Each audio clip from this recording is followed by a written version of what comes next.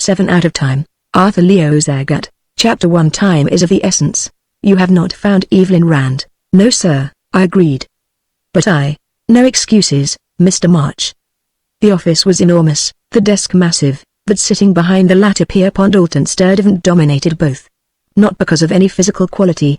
He was below average in stature, nor did his graying hair have the patches of white at the temples that fiction writers and the illustrators of advertisements seem to think are the invariable mark of men of distinction. It was rather his hawk's nose and the sexless austerity of his thin mouth that made me think of him as resembling some Roman emperor, and myself, a very junior attorney on the staff of the august firm of Sturtevant, Hamlin, Mosby and Garfield, as some young centurion returned from ulterior Gaul. You should know by this time, the dry voice rustled, that I am not interested in excuses, but only in facts. I had, in truth, just returned to the city, from the remote reaches of suburban Westchester, and what I had to report was failure. The fact is, sir, that I have not found Evelyn Rand. Sturtevant was very still, looking at me in a huge leather armchair to which he'd motioned me with a terse, "Good morning." He was expressionless and still for a long moment, and then he asked, "If you continue searching for her, how soon do you think you will be able to locate her?" I didn't like that if. I didn't like it at all, but I contrived to keep my dismay out of my face and my voice. "I can't say, Mr. Sturtevant. I haven't been able to unearth a single clue as to what happened to her. The girl had walked out of her Park Avenue apartment house that Sunday morning, 2 weeks ago yesterday, and vanished. The doorman seems to have been the last person ever to see her. He offered to call a taxi for her and she said that she would walk to church. He watched her go down the block and around the corner. I could not take my eyes off the lass, the grizzled attendant had told me, though my phone was buzzing like mad. She swung along free-like and springy-like as if it was the sod was under her feet, not this grey concrete that chokes the good dirt. I was minded the way my own Kathleen used to come up Balmoral Lane to meet me after work was done, longer ago than I care to think. By the way he spoke and the look in his faded eyes, I knew I needed only to tell him what it would mean to Evelyn Rand if the fact that she had never returned, never been seen again, got out, to keep him silent. And so it had been with the elevator boy who had brought her down from her penthouse home, and with the servants she had there, the granite-faced butler, the buxom cook, Renee Burnos, the black-haired and vivacious maid. Each of them would go to prison for life sooner than say a single word that might harm her. Nor was this because she was generous with her wages and her tips. One cannot buy love. That is all you have been able to discover. Sturtevant pressed me. That is all. In other words, you are precisely where you were 2 weeks ago, he murmured, except for this. He turned a paper on his desk so that I could see it, then tapped it with a long, bony finger. Except, Mr. March, for this. It was a statement of account headed Estate of Doras Rand, Dr., to Sturtevant, Hamlin, Mosby and Garfield, C.R. Beneath this heading was a list of charges, thus, 1:27 to 47 and 1/2 hours. P. A. Sturtevant, Esquire, at $400, $200, 1:27:47 2/10/47:88 and 1/4 hours. To Mr. John March at $25, $2,206.25. The 27th of January 1947 disbursements and expenses to Mr. John March, Act. The 2nd of October 1947 attached, $64.37, total $2,470.62, $2,470.62. Sturtevant's finger tapped the total, up to last Saturday. To which must be added the charge for this quarter hour of my time and yours, plus whatever you have spent over the weekend. $2,500, Mr. March, and no result. He paused, but I said nothing. I was waiting for what he would say next. He said it. As trustee of the estate of Doras Rand, I cannot approve any further expenditure. You will return to your regular duties, Mr. March, and I shall notify the police that Miss Rand has disappeared. And that was when I lost my grip on myself. No. I fairly yelled as I came up to my feet. You can't do that to her. He wasn't the head of the firm to me in that moment. He was a shriveled old curmudgeon whose scrawny neck I lusted to wring. You can't make her a pauper. You don't know what you're doing. I stopped. Not by reason of anything Sturtevant said or did, for he said or did nothing. I don't know how he made me aware I was making a fool of myself, but he did, and now he said, quietly, I know exactly what I am doing. I know better than you do that because of the embarrassment his actress wife had caused him, before she died, by trailing her escapades through the newspapers. Darius Randall tied up his fortune in a trust fund, the income of which goes to his daughter Evelyn only as long as her name never appears for any reason whatsoever in the news columns of the public press. When she vanished, I determined as her legal guardian to conceal the situation for a reasonable length of time, since a report to the police must inevitably bring her name into the newspapers. That reasonable time has in my opinion now expired without any hope of her return, and I no longer can justify my silence. Therefore, as trustee of the estate of Darius Rand, I broke in. "You're measuring the happiness of a girl against dollars and cents." The faint shadow that clouded Sturtevant's ascetic countenance might mean I'd gotten under his skin, but his answer did not admit it. "No, Mr. March. I am measuring a sentimental attachment to a young lady over whose welfare I have watched for more than 6 years against the dictates of duty and conscience. Aren't there times, sir, when one may compromise a bit with duty and even conscience?" Not him, I thought. Not this dry mummy, but I had to try to persuade him. "Give me a week more. Just a week. I'll take a leave of absence without pay. I'll even resign, so you won't have to charge the estate for my time. I'll pay the expenses out of my own pocket. If you'll only keep this thing away from the police and the papers for a week, I'll find Evelyn." "I'm sure I will." Grey eyebrows arched minutely. "It seems to me that you are oddly concerned," Sturtevant mused, "with a young lady whom you have never seen, whom you never even heard of up to 14 days ago. Or am I mistaken in that?" "No," I admitted. 14 days ago I was not aware that Evelyn Rand existed. But today," I leaned forward, palms pressing hard on the desktop, "today I think I know her better even than I know myself. I know her emotional makeup, how she would react in any conceivable situation. I have literally steeped myself in her personality. I have spent hours in her home, her library, her boudoir. I have talked on one pretext or another with everyone who was close to her. Her servants, her dressmaker, her hairdresser. I knows that her hair is the color of bony and exactly how she wears it. I know that she favors light blues in her dress and pastel tones of pink and green. I have even smelled the perfume she had especially compounded for her. In his little shop on East 63rd Street, the walrus-mustached old German in the long chemist's smock had looked long and uncertainly at me. "Ich weiß nicht," he muttered. "You say a friend from Fräulein Rand you're under bottle from her individual perfume you want to buy her for a present." "Aber I don't know. When I say so I imagine many loafers must have." She laughs and says she has none. She says when someone she finds who can say to her so true things about her as I say in der perfume I make for her, then she will have found her loafer, but such a one she has not yet met. "Look," I argued. Would I know the number of the formula if she had not told it to me? It was from René Berno's I had gotten it, but the German was convinced. When I opened the tiny bottle he'd sold me for enough to have fed a slum family a month, my dreary hotel room was filled with the fragrance of spring, of arbutus and crocuses and hyacinths and the evasive scent of leaf buds, and with another faint redolence I could not name, but that was the very essence of dreams. For a moment it had seemed almost as if Evelyn Rand herself was there in my room. "Ah," Sturtevant murmured. "What did you hope to accomplish by so strange a procedure?" "I figured that if I could understand her, if I could get inside her mind somehow, I should know exactly what was in it when she walked down Park Avenue to 73rd Street and turned the corner and never reached the church for which apparently she had set out."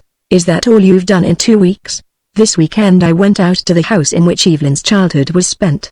It is closed, of course, but I got the keys from your secretary. I spent most of Saturday in that house and all yesterday. The other rooms had told me nothing about Evelyn Rand, and now I was in the last one, the nursery. It was dim and dusty and musty smelling, for it had been closed and never again entered after a little girl of 6 had been sent to boarding school because her mother had no time to be bothered with her. I pulled out a bureau drawer too far. It fell to the floor and split, and that was how I found the thing that had slipped into the crack between the drawer's side and its warped bottom, at least 14 years ago.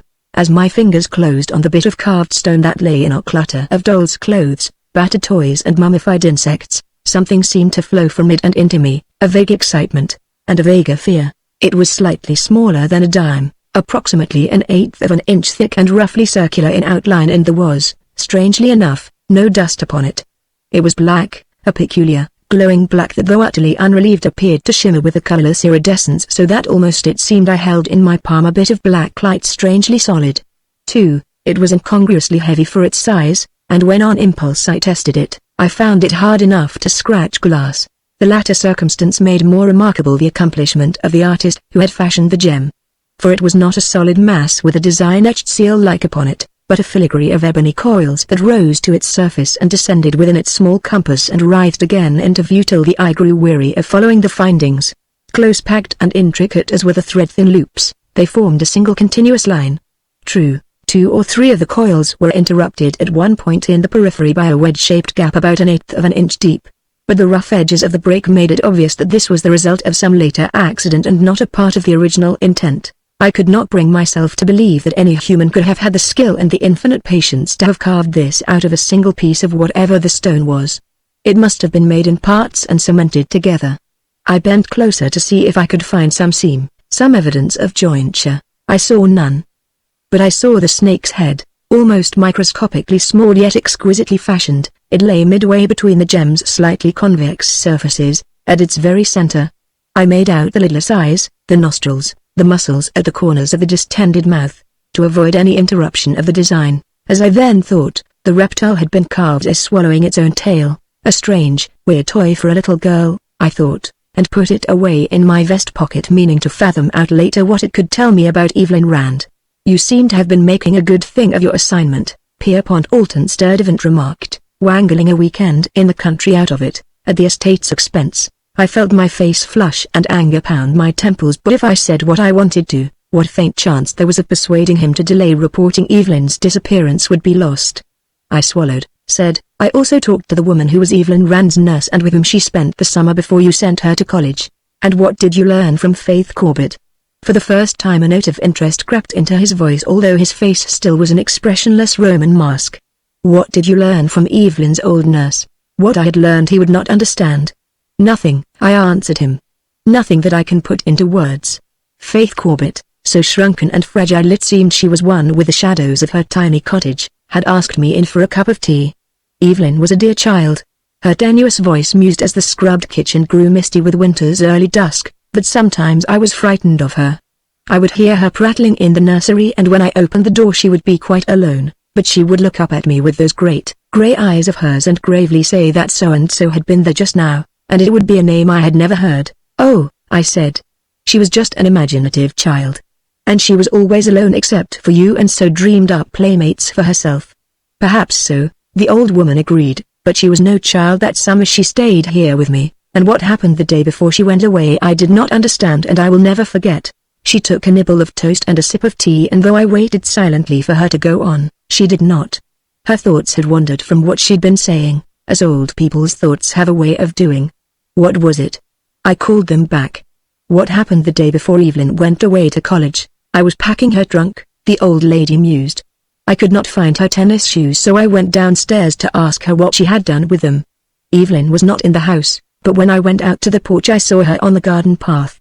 She was going toward the gate through the twilight, and there was an eagerness in the way she moved that was new to her. I stood and watched, my heart fluttering in my breast, for I knew there was no youngster about that ever had had so much as a second glance from my sweet.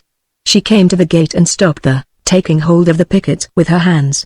Like a quiet white flame she was as she looked down the road. They had not put the macadam on it yet and the dust lay glimmering in the dimness. All of a sudden Evelyn got stiff-like and I looked to see who was coming.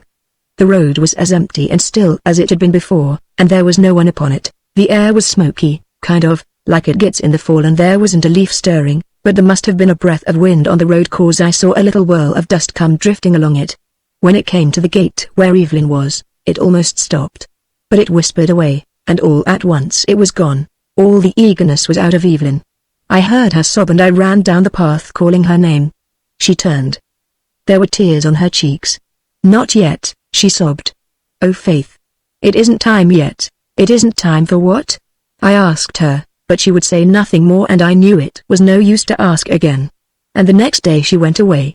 Faith Corbett's voice went on and on about how she rented this cottage with a pension the estate granted her and how it was hard to live alone, but I heard her with only half an ear. I was thinking of how in that smoky fall twilight it had seemed to Faith Corbett as if Evelyn Rand were going down through the garden to meet her lover, and I was recalling how the grizzled old doorman had said, I was minded the way my Kathleen used to walk up Balmoral Lane to meet me. And trailing across my brain had been the frightening thought that perhaps when Evelyn Rand had turned the corner into 73rd Street a whirl of dust might have come whispering across the asphalt. "You learned nothing at all from Evelyn's old nurse?" Sturdivant insisted. "I cannot quite believe that." "Well," I conceded, she did make me certain the girl was unhappy and lonely in that motherless home of hers. But, as an imaginative child will, she found ways of consoling herself, such as writing verse. I indicated the yellowed papers I had laid on Sturdivant's desk when I came in. The only light left in the cottage kitchen had been the wavering radiance of the coal fire in the range. So much talking had tired Faith Corbett, and she nodded in her chair, all but asleep. "Thank you for the tea," I said, rising. "I'll be going along now." The old woman came awake with a start. "Wait," she exclaimed. "Wait. I have something to show you. Something nobody but me has ever seen before." She rose too and went out of the room, the sound of her feet on the clean boards like the patter of a child's feet, except that it was slower. I stood waiting and wondering, and in a little while she was back with a number of yellowed papers in her hand, penciled writing pale and smudged upon them. "Here," she said, giving them to me. "Maybe they will help you find her." The papers rustled in my hand. I had been very careful to conceal from Faith Corbett the object of my visit, and I was wondering how she could possibly know Evelyn Rand had vanished. Verse. Sturdivant peered at the sheets as he might have looked at something slightly distasteful. Poems?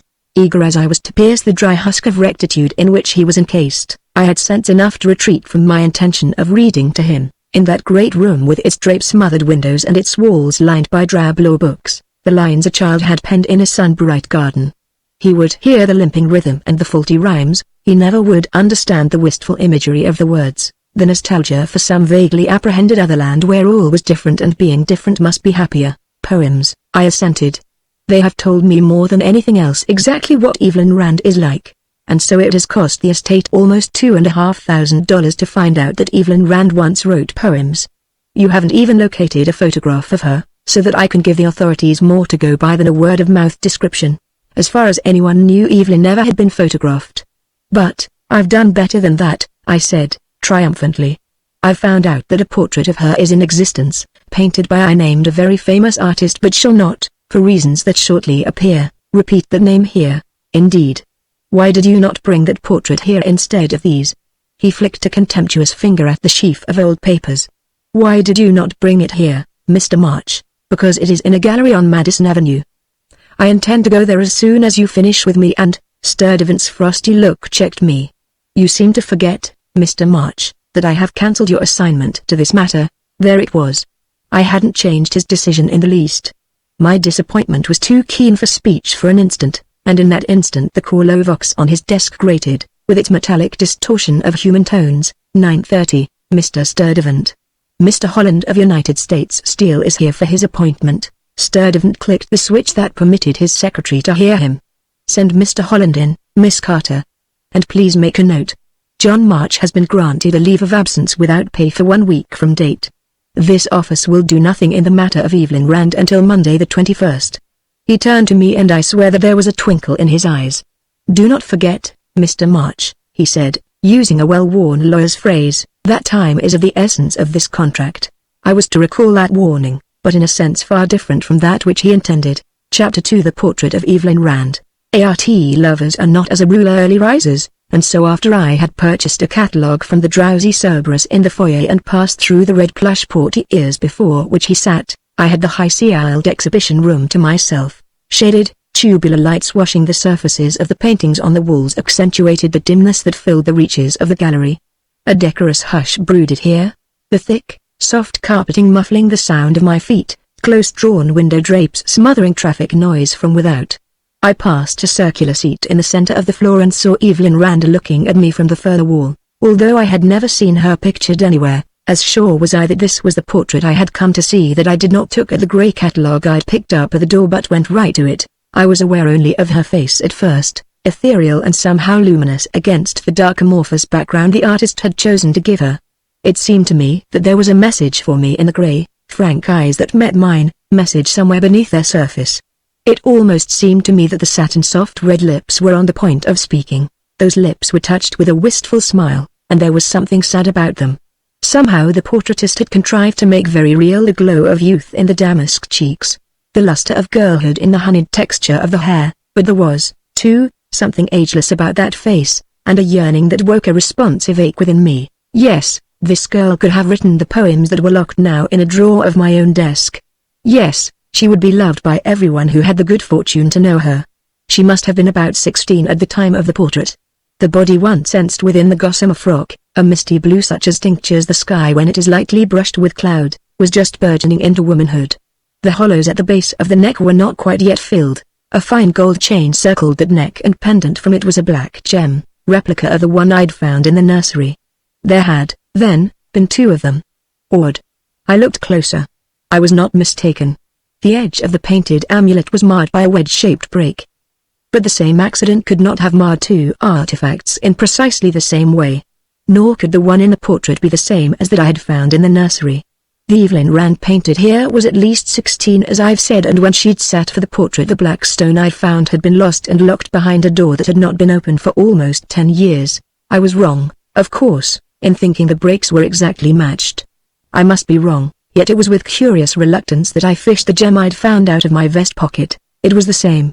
It was precisely the same as the one in the portrait. The stroke of a tower clock came dully into the dim gallery. Bonenang. As if to escape from the thoughts that probed at my mind I counted the strokes. Bonenang. 2. Bonenang. 3. Automatically I glanced at my wristwatch. 10 o'clock. Bonenang. An interesting bit, a low voice murmured. Well worth the study you are giving it. The little man had come up so quietly beside me that he seemed almost to have materialized out of the air of the empty gallery, yet somehow I was not startled. Yes, I responded, slipping the stone back into my pocket. Yes, it is quite interesting. The fellow was short, so short that the top of his head, completely bald, barely came to my shoulder. That head seemed out of proportion, seemed almost grotesquely too large for his small figure, and his round face seemed to float almost disembodied in the light from Evelyn Rand's portrait, the rest of him in shadow. His skin was yellowish and of an odd lusterless texture I should have thought of as parchment-like, except that parchment is wrinkled and this skin was so smooth that I had a disquieting impression it might be artificial. There was nothing artificial about the tiny eyes that peered unblinkingly at the picture, black eyes keener and more piercing than any I'd till then seen. You have noticed, the little man was saying, how painstakingly the artist has depicted every physical detail. You feel that merely by reaching out you can touch the warmth of the girl's flesh, or straighten that fold in her frock the wind has disarranged, or take that black pendant in your hand and examine it more closely. Did his glance flash to my face at this mention of the gem, as if to trap any change in my expression before I could mask it? I could not be sure. He was looking at the portrait again and his low, clear voice flowed on. But I wonder if you appreciate how much of his subject's personality the artist has contrived to convey. She is not quite in tune with the world where she finds herself. All her life she has been lonely, because she does not quite belong. She has a sort of half-knowledge of matters hidden from others of her race and time, not altogether realized but sufficiently so that very dimly she is aware of the peril the full unveiling of that knowledge would bring upon her. What peril? I demanded, twisting to him. What do you know about her? He smiled blandly at me, answered, I know what the artist put on that canvas for me to read. And for you. Look at it again. I did. I saw the girl. I saw the dark, amorphous background, and that was all. Look. I felt fingers brush lightly across my eyes, but I did not resent the liberty, forgot it, forgot the little man who had taken it. Behind the painted girl there was no longer formless shadow. There was, instead, a desolate landscape so informed with strangeness that I knew if it existed anywhere it was nowhere on earth. And from that scene there reached out to me a sense of awe and a sense of overpowering dread. No living thing was visible to explain that apprehension. It stemmed from the vista itself, from the greyish-purple hue of its shadows, from the sky that was too low and of a colour no sky should be. Most of all, however, it was aroused in me by the monstrous monument that loomed from the too near horizon. Black this tremendous shape was, the same strangely living black as the little stone in my vest pocket, and incredibly formed, and there spread from it an adumbration of menace of which Evelyn was as yet unaware. Where is it? I squeezed through my locked larynx. Tell me where that place is. Not yet. The little man peered at me with the detached interest of an entomologist observing an insect specimen.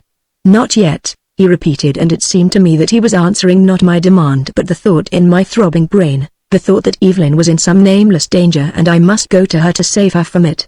When it is time you will come to me and learn what you want to know. He thrust a white oblong into my hand. Automatically, I glanced down at the card. There was not enough light to read it. I lifted it to catch the reflection from the portrait and realized that the man was no longer beside me. He was nowhere in the room.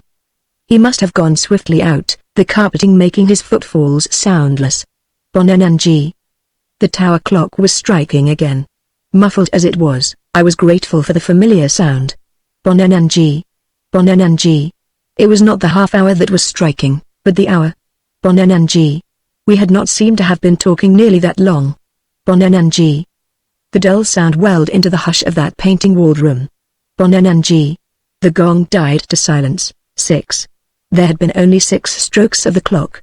I had not heard the first 5. That was only natural. My attention had been on the little man. The clock had struck 5 times before he was gone and I became aware of it. It takes only a small distraction of one's attention to blot out awareness of a striking clock. I'd been counting those strokes an hour ago. I had counted 4 when the little man spoke to me, and yet I didn't recall hearing the rest of the 10 at all. 4 and 6 are 10. Nonsense. This I was thinking was arrant, impossible nonsense.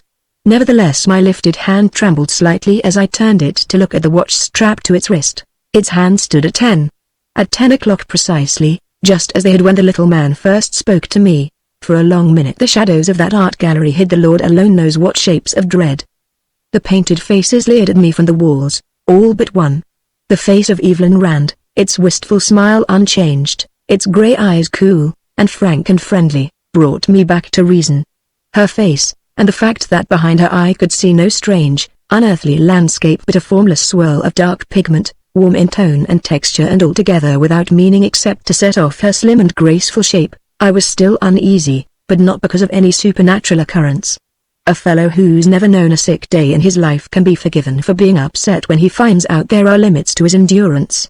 For 2 weeks I had been plugging away at my hunt for Evelyn Rand, and I hadn't been getting much sleep, worrying about her. I hadn't had any at all last night, returning from Westchester in a smoke-filled day, coach on the nerve-wracking Putnam division. I was just plain fagged out, and I'd had a waking dream between 2 strokes of the tower clock. Dreams I knew from the psychology course I once took to earn an easy 3 credits, can take virtually no time to go through one's mind. From what I'd learned in that same course, that I should have imagined Evelyn in some strange land, with some obscure menace overhanging her, was a symbolization of the mystery of her whereabouts and of my fears for her. The little man represented my own personality, voicing my inchoate dreads and tantalizing me with our promise of a solution to the riddle deferred to some indefinite future. Not yet, he had said. It was all simple and explicable enough, but it was disturbing that I should have undergone the experience. Maybe I ought to see a doctor. I had a card somewhere. A card in my hand was the one I dreamed the little man had given me. It was real. Objects in dreams do not remain real when one wakes. Hold everything. There was a rational explanation for this too. The card hadn't come out of a dream. It had been in the dream because I already had it in my hand. It must have been in the catalogue. Leafing the pamphlet as I was absorbed in contemplation of Evelyn's portrait, I had abstractedly taken it out unaware that I was doing so. I looked at it, expecting it to be the ad of some other gallery connected with this one, or of some art school or teacher. It might be the latter but it didn't say so. All there was on the card was a name and address. Akranos Astaris, 419 Furman Street, Brooklyn, Brooklyn. There is something solid and utterly matter-of-fact about that borough of homes and churches, something stodgy and unimaginative and comfortable about its very name. I stuffed the card among a number of others in my wallet. Lawyers accumulate such things as a blue serge suit accumulates flecks of air-floated thread, and forgot it. I took a last, long look at the portrait of Evelyn Rand. My reconstruction of her personality was complete. All that was left was to find her, all that was left. I laughed shortly and a little bitterly as I turned to leave the exhibition room. I had hoped somehow, somewhere among the things she had touched, the people she had known, the scenes through which she had moved, to come upon a hint of where and how to look for her. I had found nothing. Worse, every new fact about her that had come to light denied any rational explanation of her disappearance. There was no youth in whom she was enough interested to make the idea of an elopement even remotely possible. She had manifested every evidence of contentment with her way of life, quiet, luxurious, interfered with not at all by the trustees of the estate. To conceive the sensitive, shy girl as stage-struck would be the height of absurdity. No reason for voluntary disappearance that I had been able to think of would fit into Evelyn's makeup as I knew it now. Foul play was as thoroughly eliminated. Kidnappers would have made their demand for ransom by this time. 73rd Street had been crowded with churchgoers that Sunday morning. No hit-and-run accident, with the driver carrying off his victim, could have occurred unobserved. The police and hospital records had offered no suggestion of any more ordinary casualty that might have involved her. The charitable organizations to whom the income of the estate of Doris Rand would go were to be chosen by the trustees only after the event of a lapse of her right to it. Evelyn Rand was the last person on earth to have an enemy, secret or otherwise. The more I had learned about her, the less explicable her absence has become. I was licked. I ought to go back to the office and tell old Sturdivant to call in the police. I stopped stock still in the brittle winter sunshine of Madison Avenue. Tentatively, almost fearfully, I tested the air with flaring nostrils. I had not been mistaken. Faint but unmistakable, I smelled what I'd thought I had. The mingled scent of arbutus and crocuses and hyacinths and the nameless fragrance of dreams. The perfume that was used by Evelyn Rand, and Evelyn Rand alone. She was near. She was very near. She had passed this way minutes before. Seconds, for the delicate aroma could not have lived longer in the gasoline fumes and the reek of this city street. I looked for her. Eagerly I looked for the girl of the portrait, and saw a messenger boy slouching down the pavement, a rotund beldame swathed in mink entering her sleek limousine, businessmen bustling past, someone's chic secretary on her way to the bank on the corner with a deposit book held tightly in her gloved small hand. A shabbily dressed old man pored over a tome at the sidewalk stall of a used bookstore beside me. I was in the middle of the block and nowhere on it was anyone who possibly could be Evelyn Rand. The scent was gone and I felt empty inside. Weak. People were turning to stare at me. A man in a grey Homburg hat and a double-breasted dark overcoat started toward me. If he spoke to me I'd probably pop him on that clipped little triangle of beard that waggled from his chin. I wheeled to the bookstall, plucked a ragged volume out of it, anything to hide my face, to give me a chance to pull myself together. If this sort of thing kept up I was destined for an asylum. First I'd seen, talked to, someone who didn't exist. Now I was taking to smelling things. I tried to recall if I'd ever heard of anyone having olfactory hallucinations. The bookworm next to me was watching me curiously. That was because I hadn't opened the book I'd picked up. Wasn't even looking at it. If I didn't do so right away he'd be sure something was wrong. The cloth binding was blistered and water-soaked, but the lettering on it still was distinct. The title of the book was The Vanished. It was, of course, pure coincidence. Nevertheless the short hairs at the nape of my neck bristled. It was too damned pat a coincidence for comfort. The cover almost came away from the rest of the volume as I opened it. The paper was mildewed, powdery. I found the title page. The words, The Vanished, were repeated. Beneath the Old English type was a short paragraph in italics. Here are tales of a scant few of those who from the earliest dawn of history have vanished quietly from among the living yet are not numbered among the dead. Like so many whispering whirls of dust they went out of space and out of time, to what other where no one still among us knows, and none will ever know, like so many whispering whirls of dust. Could it be pure coincidence that those words wavered on this stained page? My fingers were cold and numb as I turned it and stared at the headings: Elijah, prophet in Israel. The Tsar Alexander I. King Arthur of Camelot. John North, Archduke of Tuscany. François Villon, thief, lover and poet. The Lost Dauphin. They who sailed on the Marie Celeste. Judge Crater of New York. And, how many unrecorded others? Was Evelyn Rand one of the unrecorded others who have vanished out of space and out of time? Perhaps, the thought came to me. Perhaps somewhere in this book I may find that hint, that suggestion of what has happened to her for which I've hunted so long in vain. Not rational, of course. But remember I was not rational at that moment. Distinctly not rational, so far from it in fact that once the idea occurred to me it seemed to me that Evelyn approved, that she was urging me to act upon it. I went into the store, shadowed, musty with the peculiar aroma of old paper and rotted leather and dried glue found only in such establishments. A grey man in a long grey smock shuffled out of the grey dusk between high shelf stacks. "How much is this?" I inquired, holding the volume up. "Hey?" He peered at me with bleared, half-blind eyes. "Hey, I want to buy this book," I repeated. "How much do you ask for it, this?" He took it in his claw-like hands, brought it so close to his face I thought he would bruise his nose. "The Vanished?" He pondered a matter of life and death. Finally he came out with a price. 35 cents, little enough. I shoved my hand in my pocket, discovered I had no small change. "But you'll have to break a 5 for me," I said, taking my wallet from my breast pocket. "That's the smallest I have." "You're a lucky man," the bookseller squeaked. "To have $5 these days." Hey, hey, hey. I suppose the shrill twitter was meant for a laugh, but it irritated me.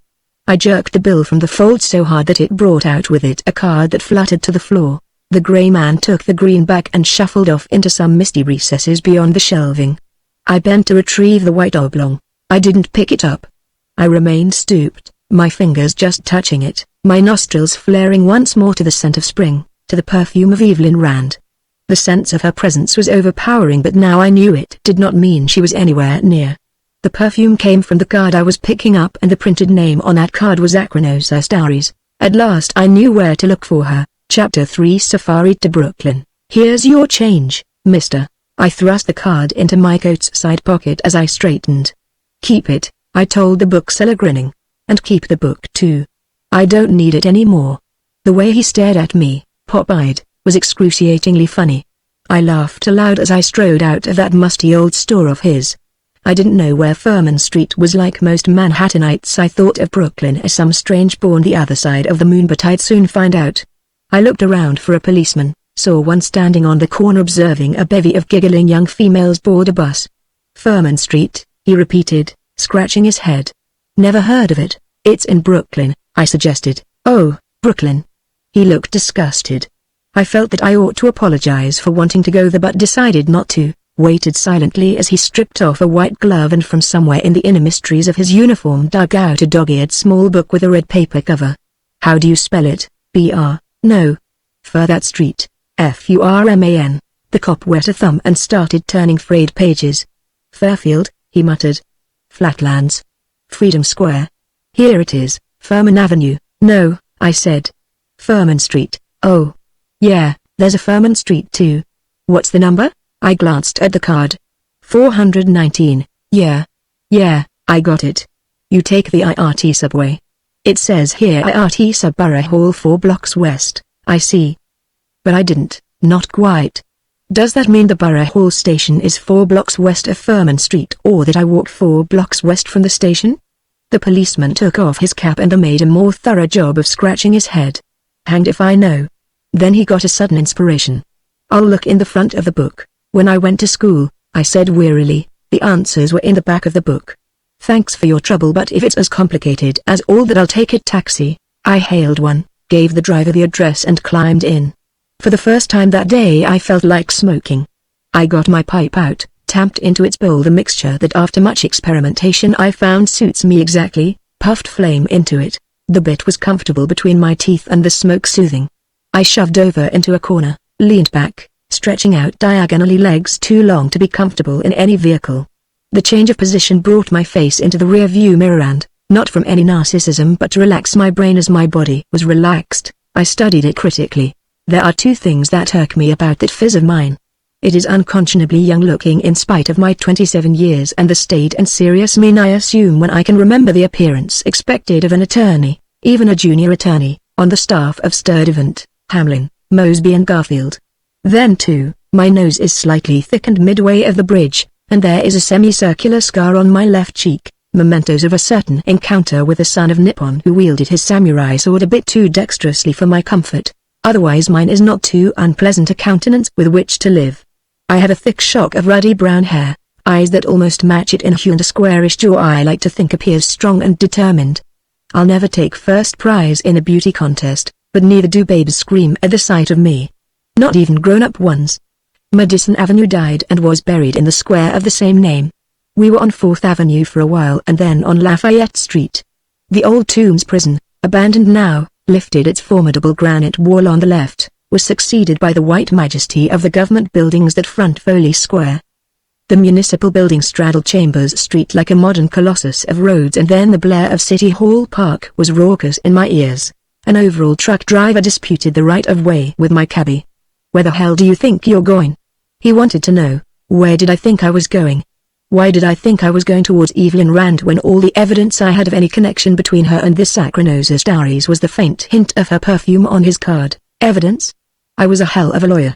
That card need never have been anywhere near Furman Street or a Staries. Hundreds of them must have been inserted between the leaves of the art gallery's catalogues, and that had been done at the gallery. She'd never been on Furman Street. She had never heard of this Staries nor he of her, but the card carried her perfume. I fished it out, lifted it to my nostrils and sniffed. All I smelled was paper and ink. The fragrance had not, then, come from this bit of pasteboard. But I'd smelled it, I was certain that I had smelled in the street outside that bookstore and again inside. I was a blithering ass. Evelyn had been in that store seconds before I'd entered it. I was running away from, not towards her. "Hey," I yelled to the driver. "Turn around. Turn around fast and go back to where we started from, nix, fella," the cabbie grunted. "It's 10 days suspension of my license if I turn here on the bridge." "What bridge?" But staring out of the window I saw that we were on the bridge to Brooklyn and I knew that the ordinance prohibiting a U-turn on it was rigidly enforced. "Okay," I grunted, resignedly. "Guess I've got to wait." That was the longest, most chafing mile I've ever ridden. The noon rush was just beginning and the roadway was jammed. But at long last the taxi reached the trolley-cluttered plaza at the other end and slowed. "Well," my driver growled at his windshield. "You change your mind again or is it go back? Go on." That wasn't I who'd answered. It was a woman's voice, but so clear, so imperative that the cab's sudden burst of speed thrust me back into my corner and before I'd recovered myself it already was whirling down a narrow street liberally supplied with one-way arrows. And with signs that said, "To Borough Hall." Some woman in a car alongside had said go on to her own driver and somehow her voice had carried to mine. Simple. So simple that in deciding it no longer mattered if I delayed an hour in returning to that bookstore, that I might as well go on and interview Acronosa Stories. I had no sense of yielding to any guidance outside my own will. And then the driver veered the cab to the curb, braked hard. "I got a flat, buddy," he turned to inform me, quite unnecessarily, as he heaved out of his seat. "Take me 5-6 minutes to fix. That's Borough Hall right ahead there. Maybe if you'd ask a couple of guys where this here Furman Street is while I'm working it'll save us time." "I've got a better idea," I grunted. "I'll pay you off now and walk the rest of the way. According to the cop's book it's only 4 blocks from here." I paid him his fare and alighted. If traveling in Brooklyn was a matter of asking questions, I could do that with the best. Asking questions was one thing, getting informative replies another. In turn a newsstand attendant, a brother attorney hurrying, briefcase in hand, toward the nearby courthouse and a bearded derelict standing hopefully beside a little portable shine box shrugged doubtful shoulders and looked blank. Finally, I approached a policeman with some trepidation. If he produced a little red booklet, but he didn't. "Furman Street," he said. "That's over on the edge of Brooklyn Heights. Cross this here street and go past at the corner cigar store and keep going and you'll walk right into it." I heaved a sigh of relief. It was exceedingly premature. My brisk pace slowed as I found myself in a maze of narrow, decorous streets labeled with such curious names as orange, cranberry, pineapple. I entered a still narrower one designated College Place and brought up facing a blank wall that forbade further progress. I extricated myself from that cul-de-sac, walked a little further and halted. I had lost all sense of direction. From not far off came the growl of city traffic, the honk of horns, the busy hum of urban life, but all this seemed oddly alien to this street where I was, this street of low, grey-facaded houses with high stone stoops and windows shuttered against prying eyes. Years and the weather had spread over them a dark patina of age, yet there was about them a timeless quality, an air of aloofness from the flow of events, from the petty affairs of the very mankind for whose shelter they had been erected. The houses seemed to possess the street so utterly that no one moved along the narrow sidewalks or appeared at the blinded windows, or let his voice be heard. I was strangely alone in the heart of the city, strangely cloistered in drowsy quiet. Into that quiet there came a low sonorous hoot, swelling till the air was vibrant with it, fading away. The sound came again and I knew what it was. A steamboat whistle. I recalled that the taxi had not run far from the bridge, that the East River must be very near. I recalled, too, what the policeman had just said about Furman Street's being on the edge of Brooklyn Heights. It would overlook the river, then, and the direction from which the whistle had come would be the direction in which lay the thoroughfare I sought. I turned in that direction, saw a drugstore on the nearest corner, and started for it. I'd get straightened out there. The shop was small, low-ceiled, the shelving and showcases white and very clean. There was no soda fountain.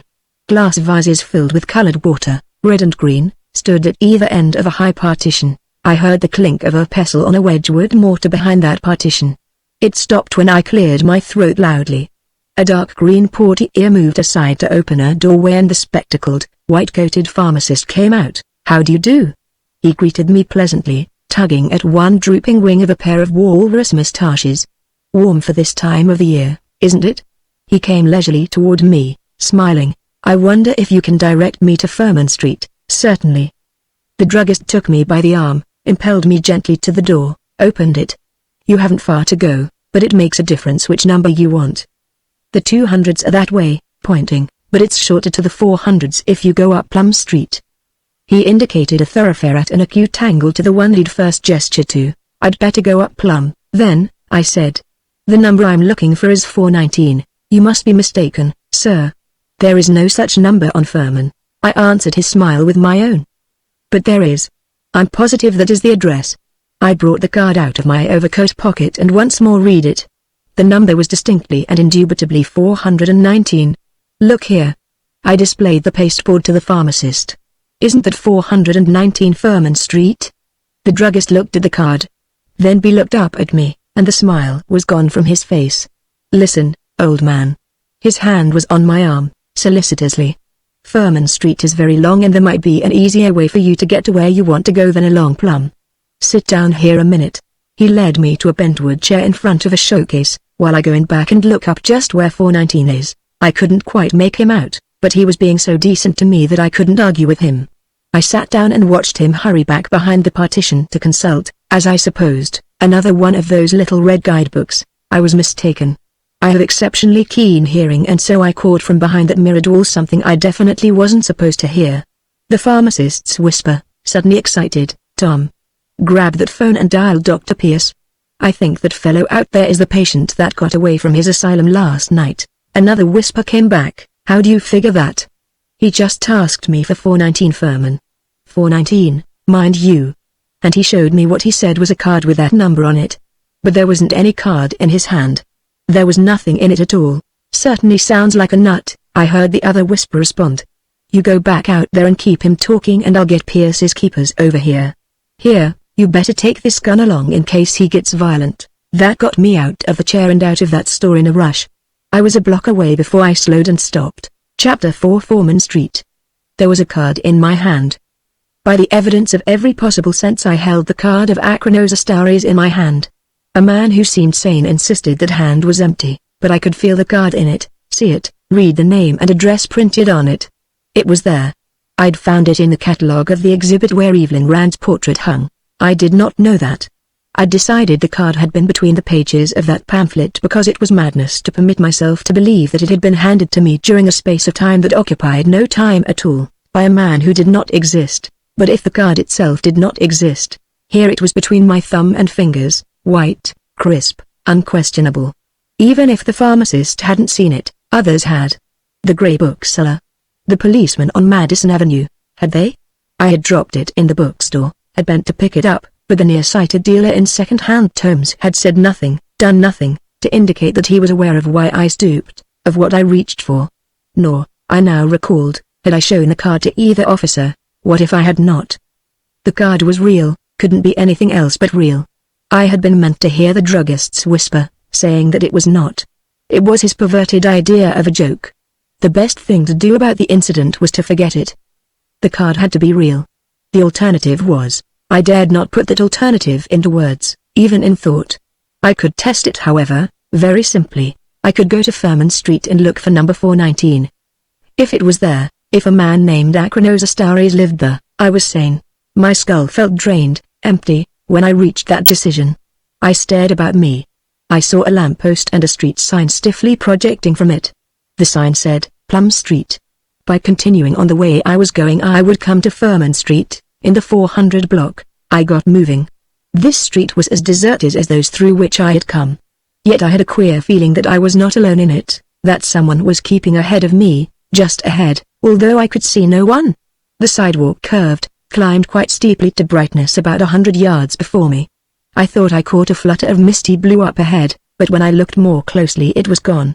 The houses beside me ended and I halted, staring out into the brightness of sky over water, gazing raptly at the mountainous mass that seemed suspended in that brightness. Stone and steel and glass, across the bustling water each gargantuan tower was separate and distinct, but all were merged in a jagged pyramid that climbed, colossal in beauty, till its topmost pinnacle challenged the sun. Manhattan's skyscrapers. After a while my gaze drifted downward to the swirling, cloud-like haze that obscured the bases of the skyscrapers and made it seem as though they hung unsupported in midair. Strange, I was thinking, that so late in the day the mists still should be heavy on the bay, and then I realized that the obscurity was neither cloud nor mist and that it lay not on the water but on the nearer shore. What my unfocused eyes had diagnosed as vapor I saw now was a low building that faced the end of Plum Street, a low gable-roofed wooden house, white-painted, with a little green lawn before it. A narrow gravel path went up through the lawn to an oaken door that made a dark, semicircle-topped rectangle in the clapboard facade. One comes upon such relics of a more gracious past in the most unlikely parts of New York. Mostly, though, they are dilapidated, ramshackle, moldering to ruin. This one seemed perfectly preserved. The pickets of the wrought iron fence around its pocket handkerchief of a lawn were unscarred by rust. Its windows obviously were washed and gleaming even if darkened by the blinds pulled down behind their panes. From the center of the roof a small domed cupola rose and around it ran a narrow, railed balcony. Recalling something of my school history, I wondered if George Washington had not perhaps stood on that balcony, spyglass to eye, watching General Gates's redcoats filling the barges that would bring them across the river to the Battle of Brooklyn Heights. Perhaps this house had been his headquarters during that momentous encounter. That would explain its preservation. On either side of it was a four-storied structure of grey stone, each the beginning of a row running off to right and left paralleling the shore. In front of the building to the left, my left of the gabled wooden house, was a tall brown lamppost, and the sign on the lamppost read Furman Street. The number painted on the third step of the high stoop of the house behind the lamppost was 415. The number painted on the third stoop of the stone house to the right, my right of the low white house, was 423. The house between them, the house with the little lawn and the balconied cupola, must be, then, number 419 Furman Street. As I went across to it, some errant breeze lifted a whirl of dust from the asphalt. It accompanied me across the opposite sidewalk and through the gate in the tall fence of wrought iron. It whispered about me as I went up the path, and although I felt the gravel crunch under my feet, there was no other sound in the hush than the whisper of that tiny whirl of dust. The high portal, oak darkened by the years to the tone of old leather and to its secret glow, opened smoothly, silently before me. Without hesitation, almost as though I were no longer master of my own movement, I stepped through the aperture into cool dimness. The door thudded dully behind me. It shut out the city's low murmur, so omnipresent that I had not been aware of it till now it was gone. It was as if a barrier had come between me and the world I knew. Passing from the bright winter sunshine to this semi-darkness, I was temporarily blinded.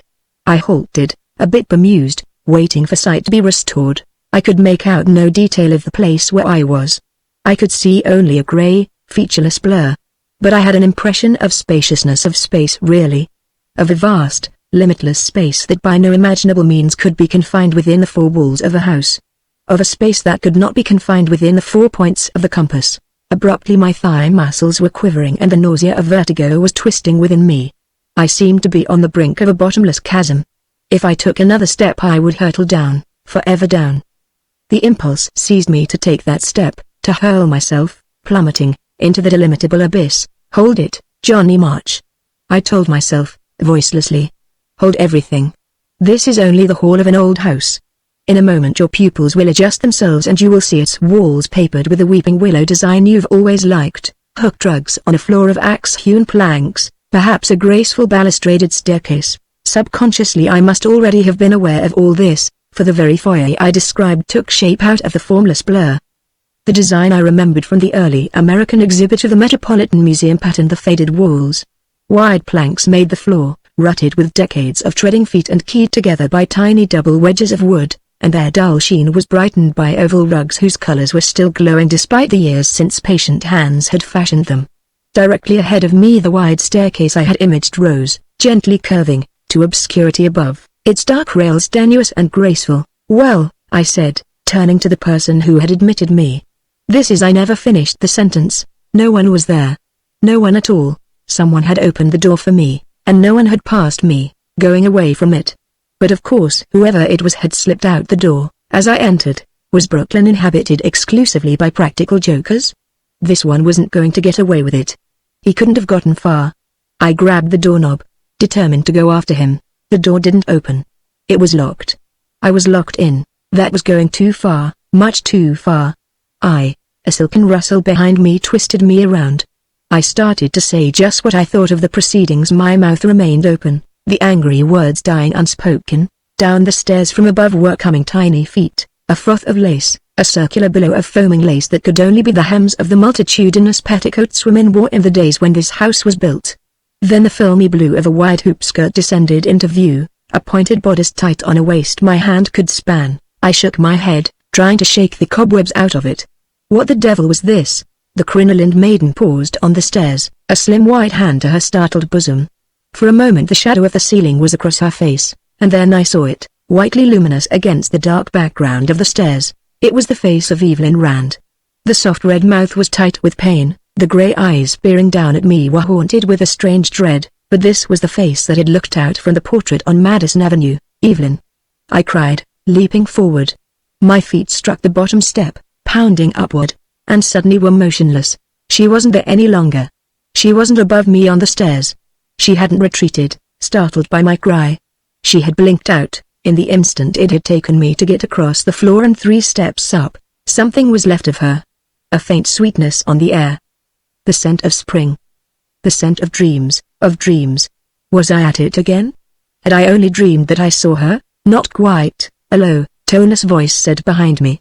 She was not there, but neither did you dream that she was. I wheeled, my breath caught in my throat. Just below me at the stairs foot, vagrant light from somewhere gleaming on the polished scalp of his too large head, his lashless and disquieting eyes pinpoints of flame in the gloom, was the little man of the art gallery. Chapter 5 The Riddles of Acronosis. My fingers dug into the rail they had grasped to pull me up the stairs.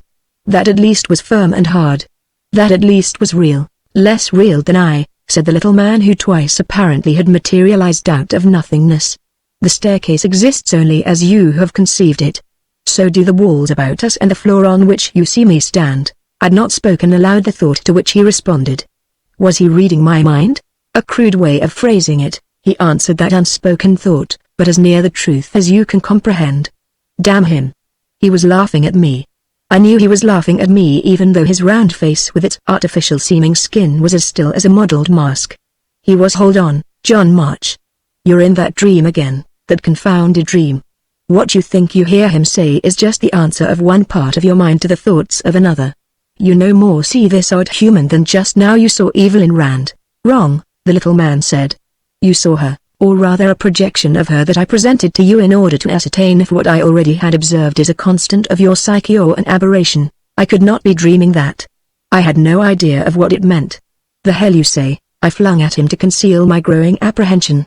What am I, some kind of guinea pig with which you're experimenting? A faint, mocking smile brushed his still lips.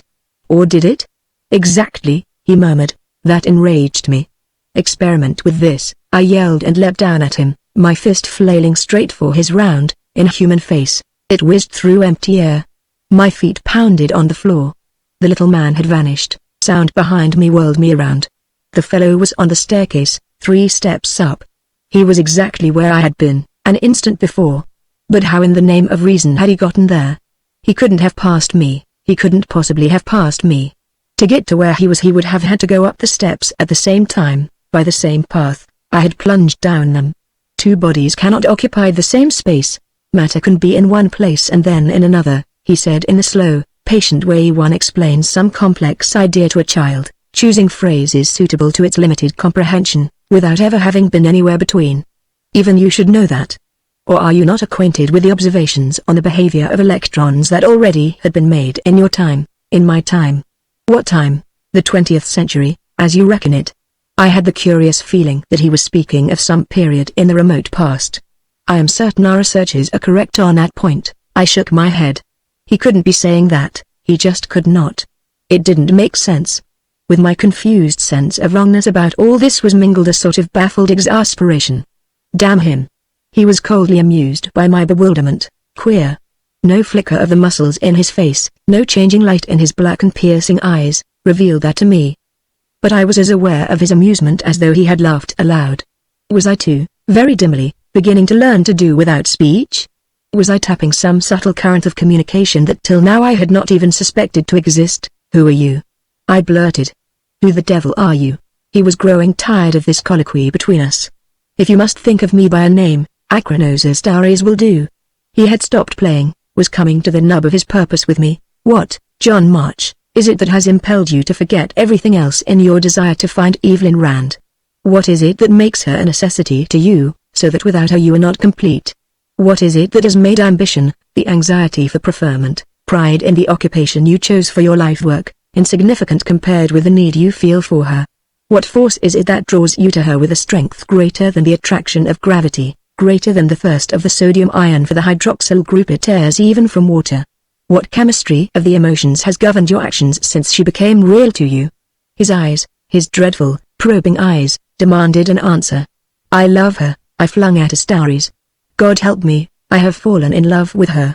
I had not known it till that moment, had not realized it. But it was true. I was in love with the girl for whom I had been searching so long, the girl whom I'd never seen, with whom I had never spoken. Ugh, Akranos Astaris breathed. I know that the name of your reaction to her is love. For the first time I sensed a wavering in the clear, cold surety of him. But what, precisely, does that mean? I glared at him, anger once more mounting within me. His eyes gripped mine with a hold almost palpable. He was invading the most secret recesses of my being, was stripping naked my very soul. Melodramatic phrases, but no phrases less turgid would fit. It is most puzzling. Did I hear Astaris say that, or was I reading his thoughts? There is something more than physical chemistry, more than biological tropism, involved. It is plain that he has an urge to hold her naked against his nakedness, to merge. Damn you! I yelled, outraged. Damn your rotten, prurient mind, and the wrath that exploded in my brain hurled me up the stairs to smash him. I smashed instead against nothingness. Against a wall invisible, immaterial, but as impenetrable as though a screen of armor plate had sprung up between me and the little man. Still so possessed of wrath that I did not apprehend its full enormity, I clubbed at the unseen barrier with my fists. There was no sound of impact, none at all, but my knuckles were bruised and bleeding. I kicked at empty air and saw the toes of shoes buckle against nothing I could see. Exhausted, I put palms against it and felt perdurable nothingness warm as though it were animate flesh, vibrant with some ineluctable life, impenetrable as granite. And all the time Akranos Astaris watched me with a cold, mildly interested detachment, as some scientist might watch a Siamese fighting fish batter its nose against glass inserted into its aquarium to bar it from the other better it has marked as its victim. He sighed now as I hung, panting and weak against the invisible partition. You learned quite quickly. There is a definite advance in 500 years. I stared at him too choked to speak by anger that had not subsided at all. Oddly, while Astaris was still clear and distinct as he had been, the staircase, the ceiling and the walls were fading again into the grey, shapeless blur out of which they had formed. I glanced down, anger giving way to panic. There was only greyness beneath me, empty greyness. I looked behind. Nothing was behind me but a fearsome grey vacancy. I was enclosed by it, suspended in it. Once more the terror of height possessed me, the vertiginous, heart-stopping awareness of an unfathomable abyss into which I must plunge when Akranos Astaris released me. For, wheeling again, I had found his eyes upon me, pulsating pinpoints of black flame, and it seemed to me that only those eyes held me where I was. Not the eyes but an impalpable something, a force unknowable, that merely manifested itself in those eyes as it reached through the infranable barrier that had frustrated my attack on Astaris, and embraced me, and those eyes were not only holding me there, suspended. They were dissecting me, not my body but my ego? Sole question mark the me that is not physical yet lacking which I would not be. Keen, cutting lancets, they were peeling layer after layer from my psyche, searching for something that was but that they could not find. Anger they found, and fear, and bewildered or transcending fear, but that for which they probed they could not find. Gradually they faltered, at a loss. And then I was aware that Astaris had given up his search, that he was sending a message out into the boundless ether, that he was waiting for a reply. I do not know, even yet, how I knew all this. I know only that for a little while I had the power, and that I was soon to lose it. No, the answer came. Not a voice. Not sound at all. Naked thought from an infinite distance. Send him to us, but you must remain yet a while. Astaris did not like that. I was aware he did not, but I was aware also that he would submit. Abruptly fear flared into terror, into such paralyzing, agonized terror that it rocked the very foundations of my mind. Now. Astaris' eyes released me. Astaris himself was obliterated by an inward swoop of the greyness. It swirled about me, and I was enveloped by a dizzy darkness, not darkness. An absence of form, of color, of reality itself. I was falling through nothingness. I was not falling. I was caught up in some vast maelstrom. I was whirling through some spaceless, timeless non-existence altogether beyond experience. I was rushing headlong through incalculable distances, distances beyond comprehension, yet I knew myself to be altogether motionless. The universe had fallen away from me, was somewhere behind me, light centuries behind me. I was beyond life. I was beyond death. I was beyond being itself, and all about me was the soft, voiceless whisper of swirling dust. Chapter 6. ASKY too low, a fear too great, it ended. The catapulting rush through infinite distances that were not distances at all. The headlong flight that was static as the stars, ended as it had begun, without jar and without transition. There was solidity beneath my feet. There was vision once more in my eyes. I was John March again, and I was back to reality. Reality. I stood on a slight eminence in the center of a desolate plain across which a jumble of shattered, great boulders stretched to a horizon strangely too near. There was something incoherent was the word that rose in my mind in the shape of the rocks, in the dim hues of their fractured surfaces, and their shadows were not black as shadows ought to be, but a grayish purple. They lay in dark pools about the shattered rocks, and the light that made them streamed sourceless out of a sky too low for any normal sky. The sky weighed upon me as a storm sky would, heavy and ominous. But although no star hung in it, no moon nor star, it was lucidly transparent, so that I knew no cloud mass made of it the lowering dome it was. And it was informed with a color such as no sky ever has had, an earthy and fathomless brown that seemed innate in the very air. The brown lucence bathed the plain, wan and shimmering, and it dawned on me that the wrongly shaped rocks marched toward and past me across the plain as though once they had formed endless colonnades and anciently had been smashed by some unimaginable cataclysm. And it seemed to me that in the grey purple shadows of the rocks things lurked so outrageous in shape that they had crawled into the deepest shadows to hide even from themselves. Strangest of all, this landscape seemed vaguely familiar. A sky too low? A sense of imminent threat? I swear that I felt fingers brush my eyes, and in memory I saw a slim, graceful shape, and behind it, this was the vista that momentarily I had seen, or thought I had seen, form out of the dark, amorphous background of the portrait of Evelyn Rand. My pulses hammered. Evelyn was somewhere in this gaunt and brooding land. As surely as I knew that I was here myself, I knew that somewhere here was the girl I had sought so long, the girl that in the last few terrible minutes I'd learned I loved. Somewhere, there had been a landmark in the fleeting glimpse I'd had of this land in the art gallery on Madison Avenue. I turned slowly, searching for it, and found it. It loomed against the horizon of the strange low sky, an immensity hewn out of some starless night, somehow solid. Black as night and as lusterless, it blotted out a full quadrant of the horizon to which I turned, a Stygian escarpment deeply scarred and awesome in grandeur, and I now saw that the shattered pillars marched to it from every point of the compass, and that their final coming together was buried beneath the black detritus of fragments riven from the monument by the same catastrophe that had destroyed them. Fragments? They were masses huge as houses, and myriads of them were piled in that wide, nocturnal tumulus, yet so tremendous was the shape from which they'd been torn that its configuration had been altered only as much as weathering may alter some heroic statue. A statue it was, vast beyond any concept of vastness.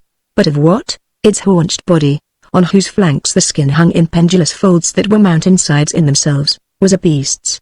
Its legs the hinder one's miles-long ridges folded under the colossal body, the four-limbed soaring towers were an animal's in contour and posture. But the tremendous head was not that of a beast, nor was it human. It was sunk necklace between the figure's shoulders. It was wide-jawed, lean-jowled. The eyes were hooded with a black, scalp-tight hood, yet somehow I was aware of them. Aware of the waiting that brooded in them as long as all the centuries that have been and will yet be. The patience endless as time. Impossible to describe that stupendous countenance whose very wrinkles were veins. Impossible not to read in its lineaments a knowledge that transcended the inner mysteries of the universe and probed to where space itself ceases to exist. Limned in that face was all good. And yet stupendously below it, where the curve of one sculptured paw rose out of the jumbled shards, was the shattered outline of another figure modelled out of some pinkish and flesh-like stone. This was the representation of a man, and he was contorted in unendurable agony, and into him were driven the monstrous claws to pin him down. Good above, evil below. Love above, hate below, and the esoteric knowledge in the vast countenance was that in the eternity-long progress of life from its inch 08 beginnings to its ultimate goal, good and evil, love and hate, are one and the same. How long I stood immobile, scarcely breathing, possessed wholly by that wonder, I shall never know. How long I might have remained in its spell I cannot tell, for abruptly I was torn from it by the rattle of small stones behind me and a deep-chested, ferocious bellow. I snatched up a fist-sized stone as I whirled, saw that the avid roar was not meant for me. Near the base of my mound a man rolled, scrabbling to regain his feet, and a gorilla leapt toward him, would reach him before he could possibly do so. With some unformed idea of distracting the shaggy brute, I let out an incoherent yell and started running across its line of sight. The beast twisted, saw me, bounded not towards me but angling to intercept me, and as I realized that the slope was steeper than I thought, that I could not change direction, I discerned also that he was no beast. A furry pelt was draped across the hairy torso and over its big thewed shoulder, and his huge calloused hand clutched the wood handle of a flint-beaded axe. A yard from me, that axe lifted, I flung my stone, and by sheer luck it struck the Stone Age weapon's head squarely, jolted it from the Dawn man's grip. But I could not stop my impetuous rush, plunged headlong into him. I got in one blow that might have been the flick of a butterfly's wing for all the effect it had on him, and then his shaggy arms folded me to his barrel chest and constricted, drove the breath out of me, squeezed my ribs. Sight dimmed, I was on my knees, hanging head down on arms that knuckled the stony ground, and the dark bulk shuddering to lifelessness on the ground here beside me incredibly was the Neanderthal man who'd almost taken my life. Vous remercier, a light, almost musical voice said above me, a fond remarquage of vous remercier. It was the man whom the brute had pursued who thanked me for saving his life. He wiped blood from a long and slender poniard with a lacy but tattered kerchief, and his spindly legs were sheathed in long hose of maroon silk laddered by runs. A sort of vest with sleeves wrapped mangy blue velvet about his meager chest, and the ruffles at his neck and sleeves were ragged and dingy. He scabbarded his poniard at his belt and bent to me, his sharp-featured, predatory countenance anxious, and spoke again in his queer, archaic French which, oddly, I had no difficulty in comprehending. "You are much hurt, my old?" "No." I let him help me up. "Not much." He seemed to understand my English as well as I did his French, for he looked relieved. "Seems to me it's I who ought to thank you, mister. I'd have been done for if you hadn't sunk that dagger into him, but no." Under a wide-brimmed hat, its plumes fluttering, his hair was grey but the scar of an old slash gave a permanently raffish twist to his mouth, and his cheeks, blued by stubble, were sunken and emaciated. "It is my life that I owe to you, monsieur, and though it has many times been declared forfeit to the king's justice, I still set upon it a certain value." The sidewise cant of his eyes was slinking and furtive, but in them was a certain dark sparkle of gaiety, and about his lank, bony figure there was a swaggering devil-be-damnedness altogether intriguing. "If you had not come to my rescue you would not have been in danger so great." He swept that wide hat from his head and brought it to his breast as he bowed. "I salute you, monsieur. Such clan, such courage I have not often seen in a life perhaps too much filled with episodes that have required them." He returned the hat to his jauntily cocked head. "If I may have the honor of being made acquainted with your name?" "John March," I told him, somewhat dazed by this ebullience. "John March. I shall not forget it when once again I set about my grant testamenti. A villanelle, perhaps, to express my gratitude." "I shall." "Your grant testamenti?" I blurted. "A villanelle? Who are you? In the name of all that is holy, who are you?" "There is very little holy about me." A bitter smile twisted the man's thin mouth. "Also the abbot of Paris would hold. A jailbird, a liar, a thief. A consort of slit-purses and doxies. A picklock, a runagate o' nights and a lack-brained clerk by day. And," he straightened, and drew pride around him like a cloak, "and a poet of sorts, I hope. My name for what it is worth, François Villain." "Villain?" I gasped. "You're kidding me. François Villain died 400 years ago." "No," the man in doublet and hose said. "Villain did not die. His sins overtaking him at last, he was banished from his beloved Paris. He trudged out through the Porte Saint-Jacques, all he possessed on his back and in a starveling packet under his arm. He plodded out on the Orleans road, weary of life, weary unto death. Though the day was breathless, a tiny swirl of dust whispered towards him, and, once more he bowed. "Here you find Francis Villain. Not dead. Most assuredly not dead." But I still could not bring myself to believe him. "But 4 centuries. It is impossible." "Nothing, my friend," interrupted François Villain, "is impossible. Least of all in this land where time." He paused. "Yes, in this land," he began again, "where time is not, where time." "What do you mean?" "That, my friend, you will learn too soon." Villain was once more furtive, his eyes sliding away from mine as he said, "Suppose you satisfy the curiosity that is ever aflame burning within me, and burning me." "You are from Britain?" "No," I answered. "From America." I recalled that the Western Hemisphere had just been discovered in his day, that he might not know the name. From the continent, Columbus discovered. Yes, he cut in. I know. She has told me of it. The maiden with the hair of honey and the grey eyes that hide laughter and dreams. I grabbed his arm, my fingers bruising the thin flesh. You've seen her, talked with her. I could hardly get the words out. She is here indeed. He stopped abruptly. He was looking over my shoulder, and his face was suddenly pallid. Where is she? I demanded.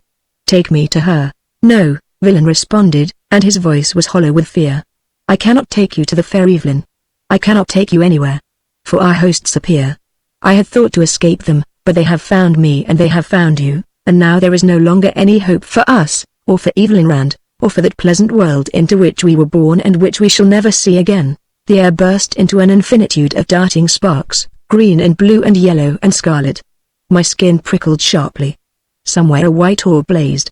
It was the hub of the sparks that immediately whirled about it in countless thread-like circles of luminance that merged into a solid shining disk. This drew in upon its dazzling center. It was no longer light at all but a shape, a thing grotesque and weird and incredible, where nothing had been seconds before. Chapter 7 The Empty Shape of a Man. François Villain was laughing. There was no amusement in his high, thin laugh, but a sort of wild despair and a sort of madness. Mad indeed was that which had materialized out of a whirl of coruscant light and poised now before us. It was almost all head, 3/4 a huge ovoid head, yellow-grey skin naked of hair drawn tightly over a monstrous skull. Two enormous eyes, lidless and lashless, swam with an oily iridescence. The head's face had no nose, unless two black orifices just below its midpoint were ears. A round, tiny mouth beneath these putative nostrils was innocent of lips or teeth. Where ears should be, two circular areas of skin pulsed as though the brain within momentarily would burst through membranes too frail to restrain it. The rest, invested by some dark-hued, horny integument, was a bulbous torso out of which grew two boneless tentacles each terminated by splayed and writhing branches caricatures of hands. Legs there must have been also, and feet of sorts, for the apparition stood upright as a man stands. Voila, John March, Villain chuckled, he who calls himself Cass. It was that chuckle, I think. The amazing effrontery of it, that set my thought processes going again. I did not really see this thing, I told myself. I was the victim of a hypnotic illusion induced by the whirling lights and the white blaze at its center. It was not, it could not be real. I dragged the side of my hand across my eyes, and looked again, and the great head was still there, its bulging eyes fixed upon me. In their gaze was the same hard, impersonal speculation I had so resented in Acronos Astaris.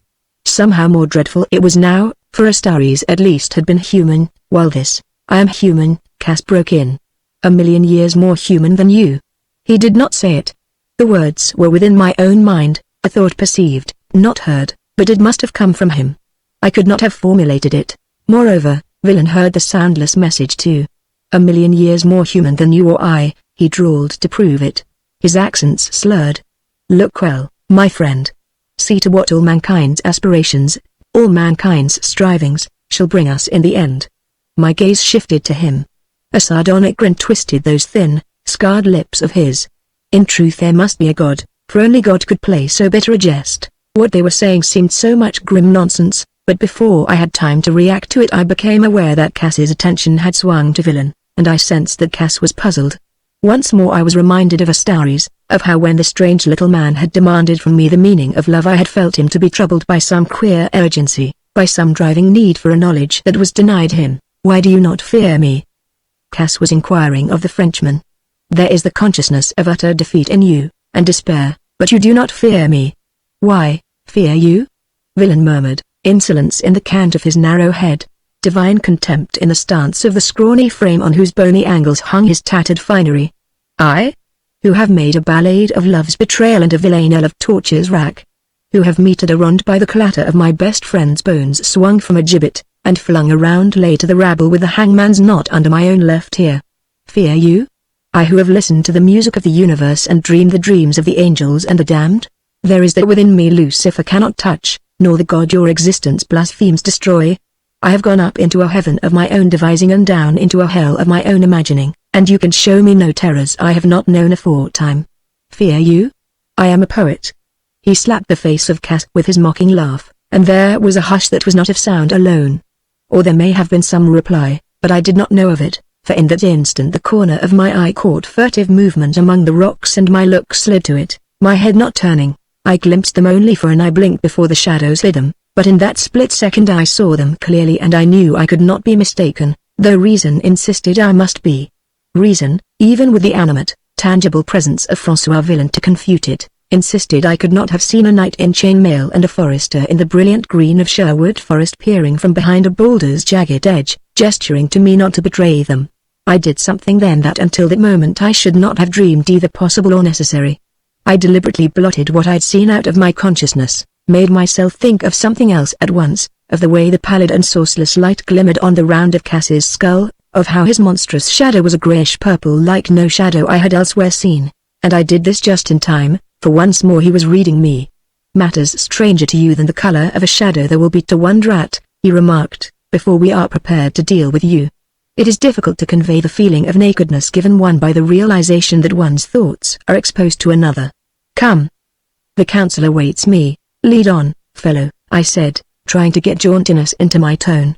Villon had set me an example of courage I was ashamed not to emulate.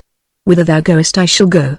I rather suspected I wouldn't be very successful if I objected, and, too, I had a pretty good hunch that wherever he wanted to take me would bring me nearer Evelyn Rand. No.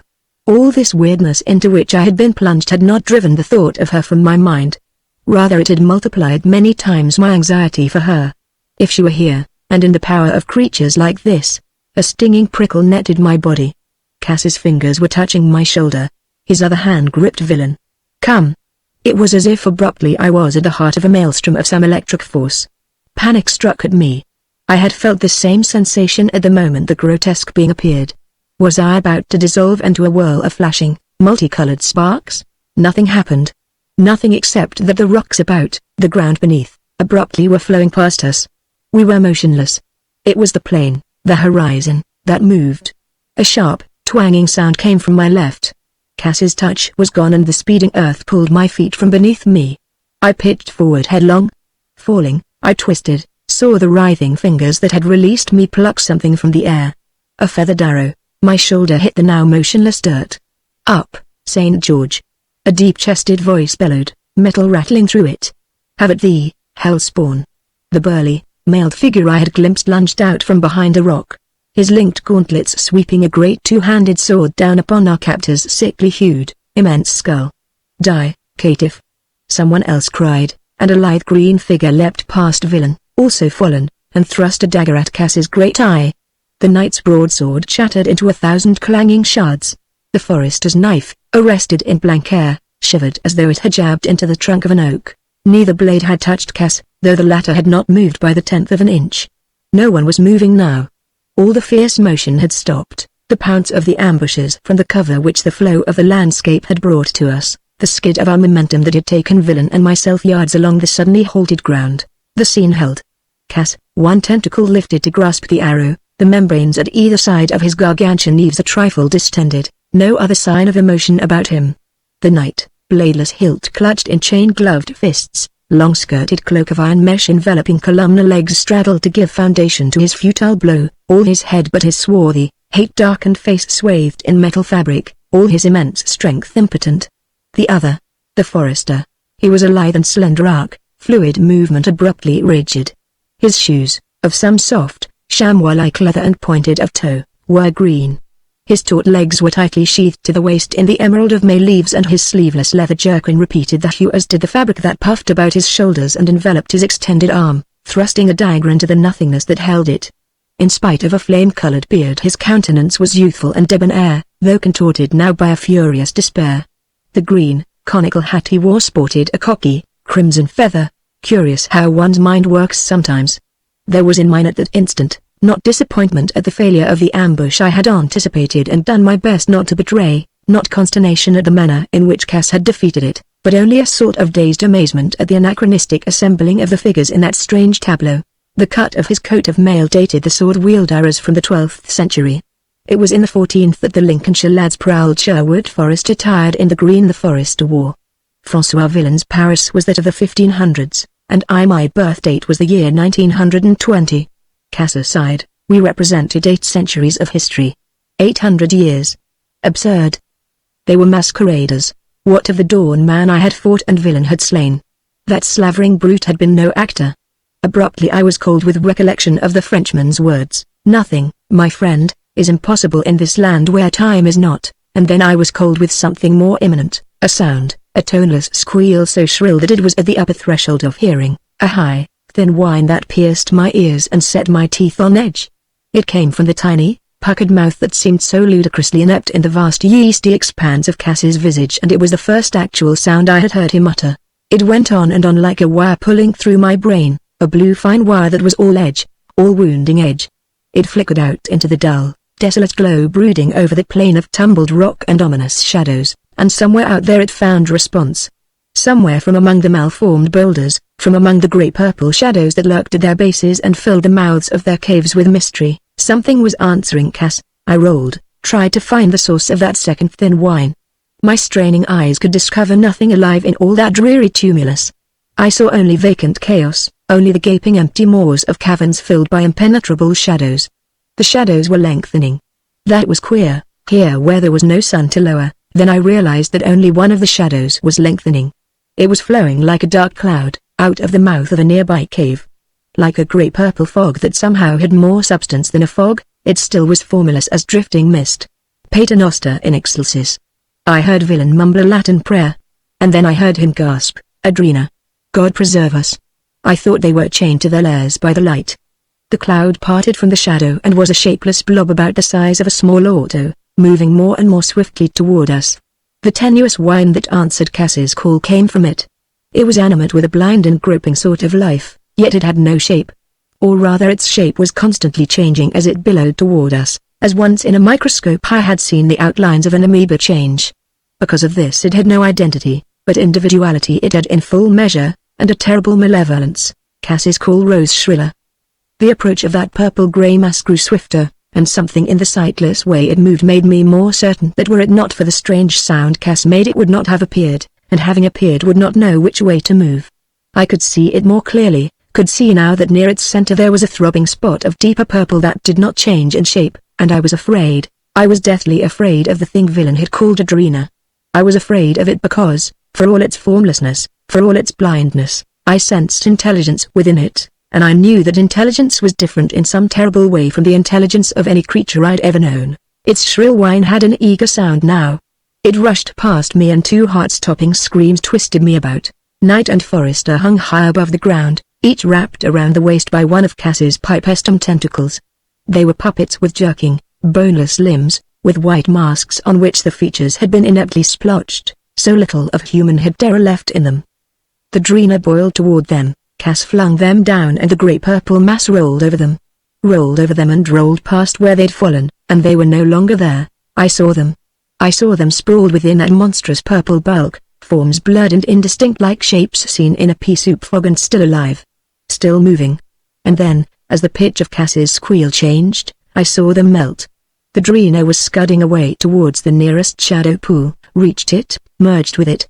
It was gone. And mailed Knight and green-clad Forester were gone, and there was only Cass, poised here, motionless and silent now, to all appearances already oblivious to what had occurred. On the ground between him and the cave into which the Drena had vanished lay the bladeless hilt of a two-handed sword, a dagger, and a heap of iron links that still retained the empty shape of a man. That was all, not quite. A little further away, caught on jagged stone, a conical green hood flaunted a cocky, crimson feather. Chapter 8 Adalon. City of Dread. They were fools, I heard villain murmur. But they were brave fools. May God rest their troubled souls, Amen. I managed to say. Cass was gesturing for us to rise. I shoved shaking hands against the ground to obey, but I was sick, mentally and physically sick. I must have looked it, for the Frenchman, misunderstanding, said as he rose lithely. There is nothing for you to fear, my friend. Not, at least, till you have served the purpose for which they have brought you here, or until, like those whose passing we have just looked upon, they have found you useless for that purpose. They. I snapped. Who are they? And what do they want from me? He is one of them, villain answered, nodding at the approaching Cass, and the others are as like him as I am like you. They say they are men, as you have heard, and they say that between them and us stretches 1,000,000 years and more of time. How that can be I do not know, Yet neither do I know how it can be that we two are met, living, and nearly of an age though 4 centuries divide our natal days. If this smaller miracle can come to pass, why not the greater? Before I could answer that, Cass reached us and laid his splayed hands on our shoulders. At once my body was again stung with countless prickles, and the landscape was once more moving past us. It accelerated rapidly till the plain and the rocks and the sky itself became nothing but a streaked, brownish blur whizzing past us. We were not moving at all, it was everything outside of us that moved. I felt not the slightest intimation of that inner awareness of motion that the psychologists call the kinesthetic sense. There was nothing around me, nothing to protect me, yet there was no wind on my face. Wind. At this unguessable speed the air should have been a solid thing, driving the breath from my lungs, tearing the clothes from my back. It was, I thought, as if somehow we were detached from the earth and it was spinning beneath us. You are not upon earth at all, Cass's soundless voice told me. You are no longer in its space nor of its time. What do you mean? I yelled. What in hell do you mean? I shouted because I was frightened, because I was desperately afraid and hated myself for it. It shall be explained to you, if the council so decides. Cass seemed to be coldly interested in my agitation, in the way I might have been interested, watching a puppy growl at its image in a mirror. You have, in what you already know, a foundation for comprehension of the matter such as is possessed by none of the others Astaris has sent us, except one. The female from your own generation. The female. Did he mean Evelyn? The landscape about us was slowing. I made out that we were in a narrow, rugged ravine whose rocky walls were speeding past us. Then these were gone, and there was no longer any motion. Some 500 yards behind us was the towering tumulus that had sped past us. Between it and us stretched a plain level and uncluttered as a concrete highway at dawn. Ahead, and too close for comfort, the ground dropped sharply down as at the edge of a precipice, and I was staring across miles of sheer vacancy to another plateau. There was a shimmering, dreamlike quality about this, an appearance, I discerned, due to my seeing it through a peculiar quiver of the air that rose from the curving edge of the chasm to the low, brooding sky. Like a vast, transparent curtain this was, intangible yet very real. Down, my friend, the Frenchman said softly. Look down. I stepped a little nearer the verge of the cliff. I looked down 1,000 feet, 2,000. I saw nothing but rock, gently curving inward, glass smooth rock glimmering with high polish. My sight slid down another 1,000 feet and another, to where the astounding wall curved inward and leveled out to become the bottom of a vast bowl, a mile deep and 5 miles, I was to learn, across the diameter of its circling rim. I have mentioned once, I think, the effect of height upon me. Now the illness seized me. My stomach went plummeting down into that yawning gulf. My muscles lost all strength. I toppled forward over the brink of that awful precipice. I did not fall. I hung, arms sprawled out, a scream choked in my throat, my skin clammy with the sweat of terror. I hung above that sheer and terrible drop, and I was sustained by nothing I could feel or see. Cass did not seem to notice, but Villain pulled me back and stood me erect on legs gone rubbery, and he smiled at me and said, "You could not fall, my friend." Our captor's bulging eyes were unfocused. He was motionless as if absorbed in some weird voiceless communication with someone I could not see. I pulled in breath. "What do you mean, I could not fall?" The Vale of Ishlook, Villain gestured to the shimmering curtain that was no more substantial than the quiver of heated air above a railroad track in midsummer, "will not permit you to. So look down without fear, my friend, upon the city of Adalon while yet there is time for you to see what manner of place it is to which your fate has brought you." I gritted my teeth and peered over that brink once more. Nausea still made me most unhappy, but because I knew now that I could not fall, the vertigo did not blind me. I took it by easy stages, let my eyes drift slowly down along that infernal wall. My first impression of its smoothness was confirmed. The contour of the precipice was utterly regular, too regular to be natural. This abysmal pit had been quarried out of the solid rock, not quarried. There were no marks of tools or blasting. It seemed, rather, that the huge depression had been hollowed out by a heat so great that the unwanted stone had boiled into vapor and steamed away. That was, of course, manifestly impossible, but how otherwise the formation could be explained I did not know. My gaze reached the level floor of the bowl. I saw the city of Adalon, dwarfed by height and laid out for me like a map. Its structures were of the same color and texture as the rock, as though they had not been built but had grown or been molded out of it. They were square and squat and ugly, and no attempt at beautification, no thought of anything but utility, was evident in their design. At the very center of the circular area, dominated all the rest by reason of its vastly greater size, and differed from them also in having a domed roof instead of a flat one. There were 11 other buildings. They were of varying sizes and they were scattered about the bowl's floor at varying distance from the hub, yet I had a curious sense that they were located according to some definite plan, and that the plan had some meaning for me, like a sow and its rooting piglets, Villain murmured, "Are they not? And see, some of the piglets themselves have their own offspring clinging close." "Yes. Except for the central building and the two nearest it, each of the structures of Adalon had other smaller ones very near to it. The third had only one, the fourth two, but there were 9 about the fifth. The sixth also had 9, but these were connected by a wide-topped circular wall in which they were embedded like scattered stones in a ring." "Saturn," I exclaimed. "The ringed planet. The planet with 9 satellites and a ring." Now I knew what Adalon's design represented. The biggest building at the center is the Sunday. Mercury, nearest it, and Venus, have no satellites. The Earth, third away, has 1 moon, Mars has 2, and Jupiter 9. It works out, by George, it works out. The 3 the other side of Saturn would be Uranus and Neptune and Pluto. Don't you see it, Villain? They've built their city in the pattern of the solar system, of the sun and its planets." He looked at me rather queerly. "The sun and its planets," he whispered. It seems to me that once I heard the rector of the university pray to this Mercury and Venus and Mars whereof you speak, and Jupiter too, as stars in the sky of nights, though those other names are strange to me." "The sun and its planets," he repeated. "Now is there some meaning here? I have wondered why they build it thus, higgledy-piggledy, when all else they do has a straight design serving its purpose and no more." There were little flecks of light between his drooping lids. "Can it be," he whispered, "can it be that these men a million years older than us, to whom love and beauty and even awe of their creator are things forgotten and unknown, have yet some sentiment left? A nostalgia, perchance, for the skies they have forsaken, for the orbs that gave them birth?" He had some other thought, some thought he was as carefully blotting out of his consciousness as I had blotted from mine the thought of the ambush that had failed so disastrously, and for the same reason. But what he had said was enough to make me grab his arm, my fingers digging in. "Look here," I demanded. "Don't tell me you've swallowed all that stuff Cass has been spilling. That this isn't the Earth, and they're men of the future, and the rest of it." Villain shrugged, expression draining from his narrow countenance. "It is what they say and they do not lie. There is much about them I do not know, but of one thing I am certain.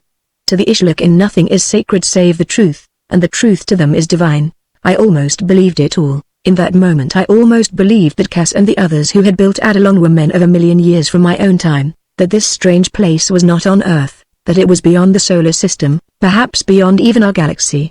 But not quite. It was too much to ask a man to believe, too much to ask him to conceive.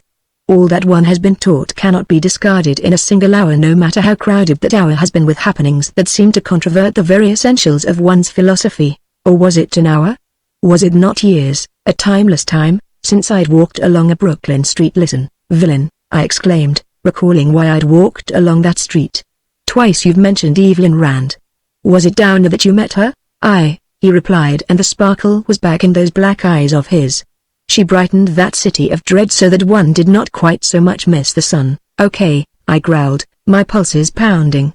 "If she's in it, city of dread or no, I'm going down there." "Yes," Villain sighed. "I think you are." He pointed a long finger down to the dome of the central structure, and in that great hemispherical roof a hole was opening, iris-like. "I doubt me that you will like much what you find there, yet I would give my hopes of salvation, such as they are, if I were awaited as you are in Adalon." Chapter 9. More merciful is the gallows drop.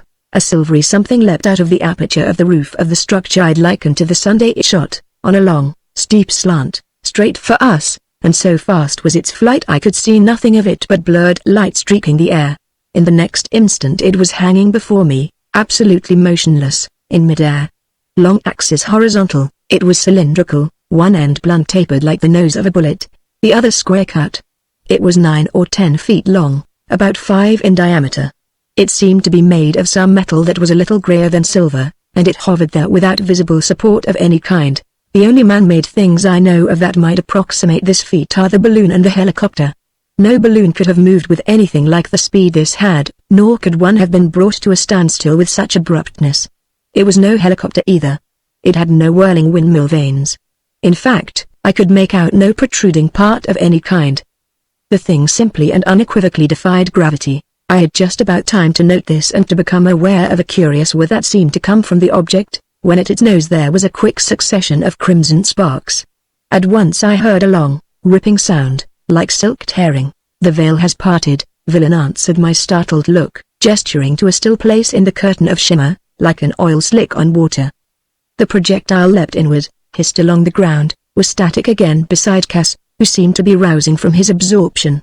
"The whir cut off. They call it a Stratka," the Frenchman told me. I went to my knees in prayer when first one sprang upon me. Impish amusement danced in his eyes, and he chuckled. I was persuaded that Lucifer in very person had arrived in it to claim my soul, so many times over forfeit to him. A pale inner glow wavered over the surface of that about which he spoke, like waves of luminosity fluctuating over the surface of superheated steel, yet within a long stride of it I felt no heat. A white line was stripping along its side, from truncated rear to where the taper of its prow began. The magic art, Villain's chatter continued, by which they cause the ground itself to flow past them, miles in a twinkling, appears to fail them at the brink of this chasm. To reach their Eidolon from here they fly down to it in this iron contrivance. They fly, mark you. Now this indeed fills me with doubt of my senses, for while magic is a proper matter recognized by all theologians and metaphysicians, for a man to build an engine that flies, goes against nature. Yet I swear to you, my John, that this Stratka is no uncouth bird but a thing wrought out of metal. The line that slashed the side of it was widening.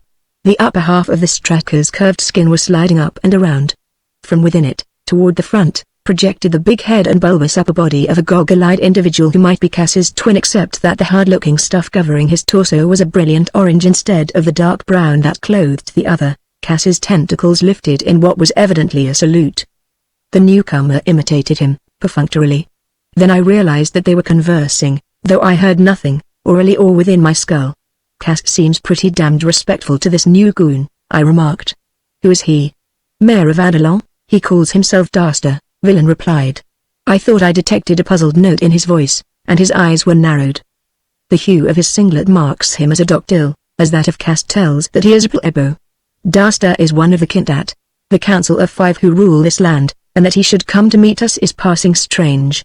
Does it mean that something has occurred to change the even tenor of their ways during my witless attempt at escape from them? I had already begun to suspect that the membranes at the sides of the heads of the Eidolonians were their sole features that might be said to have expression. Those of both were vibrating rapidly, seeming to confirm the poet's idea that they were disturbed. Their colloquy ended, Cass swung to us. "Go," he commanded. "Into the Stratka," Villain shrugged. "It appears that you are to have your wish, John." He started for the strange vehicle and I followed him. I can't say that I was very comfortable at that particular moment. I didn't like being ordered round, for one thing. And for another, Villain's warnings had convinced me that some very unpleasant experiences were waiting for me in the place to which I was about to be taken. But Evelyn Rand was down there. There were 2 seats inside the Stratka, very much like those of an auto. Daster occupied the front one. I got into that in the rear, alongside Villain. I was surprised that the conveyance did not roll as I pressed down on its side, climbing in. It should have, balanced as it was on its rounded bottom. It certainly should have. But it was rigid as though that bottom lay flat against the ground. I turned to see what would hold it steady when Cass got in, but he did not. His tentacles lifted in repetition of the salute with which he'd greeted Daster. The latter answered him, and then the plebo was moving away. We were moving away from him, rather, though in relation to the ground we were not moving at all. The mouth of the ravine across the plain swallowed him. "Didn't he say that the council was waiting for him?" I exclaimed. "Yes," Villain breathed. "And that too is strange, for they do not easily channel their plans. Something indeed is not as it should be in Eidolon. Has it any meaning for us? Dare we hope?" He cut off, and I knew that once more he was veiling his thoughts, ignoring us. Daster reached forward to a bank of buttons on the back of the Stratka's nose, that was a circle-edged wall before him. The vehicle's sidewall slid tip from beyond Villain, slid over and came down on my side. We were at once in absolute darkness, a blackness that seemed to thumb my eyes with palpable weight. The lightlessness lasted only a second. Daster's grotesque head was silhouetted against a greenish, spectral glow. The wall in front of him had become a luminous screen on which, about the level of my chest, rows of buttons were spots of scarlet. Above these, vague blurs took form, became a picture in greys and blacks of the plain outside, the high, rocky cliff that edged it, They have a radar, I thought. But this is more highly developed than any I know. The Doctil touched another button. The Stratka filled with the whir I had heard as it hung in midair.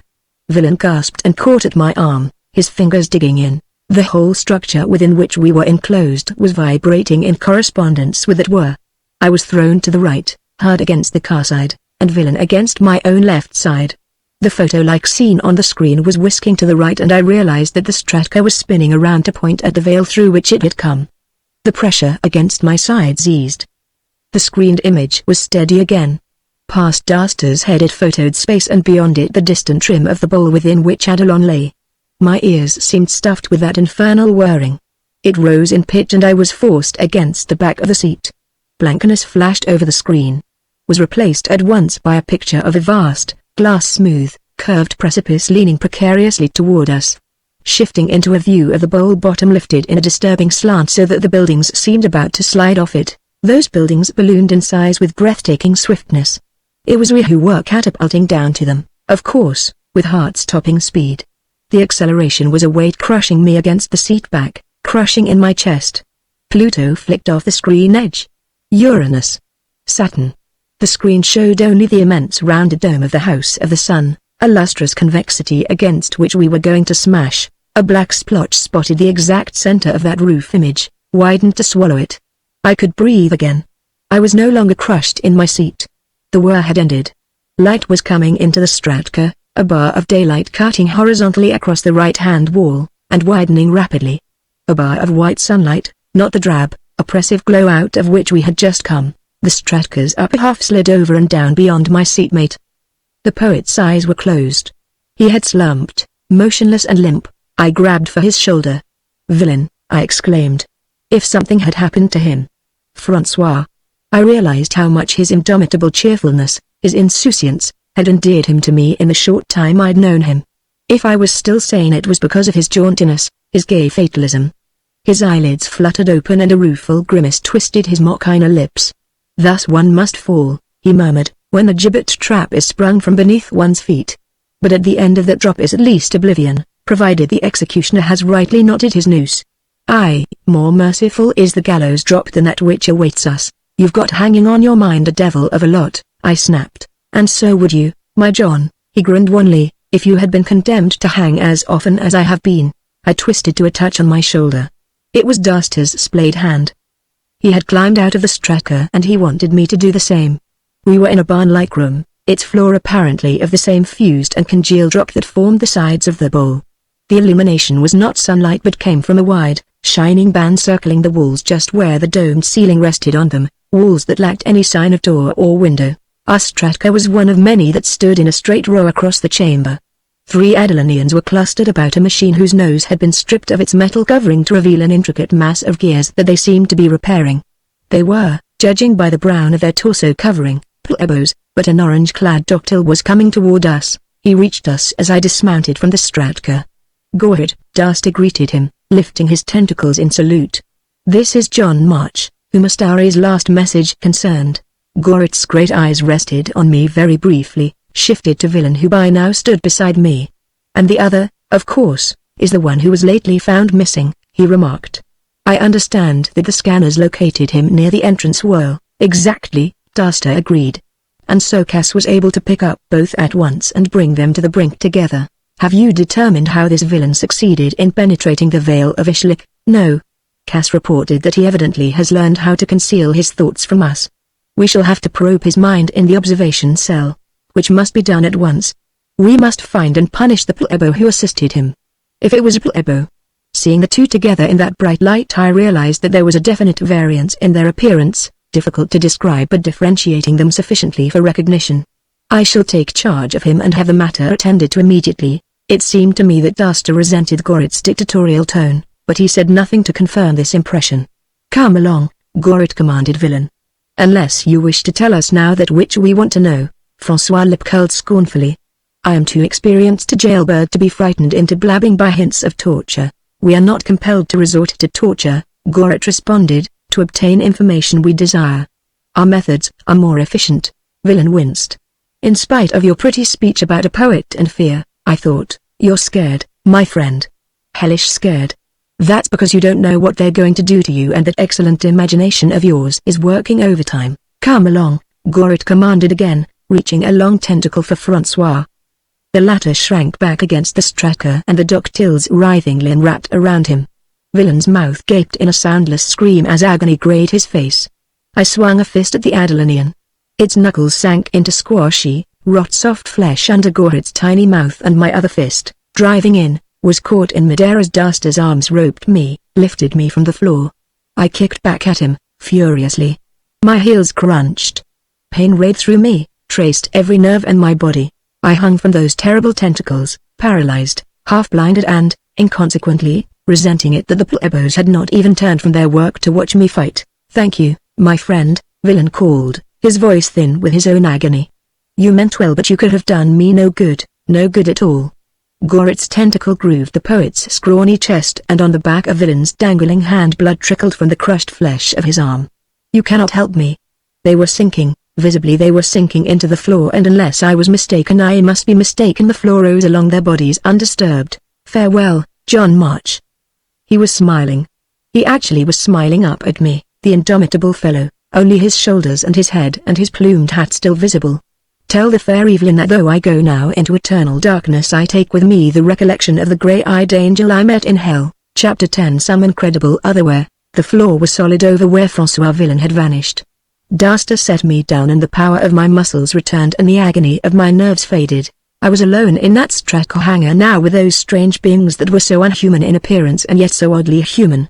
I was alone, and, I admit it without shame, I was afraid. It was my turn, now, to be punished. For striking Gorit. For kicking at Duster. I faced around to the remaining ductile, doing my best to stand straight, forcing myself to look into his mucid eyes. They were coldly impersonal. They lay upon me for what seemed a long time, altogether without emotion. Astaris had looked at me like that, and and slow resentment welled up in me again at the sense of inferiority that steady, speculative gaze inflicted upon me. Duster's arm lifted in a gesture, and I knew I was to go with him somewhere. We started moving across the hangar floor, myself a little ahead. The plebos to one side busied themselves with their task, not for one instant interrupted. Where was I being taken? We were walking directly towards the opposite wall of that vaulted chamber, and there was nothing but the blind face of the stone. It was so highly polished that it reflected us, vaguely. There was no seam where it rounded into the floor. Floor and wall and dome were of one piece, like concrete that had been formed in a mold. But they were not concrete. They were rock. How could rock have been poured that way? "All things are plastic," Duster answered me, "at some degree of heat." True enough. Eons ago, I recalled from my geology, the earth itself was molten, shaped into an orb by the very speed of its spinning, bulging at the equator because the centrifugal force was the greatest. But the heat that melts rock is so great that it would be impossible for men to shape it, in such large masses at any rate. "Nothing," the ductile answered, "is impossible to man." I stopped short. I was face to face with my reflection in the wall. Another half step would bring me against it. "Go on, John March." His hand on my back shoved me forward, gently. I went into that rock.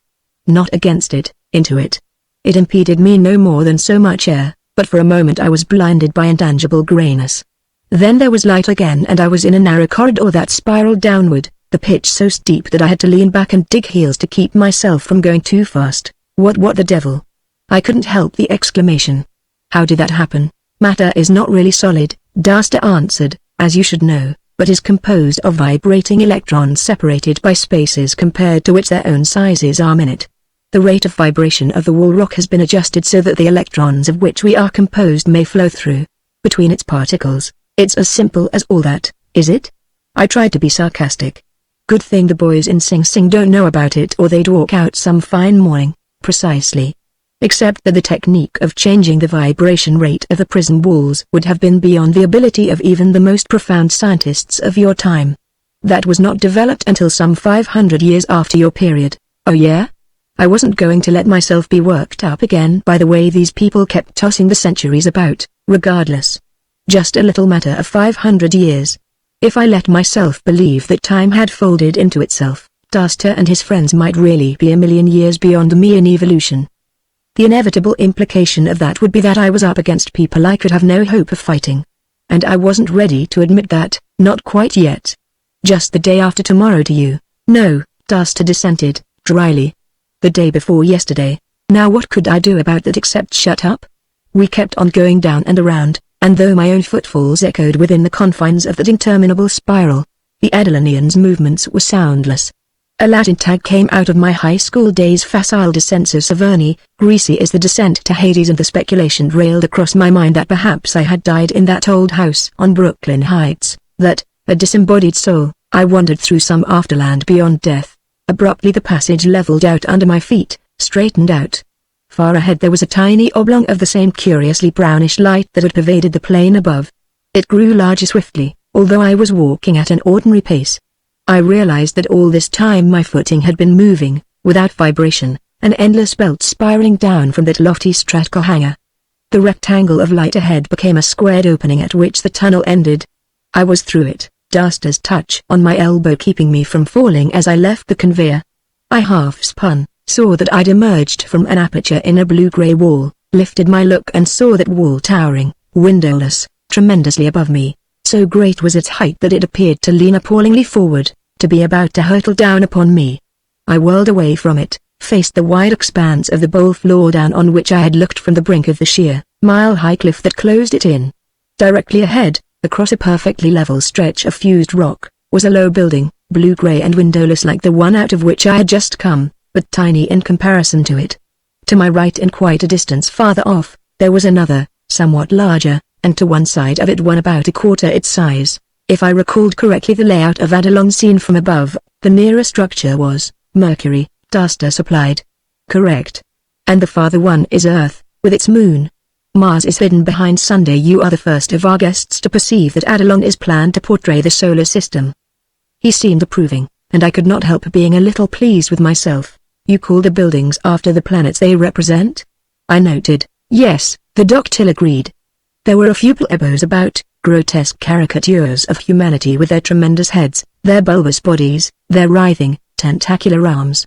They were moving briskly across the terrain in various directions, but they weren't walking. They stood on little wheeled platforms of the same odd metal of which the Stratcars were built, and these were rolling swiftly along the trackless pavement. I could see no steering wheels or other means of control. The peculiar vehicles stopped and started and changed direction almost as if they were endowed with some queer life of their own. One, somewhat larger than the others, and unoccupied, came toward us.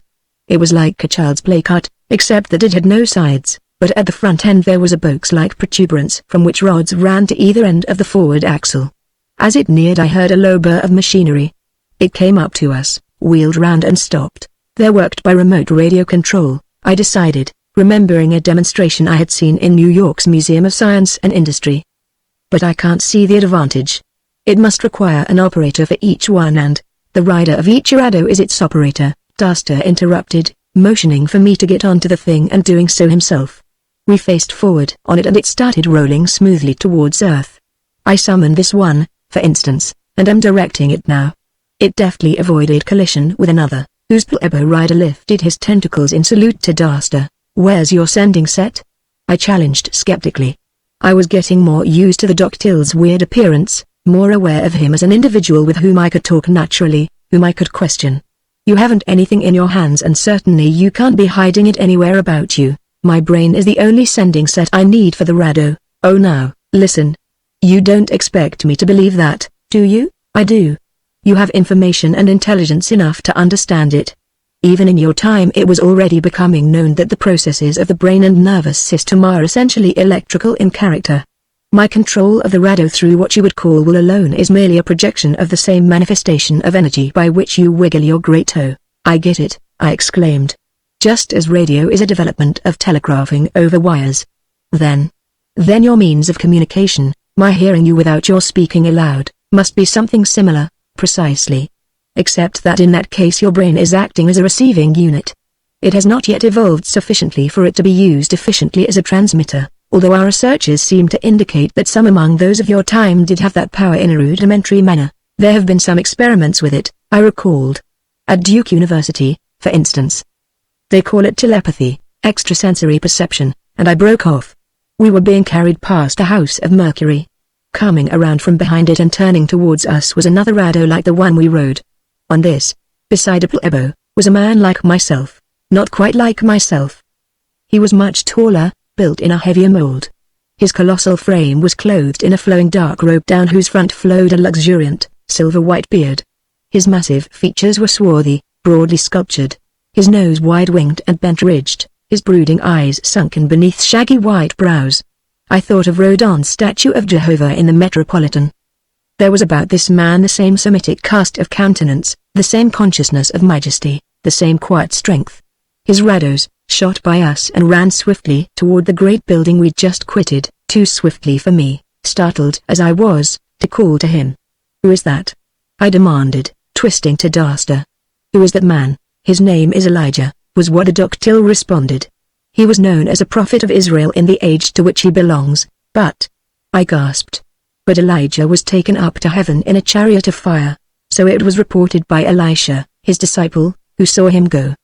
The sun struck through the whirlwind of desert dust that parted them and gave it the appearance of flame, and when it was gone, Elisha too was gone. And then, quite simply, quite convincingly, Daster the Doctil said, 'I saw it. I was there, François Villain.' Elijah. A pattern, a faint and appalling pattern, was forming at the back of my brain. Elijah. Prophet in Israel. François Villain, thief, lover and poet. I had read those names not very long before. On a yellowed, crumbling page they had been, part of a list headed, The Vanished. And on the page before that one, in rubbed italics, had been words that now took on a heart-squeezing significance. Like so many whispering whirls of dust they went out of space and out of time, to what otherwhere no one still among us knows, and none will ever know, none will ever know. But I knew.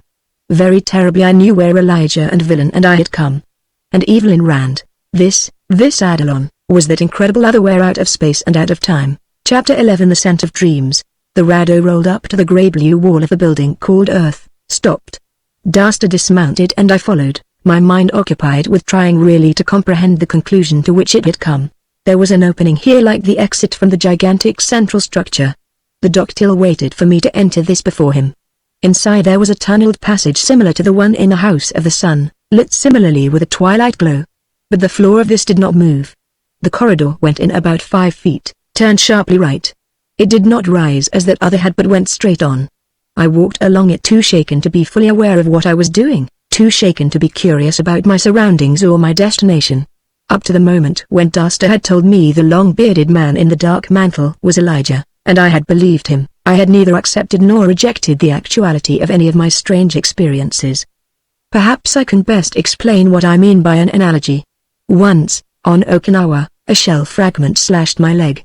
I sat on the ground staring at the inch-deep gash in my flesh, at the blood welling out of it and for minutes had absolutely no emotion about it at all. I knew it was my leg that was sliced to the bone. I knew it was my blood pouring out. I knew that it was beginning to hurt damnably, but all of that seemed to concern me not at all. Then someone had yelled, "Hell!" They got the lieutenant, and visions had smashed into my brain of that leg having been chewed up so badly that it would have to come off, of my going around on crutches all the rest of my life. A medic had put a tourniquet on me in a hurry, that time, and penicillin and plasma and the miracle men they call army surgeons had made my leg good as new more quickly than I'd had any right to expect. But this thing I was up against now was different. Nobody was going to get me out of this mess. Nobody could. It was strictly and entirely up to me, myself. That was a laugh. These people in whose power I was, these Adalinians, had demonstrated themselves to be masters of forces I could not even begin to conceive. The Adalinians could read my thoughts at will, could sense them almost before I was aware of them myself. Against them I was far more at a disadvantage than the most benighted Australian aborigine had been against the invading white man equipped with all the knowledge and the tools of civilization. I was finished. Kaput. Done for. It was fantastic to imagine that I could do anything against them. Anything at all. If I behaved myself, did exactly as they told me, maybe they'd let me live for a while. That was the best I could hope for. "You have come to a wise decision," I heard behind me. "You are quite helpless, and your realization of that will save you a great deal of difficulty." I actually heard someone say that. It was no echo inside my brain, it was sound, a voice, in my ears. I twisted round. It wasn't the Doctil I stared at, my jaw dropping. It was a man properly proportioned, properly clothed in a brown suit very much like my own. He was about my height too, but he was older than I. Grey-haired, high-foreheaded, blinkingly nearsighted. He had a distinctly professional air. He might just have stepped out of some university lecture hall. Who? I spluttered. Who are you? Where did you come from? He smiled rather vaguely. I am still Daster, he said in that thin, old man's voice. I have merely assumed this appearance because I have found that my real form disturbs the natural reactions of the person we are about to join, and it is important that this should not happen. Now, if you'll step aside so that I can get to that door. There was a door, an honest-to-goodness wooden door with a knob of black glass, beside me where an instant before there had been only blank wall. Daster stepped by me to the door. It is an index to my state of mind that I found more astonishing than his metamorphosis, more surprising than the sudden materialization of the door, the fact that he lifted his hand and knocked on it. The familiar, sharp rap of knuckles on wood was startling. Someone inside said, "Come." I knew that voice, though I'd never heard it before, and my breath caught in my throat. Daster's blue-veined hand was on the doorknob. He was turning it. It seemed to me I was watching a slow-motion film, of a knob turning, of a door swinging open. It swung outward toward me, so that it blocked my view of what was behind it. Daster went past its edge, was screened by it. Very faint in my nostrils was the perfume of arbutus and crocuses and hyacinths, and the evasive scent of leaf buds, the fragrance of spring in a countryside I could never hope to see again. And underlying this was the redolence I could not name, the very breath of dreams. I have brought you someone, I heard Daster say, whom I know you will be happy to see. I realized that I was going past the edge of that door, that I was going into the room on which it had opened. She was standing with her white fingers to the soft round of her breast, her lips half parted. There was an attitude of expectancy about the poise of her slim, young body, a look in her cool grey eyes that seemed to say she had been waiting for me all the time I had searched for her. She was not beautiful. Even in that moment I knew that in the ordinary sense of the word she was not beautiful. Her features were too irregular for that, her mouth too generous. But her hair was a misty amber cloud, and the throbbing curve of her throat was a lilting line of melody. There was strength in her small blunt chin and in her face an aching sweetness. "John March," Daster's voice said, somewhere to one side. "And, Evelyn Rand," I put in, deep-throated. A smile touched her lips, sunshine caressing rose petals. "You know me, Mr. March." "I don't recall our having met." "We haven't. I have never seen you. But I know you. I am one of your guardian's junior attorneys and I've been hunting for you for all of 2 weeks." 2 weeks? Her little frown of puzzlement was intriguing. "I don't understand. If Mr. Sturdivant wanted to get in touch with me, why didn't he call me up? He knows my number and I was home till yesterday morning." "You were?" I stopped myself. Something queer here. Something very queer. Daster was watching us. I didn't like the way he was watching us. His eyes were too glittering, too feverishly eager. "Of course you were," I said vaguely. I confused you with another client." "I shall leave you," the Adelanian interrupted. "I have some matters to attend to." He was moving toward the door. "I shall return in a little while." Turning to him, I became aware of the room, a quietly furnished living room, rugs, furniture, very like those I was accustomed to all my life. Except for one thing. There were 2 other doors, but there was no window. No sign of one. The door closed on Daster, and I was alone with Evelyn Rand. She'd come close. Her fingers were on the back of my hand, cold. "Tell me," she breathed. "What did you mean when you said you have been hunting for me for 2 weeks?" Her pupils were widening and the color was draining from her lips. I said that I was mistaken, didn't I? It was clear that she was bewildered, and afraid. "Another client, you said that, but it isn't true. A veil dropped over your eyes when you said it." Her hand had closed on mine now, was clinging to it. I wanted to take her in my arms. I wanted to hold her tightly, to still the flutter of her pulse in her neck, like the hurried beat of a frightened bird's heart. "Tell me what kind of place this is. Tell me who they are, in there." Her free hand jerked to one of the closed doors. "Tell me what's happened to me." All the strength was running out of her, all the courage. She was on the verge of breaking. The Lord alone knew how long she'd been holding herself together by sheer will, how long she'd been facing down her fears. She'd been surrounded by a strangeness she could not understand and she'd held her terror of it tight within her. Now I'd come, someone she recognized to be her own kind, and abruptly the burden had become too great for her. "Easy," I told her. "Take it easy. The truth would be better for her, kinder, than any lie that probably would be disproven at once." But what was the truth? I don't know very much about it myself, but I know there's nothing to be scared of. We're both in something of a mess, and we've got to be brave and sensible and figure out together just what it is and just how to get out of it. The idea was to let her know that she had help, but also to make her feel that she had to take hold of herself and cooperate. It was like rescuing a drowning person. If you let them go hysterical on you, they'll go down and drag you with them, but if you get across to them that they've got to do something for themselves, you can get somewhere. It worked. She let go of my hand, straightened and smiled wanly. I'm all right now. But there was still dread under the surface of her eyes. Are you a doctor? A doctor? What makes you? And then I got it. The poor kid. Look here. I took hold of her shoulders. Look into my eyes, and listen to me. I'm not a doctor and this is not a sanitarium and you're not crazy. I said that slowly, with all the conviction I could put into it. You're as sane as algebra. Not only you, but the man who told you he is François Villain is sane, and the man who calls himself Elijah is sane. That is who they really are, unbelievable as it may seem. I knew she'd spoken with Villain, and I guessed that she must have spoken with others out of time. It was quite natural for her to think them suffering from delusions. From what he had said, she must have seen Duster in his real shape, and been convinced that she too was the victim of hallucinations. The only reasonable conclusion would be that this was a madhouse and she an inmate. You believe me, I went on.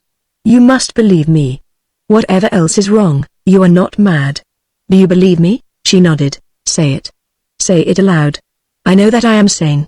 Whatever has happened, whatever is going to happen, I am sane. I know that I am sane. Her voice was just above a whisper, her lips tremulous. Whatever has happened, whatever is going to happen, I am sane.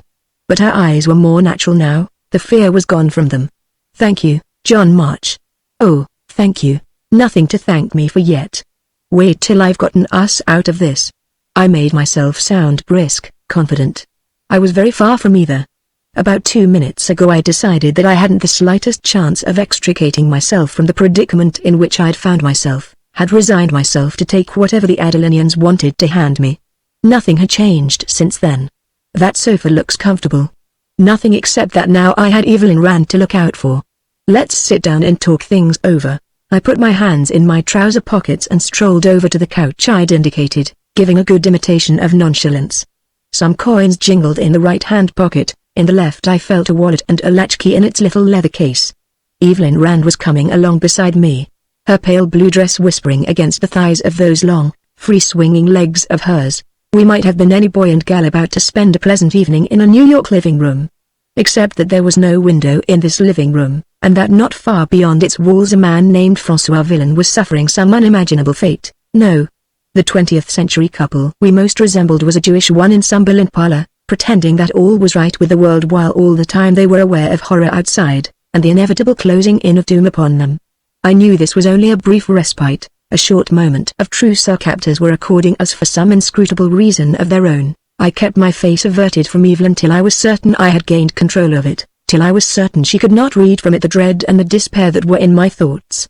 If I had known then what there was to dread, what there was to despair of, I should not have been able to conceal those emotions from her. Chapter 12. Walk into my parlor. Suppose we begin, I said, when Evelyn Rand and I were seated, with your story. You started out to go to church. You went around the corner and then I had a curious feeling that I was about to meet someone who'd been waiting for me a long time. Just the tip of a tiny ear showed from beneath the honeycomb cap of her hair. The street was full of people with Sunday shining in their eyes, but it wasn't any of them. It was someone else.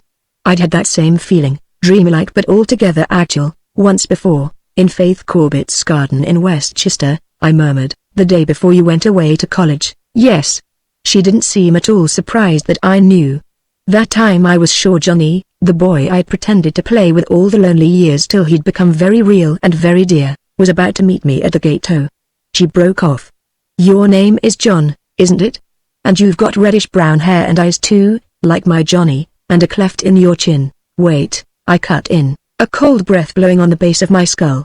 Wait. Let's not talk about me. Let's go back to Sunday. I was excited, though I kept telling myself I was being very silly. Her gaze stayed on my face, and her eyes were luminous.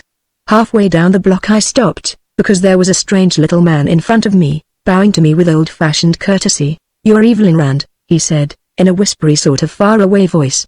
He'd popped up so suddenly, right there. He was so queer-looking too, bald, with a round face and tight, yellowish skin and a head a little too large for him. Acronosastaries. I exclaimed, under my breath. What? What did you say? I've met your little man. And how? But go on. I admitted my name. I was a bit nervous, but I wasn't afraid. Not yet. There was something about him I didn't like, but nothing could happen to me there in the heart of New York, with crowds all around. And you are? I asked. A friend of Faith Corbett's, he told me. Your old nurse. I've come from her for you, Faith Sill, I cried. She's dying. The little man shook his bead. No. Not dying. But if you'll be good enough to come with me, it will not take long.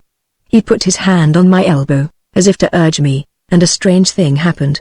The buildings, the street, everything, melted into grayness, everything but the little man's eyes.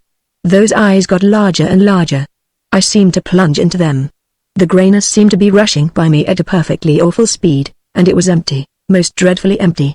And then, she stopped, her pupils widening again, the faint rose that had spread under her skin when she'd spoken of my resemblance to her imaginary Johnny fading to a transparent pallor. Steady, Evelyn, I said softly. Steady. My hand slid along till it reached hers. Look. You don't have to go on. I can guess the rest. But I want to, John. I want to tell you, I'm no Galahad. I'd held hands with girls before, and done plenty more than hold hands. But there was something about the feel of hers, something about the way her icy fingers took hold of mine, quite simply, quite naturally. Go ahead. I couldn't trust myself to say any more. Just then, the grayness got solid. I was standing among a lot of queer rocks.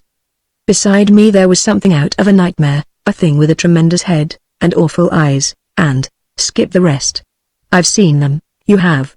Then it was real. It's real enough, I answered dryly. Too real to suit me. What happened next, I don't know. I must have fainted.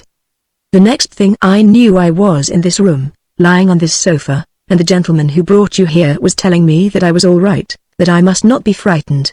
But I was. I was terrified, though I couldn't seem to do anything but lie here and stare at him.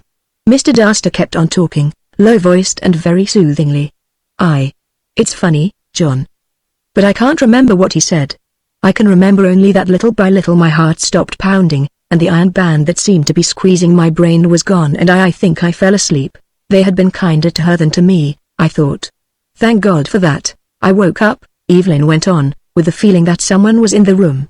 Someone was, a girlish-looking little boy about 9 or 10 years old, with the saddest eyes I've ever seen. He smiled shyly at me and spoke in beautiful French, apologizing for his intrusion. I asked him who he was, and, John, he said he was citizen Louis Charles, ci devant Louis Bourbon, heir to the throne of France. The lost Dauphin, I exclaimed. It checks. By all that's holy, it checks. He was on the list too. What checks? She demanded. What list are you talking about? Never mind. I'll tell you about it later. I had a pretty clear idea of what happened next, from what I'd seen and what I'd gathered from her manner. When the boy said that, you were sure he was mad. Then you met the others he spoke of, and each one told you he was someone else who couldn't possibly be alive, and you were sure that you'd lost your mind and were in an asylum with a lot of other lunatics. I wanted to get her past that part. Isn't that so? Yes, she breathed. What else could I think? Certainly not the truth, the utterly incredible truth. The jittery look was in her eyes again. I'd learn the rest of what I needed to know later. Look here, young lady, you've been talking long enough. It's about time you gave another fellow a chance. One thing though. You haven't been harmed, have you, or annoyed in any way? No. But the time has been so long, so awfully long. I never knew a day and a night, and half of another day could seem like eternity. A day and a night. I checked myself. It was 2 weeks since she'd vanished. Is that how long it is since you came here? Did time run differently here? If it did, that was proof, indubitable proof, that this was not some hidden away place on earth, as I still half hoped. Are you sure? She shrugged. I'm not sure of anything. But I've only slept once, in the bedroom in there. She nodded at the door opposite to that to which she had pointed before. And I've only eaten 4 meals. Why do you ask? Here was something else that I'd have to break to her carefully. Because that fits in, too, to my idea of what this is all about. Listen to me, Evelyn. We're involved in something very strange, something almost uncanny. It's quite unbelievable, but we've got to believe it, because it's true. And because the only way we can get out of the predicament we're in is to understand it thoroughly. What's more, we've got to keep remembering, always, that we can and will find a way out, no matter who or what opposes us, no matter how impossible it seems. I was talking for my own benefit as well as hers. I needed the confidence I was preaching, I understand. Her grave, grey look was fixed on my face and I read utter trust there. You'll find a way out, I know you will. I didn't deserve that. I was just a confused, bewildered guy up against something too big for him. And I was altogether a stranger to her, or was I? There was that imaginary playmate of hers, who had my name, my features. There was the way she had become a very real, very intimate person to me long before I'd seen her, a person so real that I loved her before I set eyes on her. Now that we're together at last, Johnny, she said, I'm not afraid any longer. I'm not afraid of anything at all. I couldn't let her down after that. Now could I? Thanks, Eve, was all that I said, but she got what I meant. Now let me tell you my experience. I let her have it, lock, stock and barrel. The essentials of everything I'd been through from the time her stories had shown up in the art gallery to when Dasta had brought us together. Of almost everything. For no good reason I left out mention of the carved black stone I'd found in her nursery. The gem whose replica was so paradoxically painted into her portrait. Because it was so nerve-shaking I omitted the incident of the ambush on the entrance plane and the fate of the two who had attacked Cass.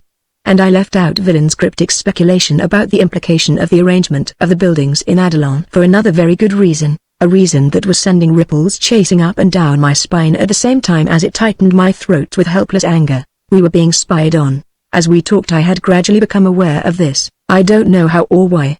We were alone in that room. The doors, keyholeless, were shut. There was no sign of a crack or peephole in the walls and nothing hung on them that might conceal one. I had heard nothing out of the way. Perhaps I had become sensitized, vaguely, to the waves of nervous force of which Dasta had spoken. Whatever it was, I was conscious, as distinctly as one is conscious of a stare on the back of one's neck, that our every word, our every thought, our every emotion, was being observed and noted.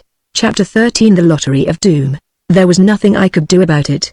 There was no point in alarming the girl by telling her about it, no point in undoing what I had accomplished in setting her at her ease. Moreover, there might be some advantage in concealing from the Adelonians my awareness of what they were up to. And so I went on as I had intended. It all adds up to something like this, Evelyn. In some quite incomprehensible way, we have been carried off to a region that isn't on Earth at all, that in all likelihood isn't anywhere in the solar system. Tentatively, at least, we've got to assume that what's been hinted to me is true, that those who have done this, the people I've been calling the Adelonians for lack of a better name, come from Earth too, but from an Earth far, far older than that which we know. Whether this is so or not, they have a knowledge and powers far greater than we can conceive. One of these powers seems to be that of ranging backward and forward in time at will, for not only we, but other individuals from a number of far separated periods in Earth's history, have been gathered here by them. How they do this I can't even begin to think, but there is no question that they have done it, and done it with a definite purpose. That purpose seems to be the acquisition of some information from us, some knowledge that, omniscient as they seem, they lack. If you're right about them, what could we possibly know that they don't? I shook my head. Don't ask me that. But you must remember that the knowledge of a race is not always cumulative. Mankind forgets, just as every man forgets. Haven't we often run across hints that the ancients had skills, arts, of which all trace has been lost? To take a simple thing, the secret of Michelangelo's pigments has been lost, and no one knows how Stradivarius got that wonderful tone in his violins, Evelyn put in. Exactly. But I have a notion that what the Adelonians want from us is something we don't know ourselves that we know. I was thinking of the questions that Astaris and Cass had put to me. And even finding out what it is isn't quite as important as discovering why they need the information they're after, why they are so eager to get it. I don't think it's merely scientific curiosity, they're going to too much trouble for that. The uneasy sense of being watched, listened to, persisted. It was a creepy feeling, that of an unseen presence hovering over us, of privacy invaded and of being helpless to avoid it. A damned uncomfortable feeling. Why is it important, Johnny? Evelyn asked. How would it help us to know all this? Her inquiry seemed to crystallize something that all this time had been at the back of my mind. Because, Eve, if we know what they want and why they want it, we may be able to trade it for our release. We can't fight them, but I have an idea that we can dicker with them. I didn't say that for her. I said it for him, for whomever it was that was listening. And I waited for some indication that he had heard, for some sign that my offer was accepted. As if she sensed what I was about, Evelyn waited too, her damask lips a little parted, her fingers tightening on my hand, tightening and trembling almost imperceptibly. No hint came that I'd been heard, no slightest hint that what I'd said had made any impression on the eavesdropper. I was a fool to have hoped it. The Adelanians were too certain of their powers, too completely certain. They would squeeze us dry of what they wanted from us, and then toss us away like so much pulped orange. Toss us to the dreener. What is it, Johnny? Evelyn exclaimed. What's scared you? Scared me? Your face went white all of a sudden, your lips grey. Small wonder they had, with a vision flashing across my mind, of her graceful form swallowed within a grey-purple loathsome mass, of her lovely body blurring, melting away. White? I laughed. No wonder I'm white. I'm so hungry I'm carnivorous now, and in about a half an hour more I'll turn cannibalistic. If you don't look out I'm likely to be lunching on you. Her laugh, responding to mine, was a silvery tinkle. I'm afraid I wouldn't afford you much nourishment, I'm all skin and bones. She broke off. Remember when I said that last, Johnny? We were playing we were shipwrecked and we were arguing which one of us should eat the other. Do you remember? The queer thing was that I seemed to. Very, very dimly, as if it was something I dreamed. But all kids play shipwreck sometime or other. How did it come out? I asked. Who ate whom? You ate me, of course. I meant you to, all the time. That must have been a pretty swell meal. But all kidding aside, is there any prospect of being fed around here? Get a grip on yourself, chump, I was saying to myself. Keep your eye on the ball. Or am I doomed to slow starvation? Part of me was aching to take her in my arms, and never let her go. And another part of me was telling me that was just what I must not do. A tenderloin about 4 inches thick, with the blood oozing out from under a blanket of mushrooms and onions, would just about put the roses you seem to miss so much back in my pallid cheeks. I sucked said cheeks in and pressed my hands to my middle, groaning. This clowning brought that musical laugh from her again. Which was my intention. It's quite likely your life may be saved, she said, very shortly. She glanced at her wrist, at a tiny dial, no bigger than a fingernail, cased in crystal and clinging there by grace of a bracelet braided from platinum strands.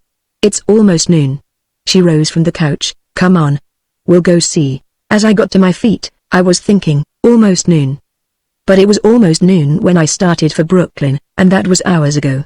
Are you sure that's the right time, Eve? I asked aloud. Hasn't your watch stopped? Of course not. I wound it this morning and it was going then. She was walking toward one of the doors and I was following her. How many times have you wound it since you left for church? I asked softly. Only that once, Johnny. Why? Oh, nothing. I thought anything as small as that would have to be wound every couple of hours or so. Nothing? It was the indisputable proof that we were somewhere else than on Earth. Evelyn might have been deceived as to elapsed time, that faint of hers might have been a coma lasting for days, but the little mechanism on her wrist could not be deceived. Measured by Earth time she had started for church more than 2 weeks ago, but she'd only had to wind her watch once since then, and it had not stopped. Time ran differently here, there could be no question of that, and the rest followed inevitably. Evelyn opened the door and a strange polyglot of voices came through to me. The room we entered was large, high-ceilinged. It was as windowless as the one from which we came. But that one had been empty save for the 2 of us. A dozen or so men were in here, and such men. The one I first set my eyes on was olive-skinned, his face angular. He wore a short-skirted robe diagonally striped in vivid coloring, and leather sandals whose thongs were crisscrossed about his muscular legs. His mop of black, kinky hair came down on either side of his head almost to the jaws and it was square-cut. He might have stepped down from a mural in the Egyptian room of the museum. He was conversing, more by signs than words, with a blonde giant dressed in skins, his yellow shock bristling with strange ornaments of bone. A Briton barbarian from long before the invasion of the Picts, or I missed my guess. Beyond them was a group whose members were a togaed Roman, an American Indian in full panoply of quill-embellished buckskin and a fierce-eyed Mongolian jingling with hammered silver accoutrements who might well have been a lieutenant of Genghis Khan. To describe all the occupants of that long chamber would be to make a catalogue of all the races of man through 5,000 years of history. It would require an etymologist to name all the languages they spoke. In speech, in customs, in origin, they were utterly different. But there was one thing they had in common, one thing I felt at once, in the moment I entered among them. That thing was betrayed by a tautness of the cords in their necks, by a continual shifting of their eyes to the door that from its location I knew opened on the corridor that had brought me to Evelyn, by a jerkiness of movement that could come only from almost unendurable tension. One of the grizzled elevator men in the building that houses the offices of Sturdivant, Hamlin, Mosby and Garfield was a Russian aristocrat, an ex-baron. He'd been captured by the Bolsheviks during the revolution, had been imprisoned for some years, had escaped by some fluke or other. We'd gotten friendly, and once he'd told me of the jails of the Cheka, of the rooms in which the prisoners were gathered, each one knowing that sooner or later he would be called out to be executed, none knowing when, or if he would be the next, or if he would be the last. All knowing that doom was certain, and waiting. They were like that, exactly like that. The men assembled here, except that their case was worse because they did not know to what fate they were to be summoned. They knew only that it would be something less merciful than death. "There's someone here I want you to meet, Johnny," Evelyn said. Her hand on my arm, she guided me to a corner where stood two men and a boy, a little withdrawn from the others, a little aloof. The boy was the one she had already described to me. The lost Dauphin, son of Marie Antoinette and the ill-fated Louis XVI of France. His clothing was almost in rags, his toes thrust through the broken uppers of his shoes, and there was a bruise on the side of his face. The mark of some brutal jailer's blow, I thought, recalling that history's last certain glimpse of him was in a prison of the terror. One of the men with the Dauphin was a tall and stately Teuton, square-jawed, black-polled. There was something of the military in his posture, but the long-fingered hand with which he seemed to be fumbling for a sword hilt was the sensitive hand of a musician, and his haggard countenance was too eloquent of thought to be a soldier's. I was afterward to learn that this was John North, Archduke of Tuscany, son of Princess Marguerite of the Two Sicilies and closest friend of that scion of the Emperor Franz Joseph of Austria who died for love at Mailing. It was the last of that trio who interested me most. He was shorter than his companion, broader of shoulder and chest. His powerful body was swathed in a cloak of dark purple, and if the little Dauphin's pose was kingly, this man's was imperial. His hair, his beard, were blonde and silken. The eyes that watched me as we approached were the deepest blue I'd ever seen and keen as the thrust of a rapier. At one instant there was a sad sweetness about his mouth, almost effeminate, at the next it firmed and I knew that here was a man to venerate, and to fear. He spoke as we came up to the group. "Ali, maid Evelyn. Thou hast deprived us of thy sweet company too long."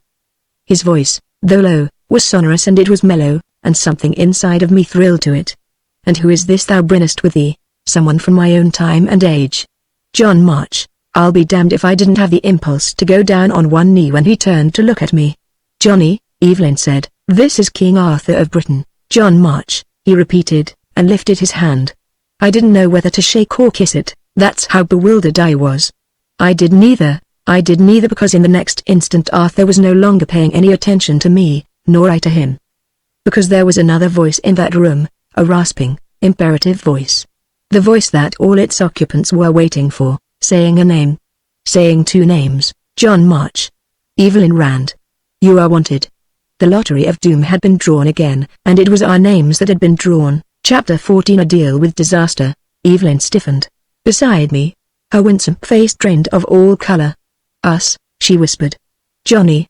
They have come for us." Across the high-ceilinged chamber the strip of secret blackness between the portal's edge and its jamb widened with a fearful slowness. "Chin up, Eve." My arm went around the girl's slender waist and I pulled her quivering body against my side. "Head up." My voice was steady, though how I contrived to keep it so I still do not comprehend. "There's nothing to be afraid of. Nothing at all." My forehead was wet with a chill sweat. The togaed Roman backed away from the widening door, his haughty, patrician features grey with terror. A mustached Tartar lurched against a wing-helmeted Viking from the fjords. "Don't let them take me," Eve moaned. "Don't let them, and that we shall not, maid Evelyn." King Arthur's deep-chested tones cut across her plea. "As long as there remains breath in our body and strength in our arms." He shoved past me to interpose himself between us and the grotesque beings who now were entering the now open doorway. "Nor so long as I have powder and ball with which to defend you," John North added and ranged himself beside Arthur, his hand fumbling out from within his oddly cut jacket a long-barreled pistol whose butt was of silver intricately engraved. Never has it been said that an Archduke of Tuscany failed to champion the cause of a maid in distress, nor a Bourbon. The little Dauphin joined the three, somehow no longer a child as he whisked a stiletto from somewhere among his rags, and toward those three from the past there advanced across the wide space that had cleared between them and the entrance three men of the dim future, two plebos and Duster in his true shape. Arthur's purple cloak fell back from his arm and a sword flashed out, a great gleaming sword full 4 feet in length, its blade a shaft of silver light, its hilt jeweled gold. Excalibur has not forgot its skill, he boomed, nor its master his chivalry. Written down all this seems mere odomontade, then it was rather splendid. The bald and bulbous skulls of the trio they defied held all knowledge unimaginably transcending the magic of Merlin. The esoteric powers to which Cagliostro laid claim. The ogling eyes could read our every thought, our every intention, almost before we were ourselves aware of them.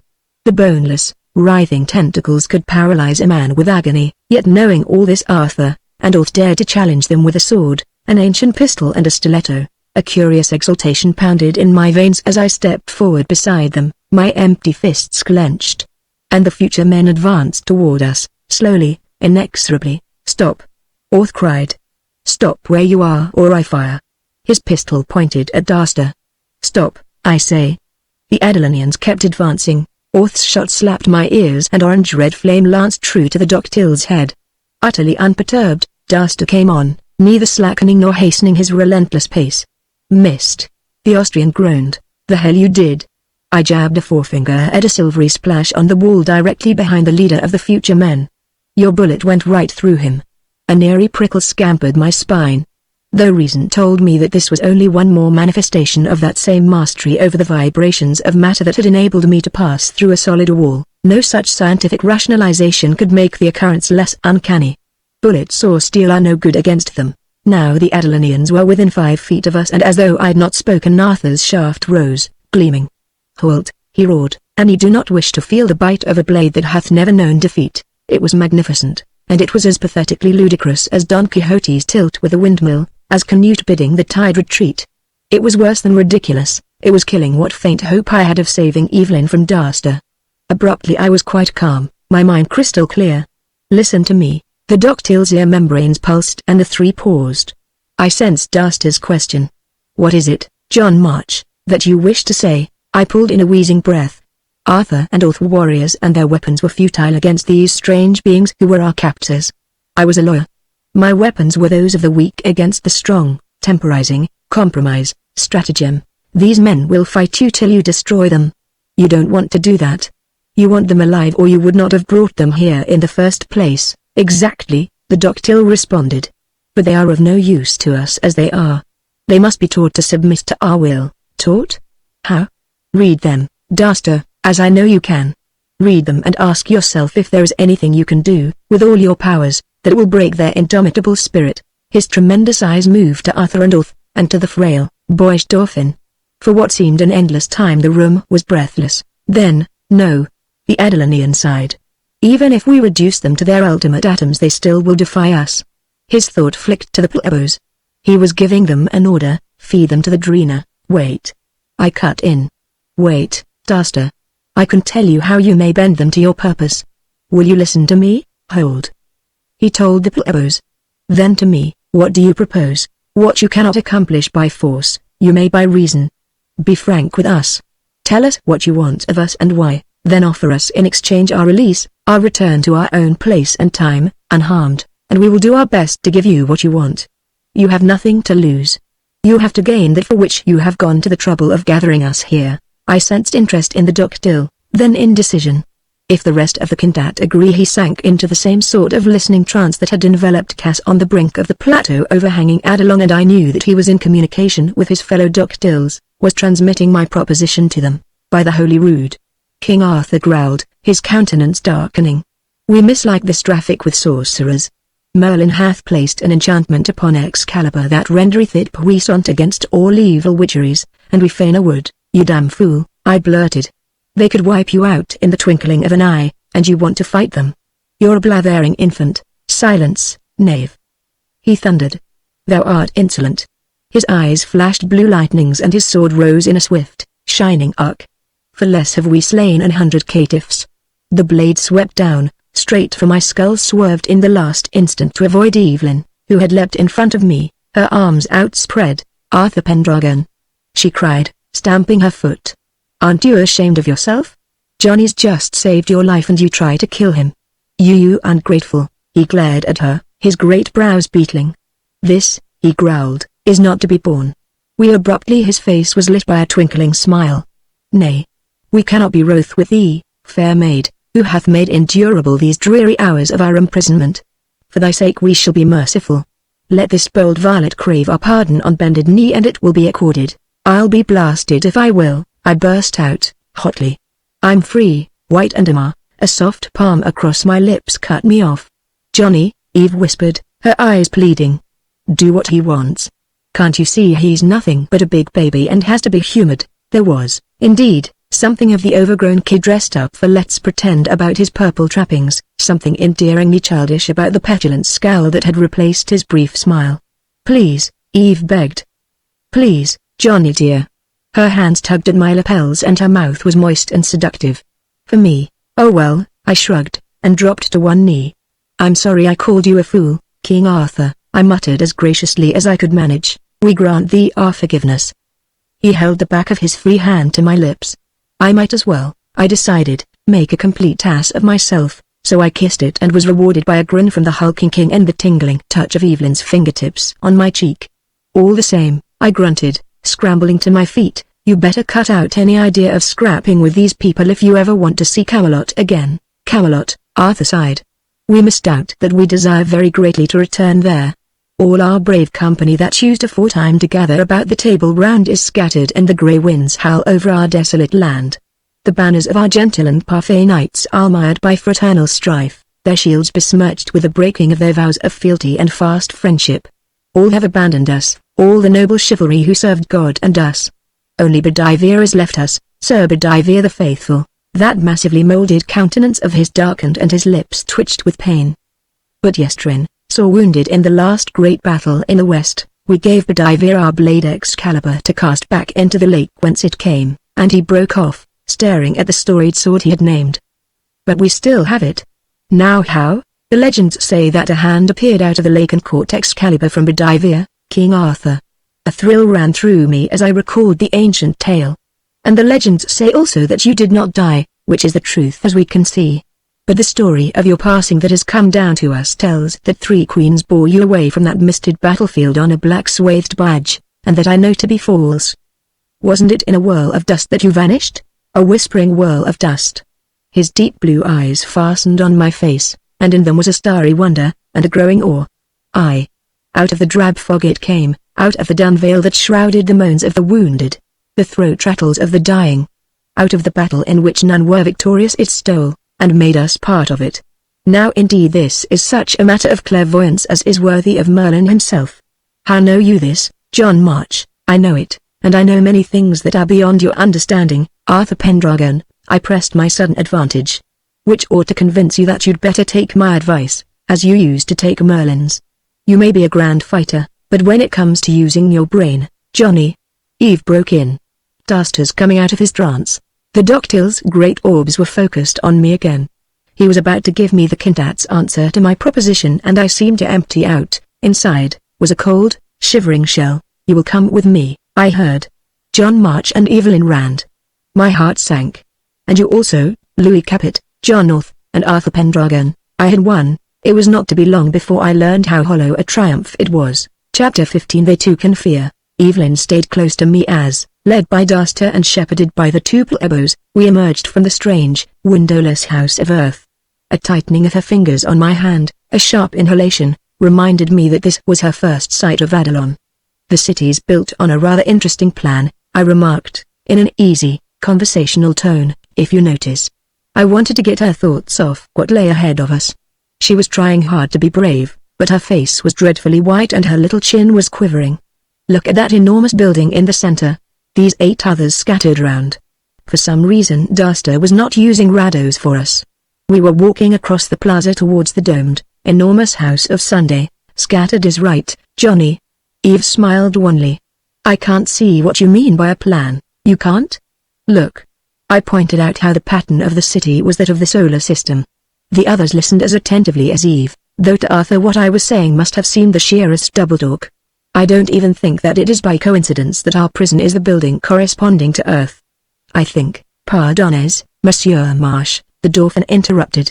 Dites moi, Sylvaus Platt, quest est qui monte, la base? The thin-bodied lad's face was alive with a boyish, eager interest as he asked me what it was that lifted from the ground beyond the House of Mercury. It was a lacy erection of crisscrossed, metallic beams, a spindling tower some 500 feet high. Jove! I exclaimed. They work fast, these Adalanians. There wasn't a sign of that when I passed here before, and that can't be more than an hour ago. It is not yet completed, Orth put in his too precisely enunciated English. See there, Herr March, what goes on. I discerned what he referred to. At the top of the tower, and at its base, what I had taken at first glance to be excrescences from its netted surface were machines, their gears turning, their piston arms shuttling frenetically. I saw now that from the distant house of Pluto, clear across the plaza, a conveyor belt brought a stream of silvery girders to the machine on the ground. It seized them, swallowed them, disgorged them to another endless belt, changed in shape and studded with what from here looked very much like rivets. Now the girders were carried almost vertically up to the machine at the tower's summit, and the tower visibly grew upward as the machine moved upward with it, building it. Where are the workmen? Eve demanded. Those machines can't be simply working all by themselves. Oh, I replied airily. An Adalanian somewhere out of sight is directing them by remote control. No, Daster corrected me. They were set for their task by a stenciled pattern inserted into them.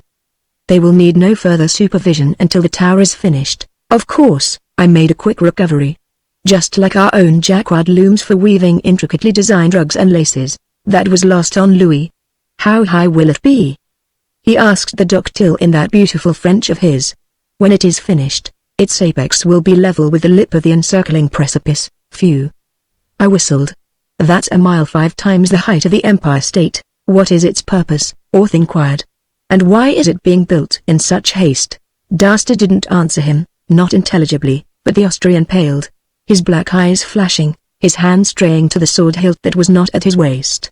Easy, mister, I said softly, realizing that he had been rebuffed in no uncertain manner and in his resentment was on the point of an overt act that might undo all I had accomplished.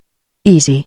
They've got a right to their secrets. Nevertheless, the incident held a meaning I would have given a lot to fathom. I glanced around the expanse we were crossing, wondering if there were any other significant changes I had failed to notice. It seemed to me that there were fewer plebos than before. Those I did see, darting about on their rados, paid not the slightest attention to us, but none failed to manifest a keen interest in the swiftly mounting tower. I had the impression that this interest was underlaid by some pressing anxiety. Eve got it too. There's worry in the air here, she whispered. Fear almost. That thing's being built to protect them against something, and they won't feel safe until it's finished.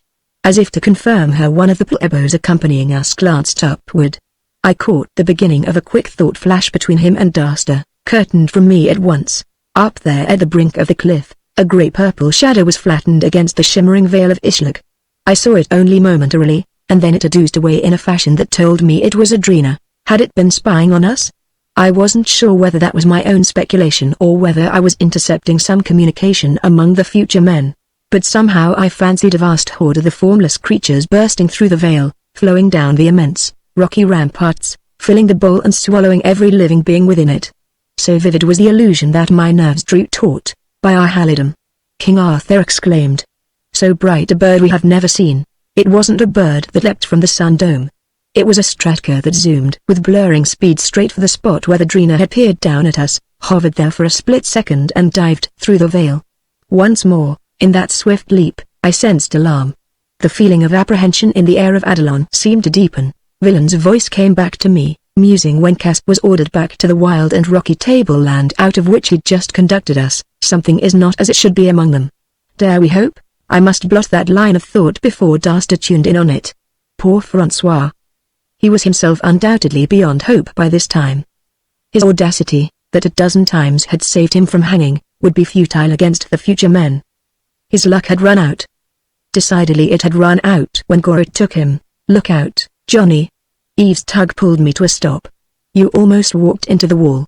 Daster and the plebos shooed us now into the corridor in the House of Sun out of which I had emerged not so long ago. Or was it the same? The passage we entered went straight into the depths of the structure. Nowhere was there any sign of the spiral ramp by which I had descended from the Stratcor hangar. The doorway through which we had entered was the same. It must be the same. There had been only that single opening on this side of the great building, but here, within, was a hall different in direction, in contour.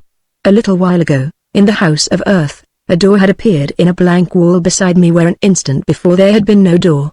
In that same instant the great-headed, tentacular Daster had become a near-sighted, professorial human. This impermanency of things apparently substantial was the most disquieting of all the phenomena of Adalon. Villain first, then Arthur and Orth and the Dauphin, had proved so altogether human that I had grown to accept, not through logic alone but with an inner conviction, the fact that our company had been assembled out of 15 disparate centuries. Once oriented to such a telescoping of time, I could also comprehend that Daster and the other Adalonians were beings out of a remote future, but that flesh and bone, that solid stone, should be subject to unpredictable flux in shape and appearance still seemed incomprehensible. It was, I had come to realize, this very flavor of unreality, menacing though it might be, that had enabled me to carry on. One may know utter, stifling terror in a nightmare, but in a nightmare one never quite despairs. One keeps on fleeing the inescapable succubus, one keeps on battling the unconquerable apparitions, because in the depths of one's being one somehow is still aware that awakening will come in the end. I knew that this was no dream.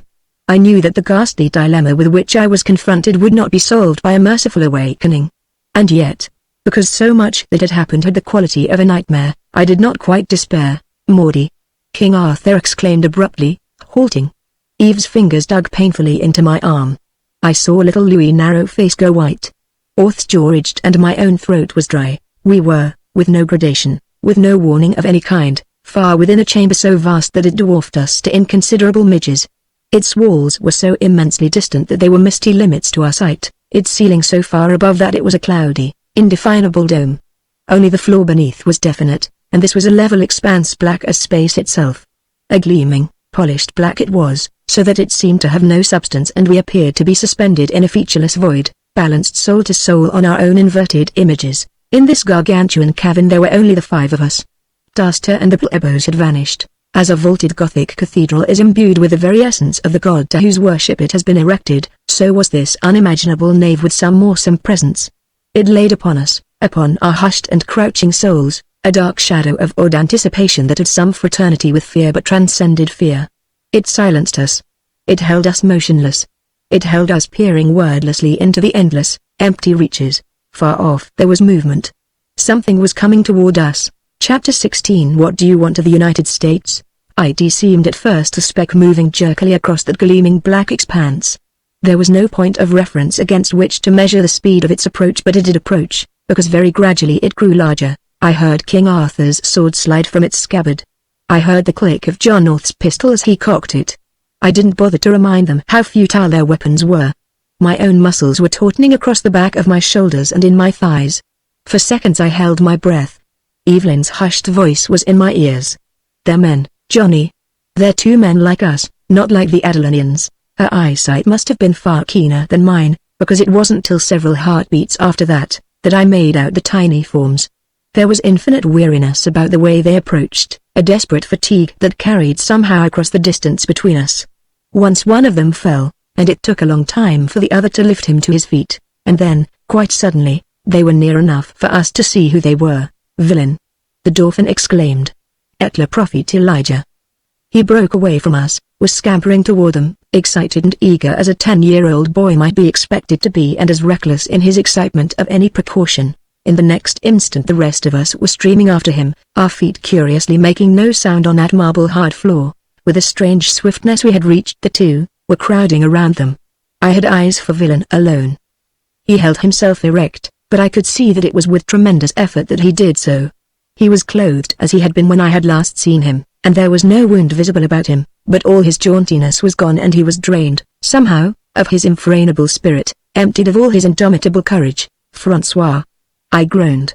What have they done to you? What have they done to you, man? He looked at me out of eyes that were like soot marks thumbed into hollow sockets. A shadow of his old mocking smile crossed his scarred lips. What have they done to me, my old? A long shudder ran through him. I know not. I know only that though they laid not a hand on me they have torn from my breast matters I kept secret from God himself. I know only that I have babbled to them every thought I have had since I lay in the warm womb of my mother, though not a single word crossed my lips. I know only that they did not learn what they wished, and that I was about to be cast to the Drina when some message came to them and I found myself here instead, this venerable Jew leading me across midnight's floor. But you must have seen something, heard something, light only, John March. a blaze of white light about me and within me, and eyes in the light. The terrible eyes of our captors. Light that possessed me utterly. Eyes that read my very soul. And I read theirs too, and he pulled the back of his hand across his seamed brow. In his eyes there was such horror as I hope never to see again in the eyes of any man. And what, Francois? It was inflicting torture on him to ask, but I had to know. He stared at me. What? His long-fingered hands went out from his sides, palms toward me, in a baffled gesture. Why, I have forgotten, John. Dismay in his sultry look. I remember that it was very terrible, but what it was, I have forgotten. Don't lie to me, Francois, I choked through the tightness in my throat. The lives of all of us depend on what you've learned. More, far more than the lives of us seven is in balance, the poet answered, his countenance that of one who has died and been reborn with the memory of hell searing him. That much I know, and the knowledge is a cloud of terror that invests me. But I swear to you, by the crown of thorns that was pressed on his brow, more I cannot remember, and meseems that is because it is too terrible to recall. May Jehovah scourge them with the whips of his lightnings. The interruption was in sonorous Hebrew. May he crush them with the bolts of his thunders. I understood it, though I had not till that moment ever heard the ancient tongue spoken. May he smite the sight from their eyes and the light of reason from their brains. May the plagues he sent upon the Egyptians rot them and their sons' sons unto the 20th generation. Intoning this curse, Elijah stood straight and tall and vibrant with an awful majesty. His gnarled hands were lifted high above the silver mane of his unkempt hair, his silver-browed eyes were pits filled with a black and blazing fire, and the nostrils of his craggy nose were pinched and quivering. May oblivion swallow them. He thundered, and their names be a stink and an abomination even unto the end of eternity. Hear me, Adonai, my God. Your God, Francois broke in, old man, your God, who is ours also, has forsaken us. Here are only we seven and none else, and if we are to be saved it is we alone who can save ourselves. Did I say that his courage had been drained out of him? I was mistaken. But how? Evelyn's voice was thin with the new terror that their appearance had brought to her, to all of us. How can we save ourselves, Francois? Her hands were thrown out to him, appealingly, and they were trembling. Villain turned lithely to her. He swept to his breast his wide-brimmed, cone-crowned hat, its bedraggled feather fluttering. Nay, Evelyn of the honeyed hair, I must indeed be bemused that I have not yet observed your presence. I know now that we have naught to fear, for not even Lucifer could be so evil as to harm one so fair. I didn't like that. I didn't like the bold admiration that had come into his look in spite of what he'd just passed through, in spite of the threat hovering over us. I didn't like, as far as that went, the way Eve had turned to him for help, nor the tender smile that brushed her white lips. Please, she murmured. Please, Francois, answer me. How are we to save ourselves? He shrugged bony shoulders. That, sweet maiden, is not for me. You have at your service a prophet of Israel, a king and a princeling, a duke and a barrister at the law. Apartment these are in the art of arms and in the more subtle skills of tongue and brain, and surely so brave a company can devise ways to defeat our enemies. To myself, rhymester that I am, is left the more difficult task of essaying to enshrine your beauty and glamour in a ballade of grey eyes. He laid a finger against the side of his rascally nose. Let me see.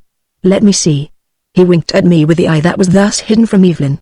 That wink said, as clearly as though he had spoken, don't worry, my friend. I'm putting on this act just to calm her down. She's going to pieces, and the only thing that will hold her together is a bit of skilled lovemaking. You might leave that to me, I thought, but I grinned at the Gallic effrontery, my heart warming again to the fellow. And then the grin was wiped from my face and my eyes were widening. The wall from whose direction Francois and I had come had swirled forward till it loomed starkly over us, black and shining as the floor, but, because it rose to unguessable heights, indescribably menacing. High up, a long, arc-roofed niche opened in it, a niche filled with a golden, luminous vapor.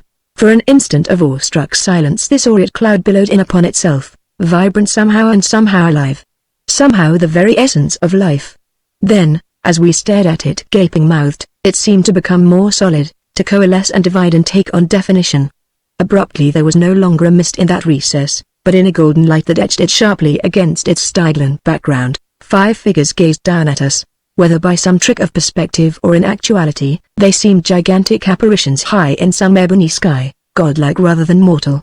But they had the bulbous bodies, the tentacles, the enormous heads, enormous-eyed, of the future men. I recognized Duster at one end of their rank and Goret at the other, and so I knew the 5 to be the Quintet of Adalon. Some ineluctable, psychic effluvium emanated from them, invisible yet all but palpable, and there was nothing grotesque about those misshapen bodies, those tremendous occiputs. It was we who were grotesque, we with our tiny brain bands, our clumsy hands, our groping, purblind eyes, dependent on inept physical senses for our small acquaintance with the world about us. We were only by courtesy human. They were truly human, and more than human. They had progressed immeasurably further beyond us than we had beyond our furred and hand-footed simian ancestors who not so long ago roamed chattering in the jungle treetops. Our only right to existence was that we might be of service to them, and to be of service to them was high privilege. I might actually have gone to my knees in genuflection had not Evelyn's cold fingers, just then, crept into the palm of my hand. One does not easily strip oneself of pride in the presence of one's beloved. That silent appeal of Eve's restored my manhood. I straightened, the awed humility that had invested me sloughing off.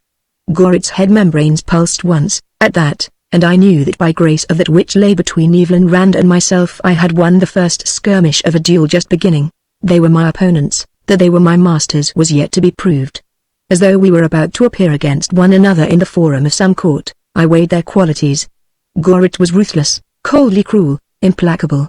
Daster, at the other extremity of the line, had a modicum of kindliness, a trace of benevolence that had impelled him to assume a shape that would not frighten Evelyn, and to answer my wonderings about the miracles of Adalon. The doctor next to Daster oddly, there was something familiar about him. Not in appearance, though there were the indefinable differences about him that made the Adalinians individuals. It was rather a matter of imponderables. I knew who he was. Astares. The little man who had appeared to me in the Madison Avenue art gallery that was worlds, and eons, distant from here. The emissary who had plucked me, and Evelyn, out of our own time and space. He was the only one of the five whose brooding gaze was other than general and unfocused. He had singled out Eve for his attention, and there was a peculiar quiver about his tiny mouth. John March. The same demanding summons that had sounded in the House of Earth. It was the voice, not of any one of the quintet, but of all five. It pulled me out in front of our little group. Eve clung to my hand and came with me, but I was scarcely aware of it. Yes. My own voice was a hoarse croak. You have offered to yield to us that which we require of you, in return for your safe release. You have prevailed upon Arthur Pendragon, John North, Louis Capet and Evelyn Rand to accede to the treaty. We require that Elijah of Israel and François Villon signify their assent to it before we proceed. Now indeed they are most gracious, I heard Villon mutter, behind me. Can it be that they have found prophet and poet more obdurate than they deemed possible? I was reminded of the horror in his eyes, the horror of something he had learned but could not recall. Were the Adalinians tricking us into some promise we might have reason to regret? One moment, Doc Stills, I objected. My words, as I remember, were tell us what you want of us, and why. Offer us then our return to our own place and time, unharmed, and we will do our best to give you what you want. That was my proposition, that was the proposition to which my friends agreed, and it is the one on which we stand. A Daniel, Elijah's murmurer proved. A very Daniel.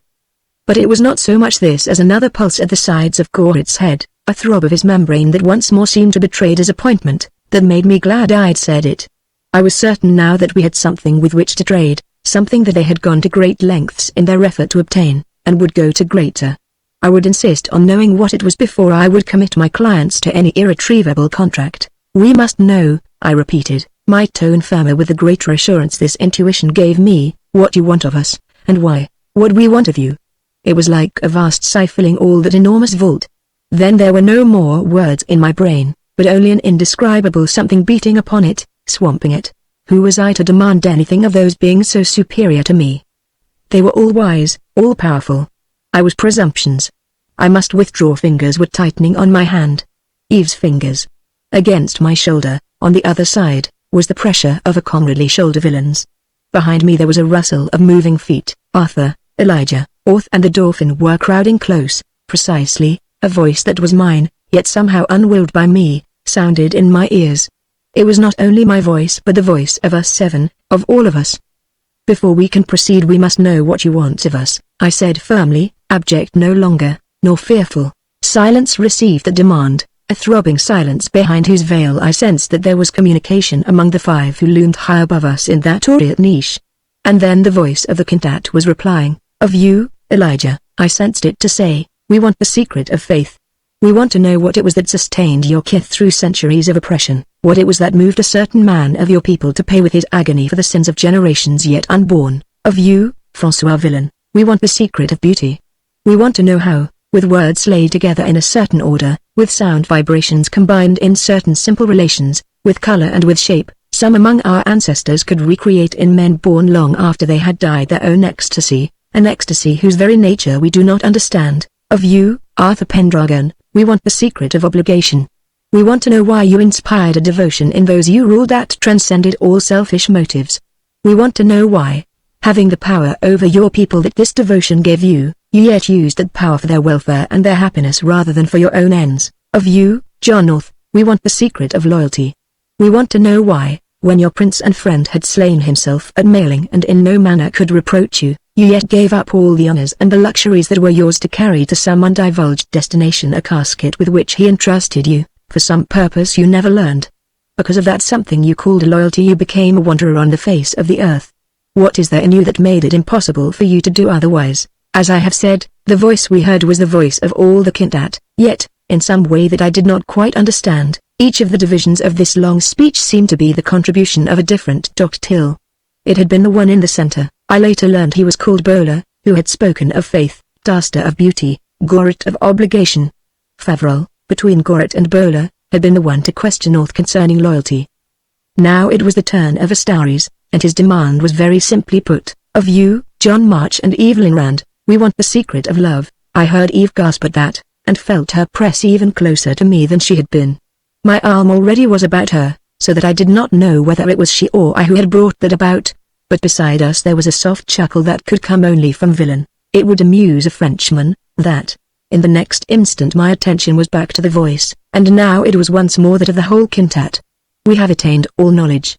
There is not one smallest law of the universe which we have not mastered. We know the rules that govern the interaction of galaxy with nebula, of proton with neutron and the interplay of all the vast range of entities between. We know the laws that bind all into one organic whole.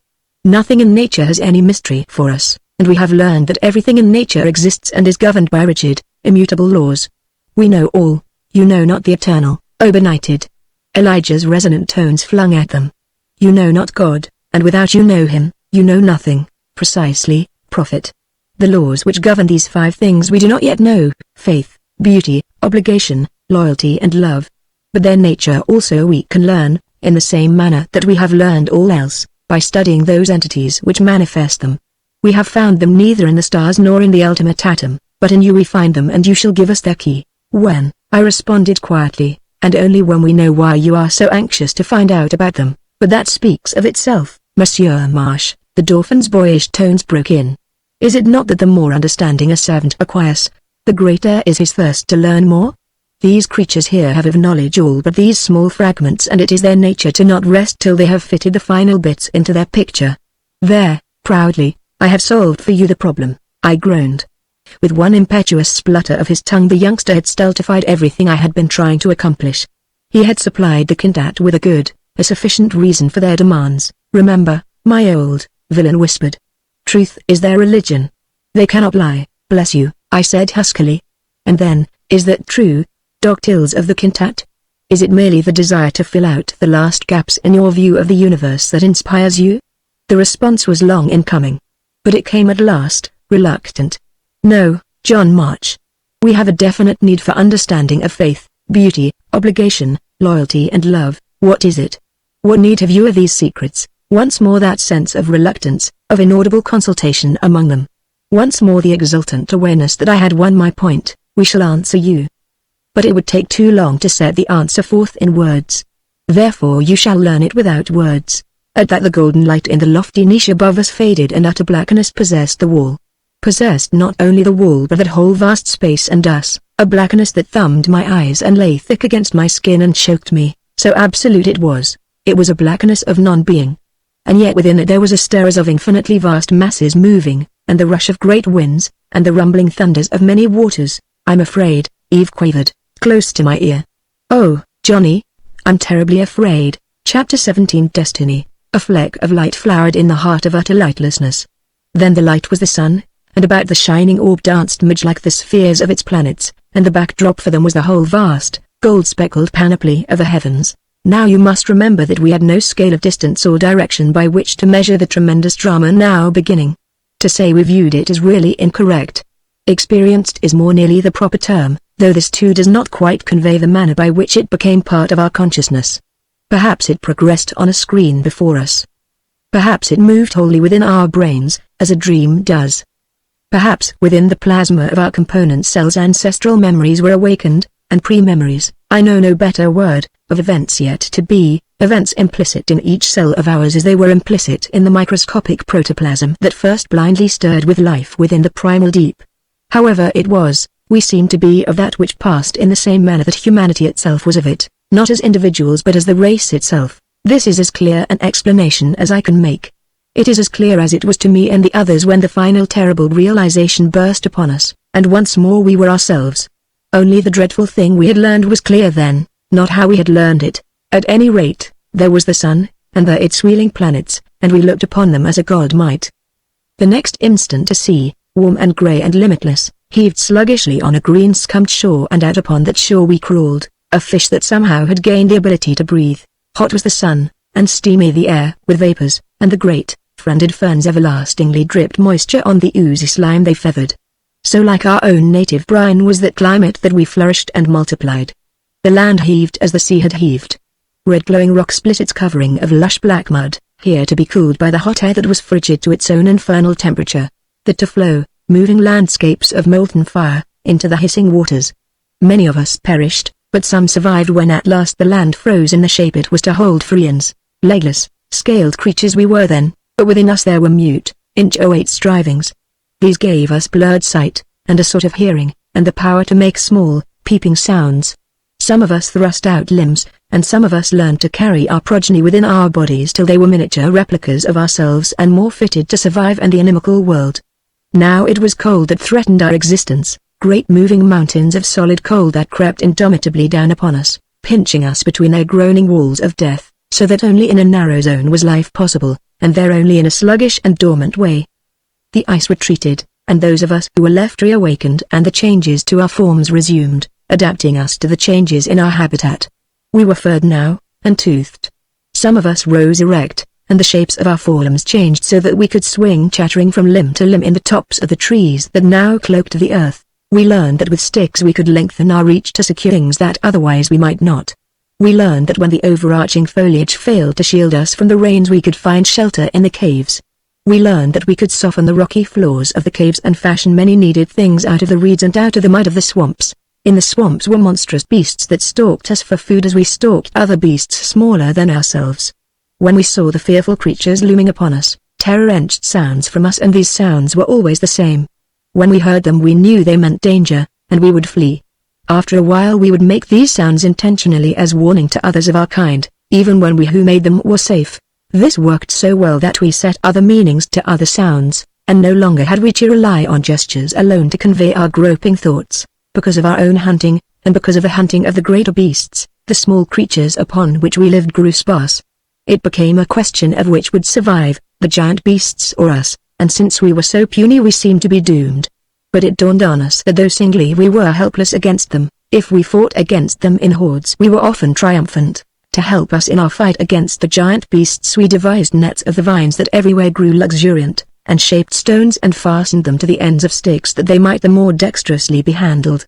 Yet were we still inept and clumsy in our common endeavors, interfering with one another, till we ceded to one of us, the strongest first, afterwards the wisest, command over us in our raids.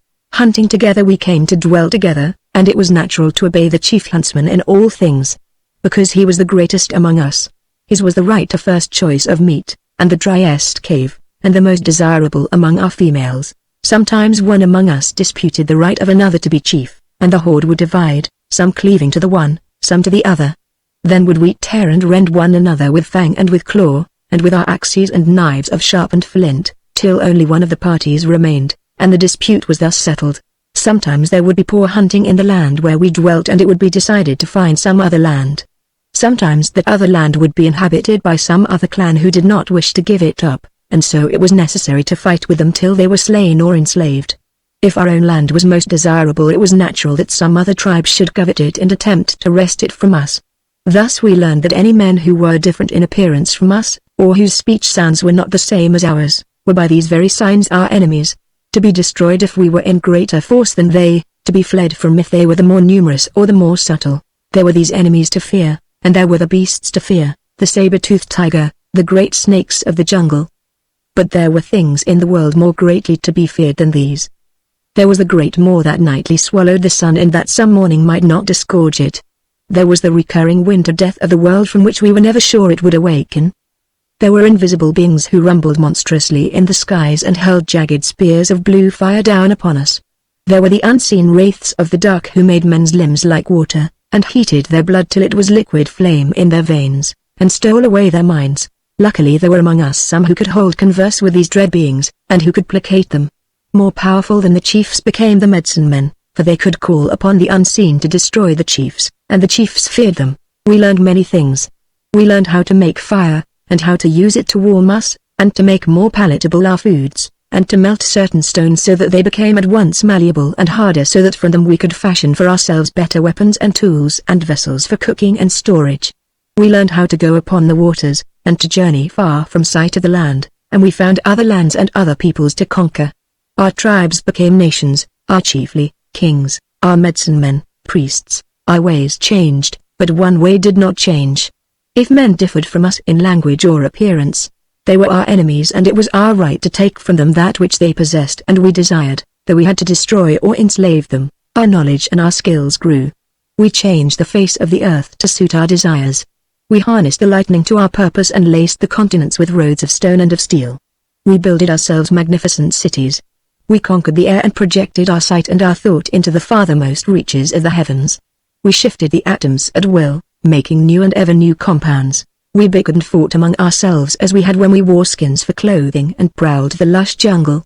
The wealth we had created we destroyed with a passion and savagery transcending that of the jungle men we once were, as the weapons we now use transcended our ancient flint axes. Where once a war might involve 2 tribes or 2 nations and few hundred square miles of territory, wars now raged over a continent, a hemisphere, over all the globe. Where once only the men of a nation battled in set lines behind which there were hunger and distress but at least no peril to limb and life, now crashing bombs and deadly gases rained out of the sky and our women and children, our aged and crippled were engulfed in the Holocaust. As war after war spawned new and more terrible instruments of mass murder, in the intervals between wars we would attempt the formation of some world organization that would put an end to war. Each such league would be born with the same high hopes, each would be born with the same cancer, the reluctance of every nation to yield what was called its sovereignty. Sometimes indeed, so dreadful were the weapons that the last war had evolved, it appeared that rather than bring upon the world the universal destruction they promised, the nations would yield as much as was required of this sovereignty. But always in the end the scientists of one nation or another would devise a defense, or what they thought was a defense, against the latest avatar of death or perhaps would secretly invent a new and more terrible one, and the latest league of peace would die. Triumph for one side or the other, or exhaustion of both sides, would end a war, and such was our indomitable spirit that we would turn back at once to the arts of peace. Science all but conquered disease and began even to find ways of combating the slow deterioration of senility so that our lifespan grew always longer. Through the ravages of war and our rather careless dealing with natural resources, the area of tillable land kept lessening. But biologists discovered how to grow our vegetable foods with their roots in liquid plasma of inorganic salts that filled enormous trays, piled high in gigantic tiered structures. Domestic animals, too, were bred in factories rather than on farms. Huge sheds of steel these were, miles long, their one end alive with the bawling of cattle, the cackling of hens, the baa-in of sheep, the other shaking with the hammer and pound of the slaughtering and dressing machines, pouring forth the products of an agriculture that had become a mechanized industry. These agricoles were built near the cities whose population they fed, and so, there being no longer need for any of us to live separated from our fellows, we gathered together in the cities. These grew infinitely vaster than we could have conceived in the 20th century, but where there were no cities the wilderness reclaimed its own, cloaking with tangled greenery the unpeopled land. Mile upon mile the cities stretched, great masses of concrete and steel. Many leveled they were, covered over against the elements by monstrous shells, lighted no longer by the sun, but by a cold and sourceless artificial light that never lessened and never brightened. The cities breathed air held to an even temperature, moistened to the optimum degree, dustless and germless. Within them were the teeming warrens where we dwelt, the throbbing, thunderous factories where we labored, arenas for such sports as our thinning blood permitted us to partake in, theaters and music halls. Threading the cities in soaring arabesques were the streetways, trafficless because their paving itself moved, slowly at the outer margins, swifter and more swiftly towards the center. Always the ways were crowded, for there was no longer day or night for us but only the work and rest and sleep periods that the aristos decreed. The aristos were the brain of our body politic, the leaders and masters of men. Obsolete as the chiefs of the ancient clans had become kings and presidents, outmoded as the fire-centered tribal councils were parliaments and congresses.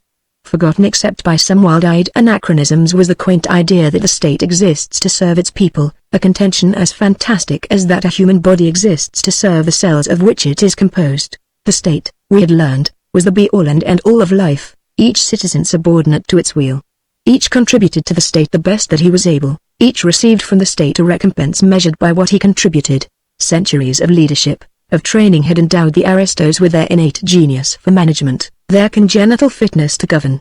They were the incarnation of the state, their decrees its laws, their will, its will. They regulated our every act, set our every task, dictated our every thought, ruled all the minutiae of our lives so that the state might best be served. It was their due, was it not, that they should be rewarded with every luxury the civilization they created could produce? Was it not their right to have first choice of all the best of life, even though the plebeians were by millions the more numerous? The plebeians carried out the behests of the aristos, serving the state and grateful that by being of use to the state they earned the right to live at all. Cast by birth in a grosser mold, they were fit only to give to the state their labor in time of peace, their bodies when war flared between the cities, not that their labor was long or arduous. For this we had to thank the doctors of learning, the doctiles. A caste apart were the doctiles. Like the plebeians they were amenable to the aristos, but their rewards in luxury of living were but little, if at all, inferior to those which accrued to the masters themselves. Magnificent were the doctiles' contributions to the state, in machines that did all the world's work under the unremittent attendance of the plebeians, in knowledge that probed the universe for new ways to exalt the state. They gave us streetcars that shuttled above Earth's atmosphere and brought the farthest distant of our cities within an hour's journey. They gave us spaceships that visited Mars and Venus and fetched for us new and strange elements to make more godlike our life. They fashioned for us our brave, new world. It was the doctiles who made the state the efficient mechanism it had become. Take, for instance, the matter of human procreation. By the old, biological process, a full half of the plebeians, the females, were incapacitated for their usual employment during the recurring periods of gestation. This was, of course, a direct loss to the commonweal, but the disturbance to the state's economy did not end with that. Since the only limits to life now were those set by war, an infrequent accident, there were times when no additions to our population were required, others when great numbers of plebeians were badly needed. But, utterly obedient to the decrees of the aristos as they were in all else, the plebeians could not be regimented in their mating habits. This situation seriously threatened the meticulous balance of work and workers that had been set up, and posed economic problems not even the genius of the aristos could solve. The scientists changed all that in a single brilliant stroke. They devised a method by which ova were removed from the human body, artificially fertilized, and kept in a state of suspended animation until such time as additions to the population were required. When the need arose, by various ingenious processes the maturation of the stored eggs was brought about at 20 times the previous rate, so that within 1 year exactly the desired number of new plebeians at the efficient age were produced. Thus it became possible to sterilize all male plebeians, and all but the comparatively small number of females required to supply the basic ova. Thereafter, by certain treatment of the growing embryos, only new plebeians were matured, except for the few females, the matres, required to replace those who for one reason or another ceased to function.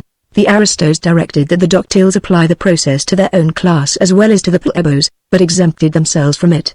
Their superior self-discipline, they proclaimed, rendered it needless as far as they were concerned. Oddly enough, the doctiles argued against this decree, maintaining that they did not fall behind the aristos in self-discipline.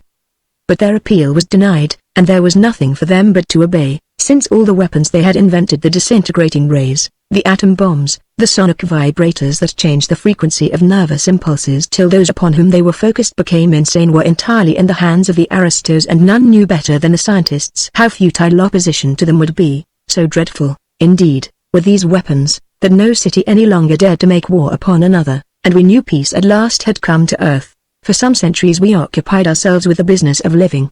To the plebeians it was a dreary business, because they were cogs in machines that ran smoothly and without vibration and without purpose, unless that purpose were to provide luxury for the aristos. The doctiles occupied themselves with the pursuit of ultimate knowledge, and with many curious experiments, such as that of changing our shape and form in better adaptation to the tasks set for us. The aristos were amused by the results of these trials, and mildly interested in the discoveries the doctiles made as they probed even farther into the infinite and infinitesimal, but mostly they were engrossed in their own sybaritic pleasures, pleasures neither doctiles nor plebeians any longer could comprehend. How could the sexless understand dalliance between male and female? How could those whose very bodies had been changed so that they were fit only for their assigned function in the economy of the state understand beauty of sound or color or form? How could those whose every act was meshed into the acts of those about them in absolute and rigid cooperation understand the joy of competitive sport? Somewhere in these centuries the doctiles learned how to transmute energy into matter, so that no longer was it needful for our ships to ply space, nor our stratcars to dart across the skies and raid between the cities. This was a consummation welcomed by us.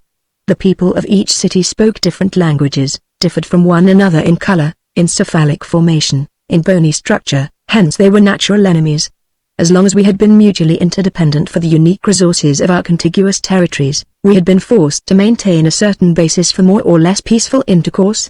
Now the need for this was done away with.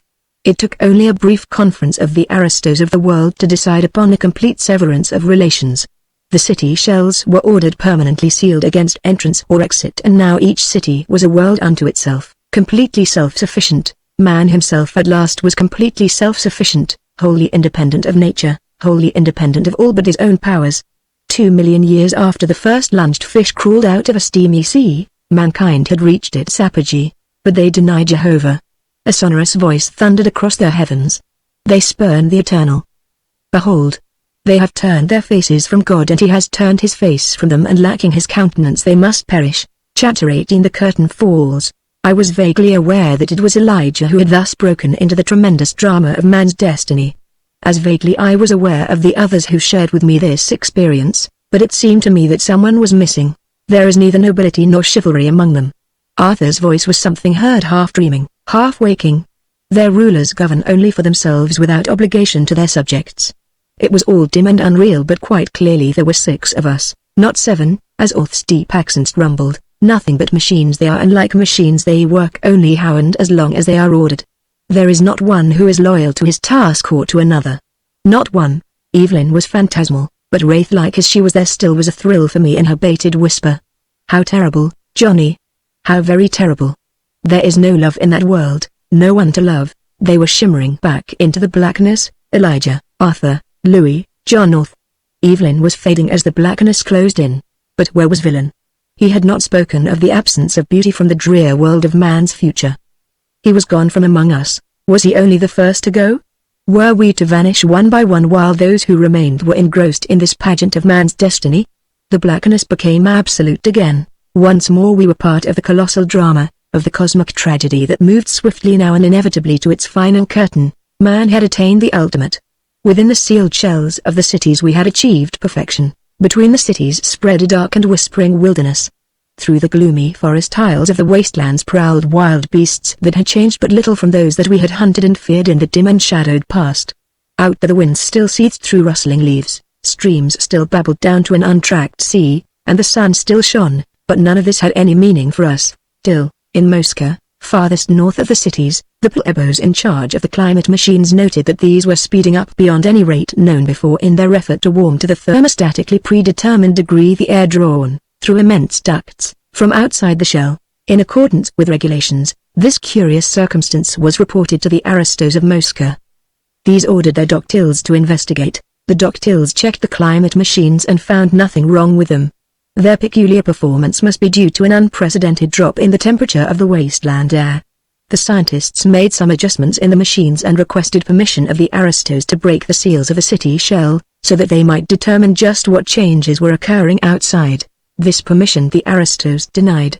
The doctiles, they argued, were trying to cover up some mistake of their own, or perhaps were even involved in some conspiracy against the state. This accusation they held proven when the scientists took the unprecedented step of persisting in their plea and dared even to hint that the aristos were something less than all-wise. The matter was settled out of hand by a mass execution of all the doctiles of Moscow. They were, after all, no longer needed since man had attained perfection. The aristos returned to their pleasures. The plebeians continued functioning in the rhythmic routine of their labors. Nothing had changed. Nothing except that the climate machines continued speeding up. Then the enclosing shell of Moscow commenced to groan under some inexplicable pressure from without. For the first time in memory, the plebeians were aware of an emotion, that of apprehension.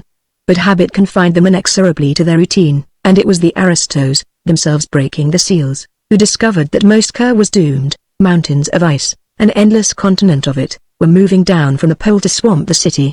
It was possible that doctiles might have devised some means of dissipating the ice or forcing it back, but there were no longer any doctiles in Moscow. As matters stood, there was no recourse but to abandon the city before its human occupants were ground to pulp in the ruin of its soaring structures. The advance of the glacier, inevitable though it was infinitely slow, and the shell was very strong, so there was time to prepare an orderly evacuation while messengers were dispatched in hastily reconditioned stratcars to arrange for accommodation by the cities of Bul, Pa and Lond, Moscow's nearest neighbors. Meantime, the far southern city of Melbourne was commencing to have difficulties with its own climate machines. These were as yet, however, not serious enough to be alarming. There was a great deal of confusion in Moscow. The plebeians, wrenched from their accustomed tasks, were bewildered. The aristos, deprived of the guidance of the doctiles, were not at all certain as to just what should be done, or how. There was, however, nothing approaching panic until the stratcars returned with their reports. These were all three alike. Each crew had had trouble in penetrating the shells of the cities to which they had been sent. When they had succeeded in this and delivered their plea, the answer in each case had been an immediate and incontinent refusal. Moscow's predicament is no concern of ours, the aristos of Lond, for example, had replied. We see no reason to upset the balanced economy of our state on behalf of strangers. The consternation with which these reports were received was followed by boiling wrath, and then a grim determination. What they will not give us, was the decision we shall take. A rending crash, the first crack of the shell, emphasized the need for haste. Before the great glacier had advanced another meter, the sky was darkened with a vast cloud of stratcars and rocket ships, crewed with plebeians, captained by aristos. The destruction of Moscow was earth-shaking thunder in the north as its fleets swept toward Bul and Pa and Lond. But these were not taken by surprise. They had sent spies on the trail of the homing Muscovites to verify the truth of their tales, and these had sounded the warning. Up from the threatened cities leapt their own myriad-numbered fleets, and the enemies met 50 miles high over the wastelands. An inferno took possession of the startled silences of the substratus, a hell of lancing, lethal beams, of crepitating ionic discharges, a cataclysmic Hades of sounds that invaded men's brains and set them mad. Across the heavens that prodigious battle raged, and the heavens were a sheet of flame out of which rained soot that had been men, and white glowing embers that moments before had been proud, space-eating ships and fleet stratcars. The forests received this dust hail of destruction, and the heat of the disrupted atoms set fire to the forests, and the flame above was matched by the searing spread of flame below. For a little space the remnants of those mighty fleets still fought, and that little while was sufficient to complete the contagion of disaster. While the darting iron lances of the cosmic annihilators, the radioactive blasts of the atom bombs, and the beams of the disintegrators obeyed the laws of ethereal vibration and sped off into outer space in straight-line tangents from Terra's globe, the maddening shrills of the sonic vibrators were conducted to Earth's surface by its atmosphere, were carried to the cities not as yet involved in the explosion. High-pitched and fiendish, they penetrated the shells of Madrid and of Byzant, of Ning and Dock and New York, and curdled the brains of the aristos and doctiles and plebeians that dwelt there. The madness seized upon all of us who heard those sounds, and none of us escaped. We were stripped of all that the centuries had taught us, were left only with what we had learned in the steamy jungles in whose treetops we had swung chattering, in the caves where we had shivered with fear of the beasts and hate for alien men ingrained itself in the germinal genes of our race. The hordes were on the move. The enemy hordes were swooping down upon us. If we did not kill them they would kill us. Kill. Kill. Kill. Kill. From Lausanne and Washington, from Alexandria and Buenos and Capin, burst our fleets to hurricane across the world, seeking those of alien speech and alien countenance who because they were different from us needs must be our enemies. We found one another in the screaming Empyrean, we found those who sought us as we sought them, and we shattered together with the crash of our atom bombs and the lightnings of our disintegrators and the lunatic shriek of our sirens. Now the skies were a fury of death, and the face of the earth was a seething conflagration in the madness that wailed, "Kill, kill, kill," ring the spinning sphere where man had achieved the ultimate. The ultimate in self-destruction, for nowhere on that blazing orb, nowhere in the incandescent atmosphere enveloping it, could life longer exist. There were no victors in that last war of all, and there were no vanquished, for when the fires had burned themselves out, Earth was a dead planet, its flesh of soil blasted and torn and blackened, its bones of rock melted into the tortured, nightmare skeleton of that which had been the sun's most favored child. There could be no life left on such an Earth, but all Earth life was not extinct. Chapter 19 The Will to Live and Kill. If, some centuries back, the aristos had not included the doctiles in the law of controlled procreation, the story of mankind would now be ended. Although they had ventured some feeble protest, the doctiles of the world had accepted the edict except for a certain one in Moscow. This one, Roy by name, had been perhaps the last human alive who did not altogether subscribe to the doctrine of the state supreme and to the omniscience and omnipotence of the masters.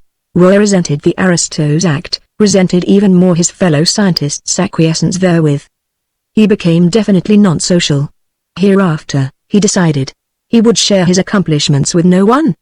He would, moreover, direct his researches toward the discovery of hitherto unknown natural laws, and new applications of known laws, that would enable him eventually to gain control of Moscow, and then of the world, for himself, benefiting by the pooling of the thought of all the other doctiles of the city while withholding the bulk of his own scientific achievements. Roy forged far ahead of the rest of the fellowship of the doctiles. He learned that beyond the identity of matter and energy was a more fundamental identity of pure thought with both, and that this was the true reality. He learned the nature of time, that the past and the future coexist with the present, and he learned how to move pastward along time's flux, though he did not quite solve the problem of how to take himself futureward. He learned how to warp space at will, so that at will he could place himself instantaneously at any point in its infinity. So many avenues of speculation did his discoveries open up that even Roy's great brain faltered at the task of exploring them all. He required aid, but he dared not communicate his knowledge and his intentions to any man. They would without any measure of doubt be reported at once to the aristos, and these would at once move to purge him. He was not yet quite ready for a test of his powers, not yet quite sure that single-handed he could defeat a world. His dilemma he solved thus: he brought about an accident in which a score or so of plebos were killed. When the maturation of a sufficient number of fertilized ova to replace them was commenced, Roy managed to be assigned to the task and contrived to abstract from the storage trays 5 additional eggs. The nutrient baths in which these were placed he secretly adjusted so that they would mature as doctiles possessed of all his own store of knowledge and with his own non-social psychology. In a year Roy would have help in his great project, 5 doctiles who would not betray him. But Roy did not live quite to the end of that year. He was one of the scientists purged when the first premonition of the glacier brought about the dispute between them and the aristos. The interval between that incident and the departure of the Muscovite fleets for their attack on their neighboring cities was just about sufficient for the 5 to reach their full growth. Completely armed with their foster father's omniscience, they were at once aware of the implications of what was occurring and knew instantly what they must do to escape the catastrophe. The general confusion made it easy for them to seize Moscow's largest spaceship, kill its aristo officers and get it safely away from Earth before the sonic vibrators commenced spreading their contagion of madness. Within our spaceship now were all that remained of man, we 5 new-fledged doctiles, our ship's crew of 100 plebos and a single matra, an egg-bearing female that Duster had had the inspiration to include in our cargo. Included in that freight was also a complete assortment of the various devices our civilization had produced, so that our vessel was a microcosmic city as self-contained and as self-sufficient as any of those that now had been blasted into non-existence. In a manner that with his inability to travel into the future Roy could not have foreseen, we who owed our existence to him had absolute dominion over the destiny of our race. It is, Bola thought to us, as if this ship were the germinal cell from which a new and greater civilization will evolve. Aye, sighed Duster. But where? See. Earth is now a whirling cinder, heated by the fires of its simulation. It will cool, Favell reminded him. It will cool, Astaris agreed. And then the ice will form again at the poles, and creep down once more over the blackened desolation till the grinding masses meet at the equator. 1,000 years, and more, it will be before they once more retreat. 1,000 years. Do we wish to wait that long before we rebuild a home? Favell had a suggestion. There are the other planets, brothers. Mars, perhaps, or Venus. Neither, Gorrit interrupted, will support life in the form we know it. Then we can change our form of life, Favril argued, to meet the conditions on either. But he himself was half-hearted in advancing the idea, and none thought it necessary to voice the veto all agreed upon. Our head membranes throbbed with an adumbration of despair, and in the brains of more than one of us there was a flicker of something not quite thought, suggesting that it might be best to flash our ship and all it contained into oblivion. But there is a natural law that compels every entity to cling to the preservation of its kind. I have it. Taster's thought waves impacted on our receptors. There is no place for us in the solar system, nor in the galaxy of which it is a part. But somewhere among the myriads upon myriads of planetary bodies with which space is filled, somewhere between infinity and infinity, must be another orb upon which the conditions are enough like Terra's for it to afford us shelter.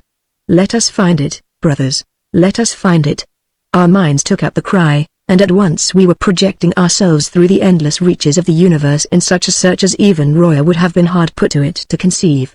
Beyond Pluto, beyond Andromeda, beyond suns whose light would have taken 1 billion years to reach us, we probed the universe.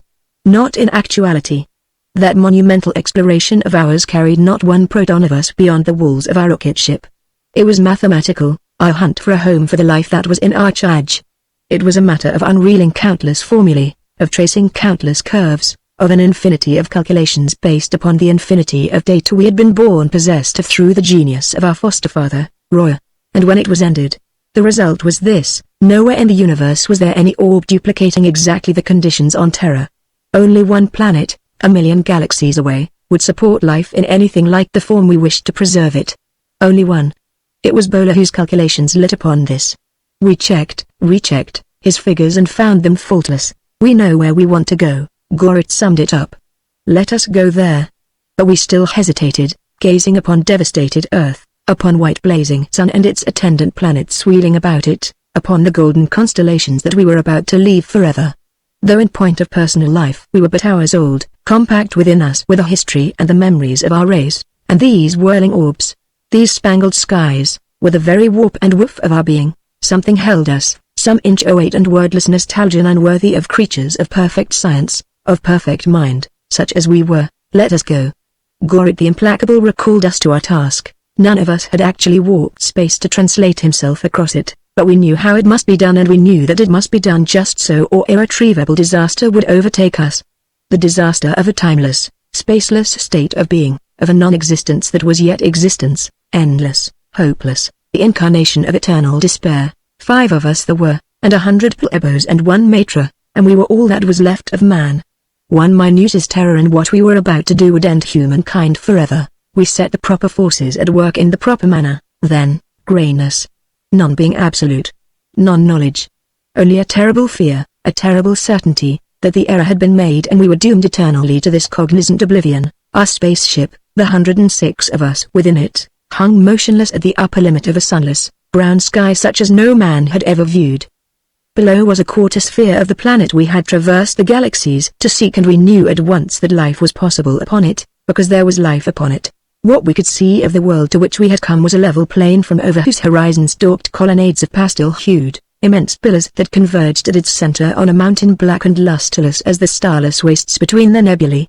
The wide paths set off by these roofless palisades, close packed with the planet's denizens, seemed straight-banked dark rivers flowing toward the Stygian pile that focused them, and from those marching myriads a tidal wave of cadenced sound welled up to us, a chorus of countless voices. The paean was yet a single, harmonious whole. There was solemnity to it, and awe, yet there was to it also joy and an exceeding ecstasy. We could not read the meaning of that hymn. The meaning was not thought but an emotion that held those thousands upon thousands in a single thrall, and Earthman had so long ago discarded emotion that its very nature was forgotten. But we knew that it was inspired by the monstrous Black Mountain. It was no mountain, or rather it was a mountain carved into a stupendous image of a hooded being neither man nor beast, but transcending both. It was not the image itself to which the emotion vocalized by a world song was directed, but that which it depicted, not in form, because the being had no form, but in representation of its attributes. This much, gazing upon it, we could understand, but what those attributes were we could not comprehend, nor how any living race could worship them as this one did. Curiously enough, We were aware that if we held our attention upon that monument for more than a brief instant, or longer permitted ourselves to hear the organ tones welling about us, we should be unable to do that which we had come to do. So at once we ordered our plebos to the armament of our ship, and they loosed their bolts upon the singing masses below. The plane heaved in a vast shattering. The splendid, tall pillars collapsed upon the worshippers who had marched between them singing and now screamed their terror at the sudden destruction that came upon them without warning. No hymn now, but shrieks, shrilled through the crashing chaos of a world disrupted, through the rending of rock whose very atoms were being smashed into their component atoms, through pealing thunders of the doom we had hurled upon them. A cloud of dust rose out of the slaughter, and enveloped the orb below us. The cloud was luminous with the greens and scarlets and blinding blues of our armament, and it was black with the agony it concealed. Cruel. Oh, cruel. Eve's horrified whisper lay somewhere within the heart of that terrible spectacle. They are not men, they're glorified beasts, Johnny.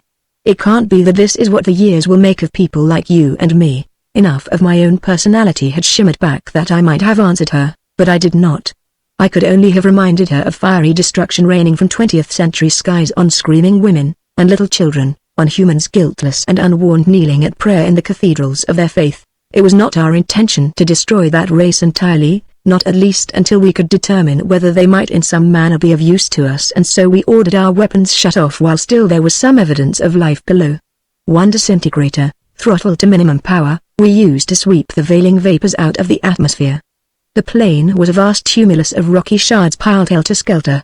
The singing thousands were dissipated into their primal atoms, so that it was as if they had never been, but here and the grey purple masses heaved in shocked and aimless movement. The monument rose from that desert of desolation, its configuration altered hardly at all. Its miles-long body was still haunched as it had been, its great head poised necklace on gargantuan shoulders as before the Holocaust, not quite as before. It must be because some fragments had been riven from it, that it seemed to have moved slightly, so that the hooded eyes appeared now to be directed towards us, hanging high above. There was a sudden coldness within us, a sudden incomprehensible something that might be fear. And yet we sensed no anger in that veiled, quiet glance, no menace. Only a waiting, endlessly patient, strange, then, that in our moment of triumph, in the moment that we had proved ourselves masters of the universe and of all life, we should be afflicted by this curious unease. Chapter 20 Choice between death and death.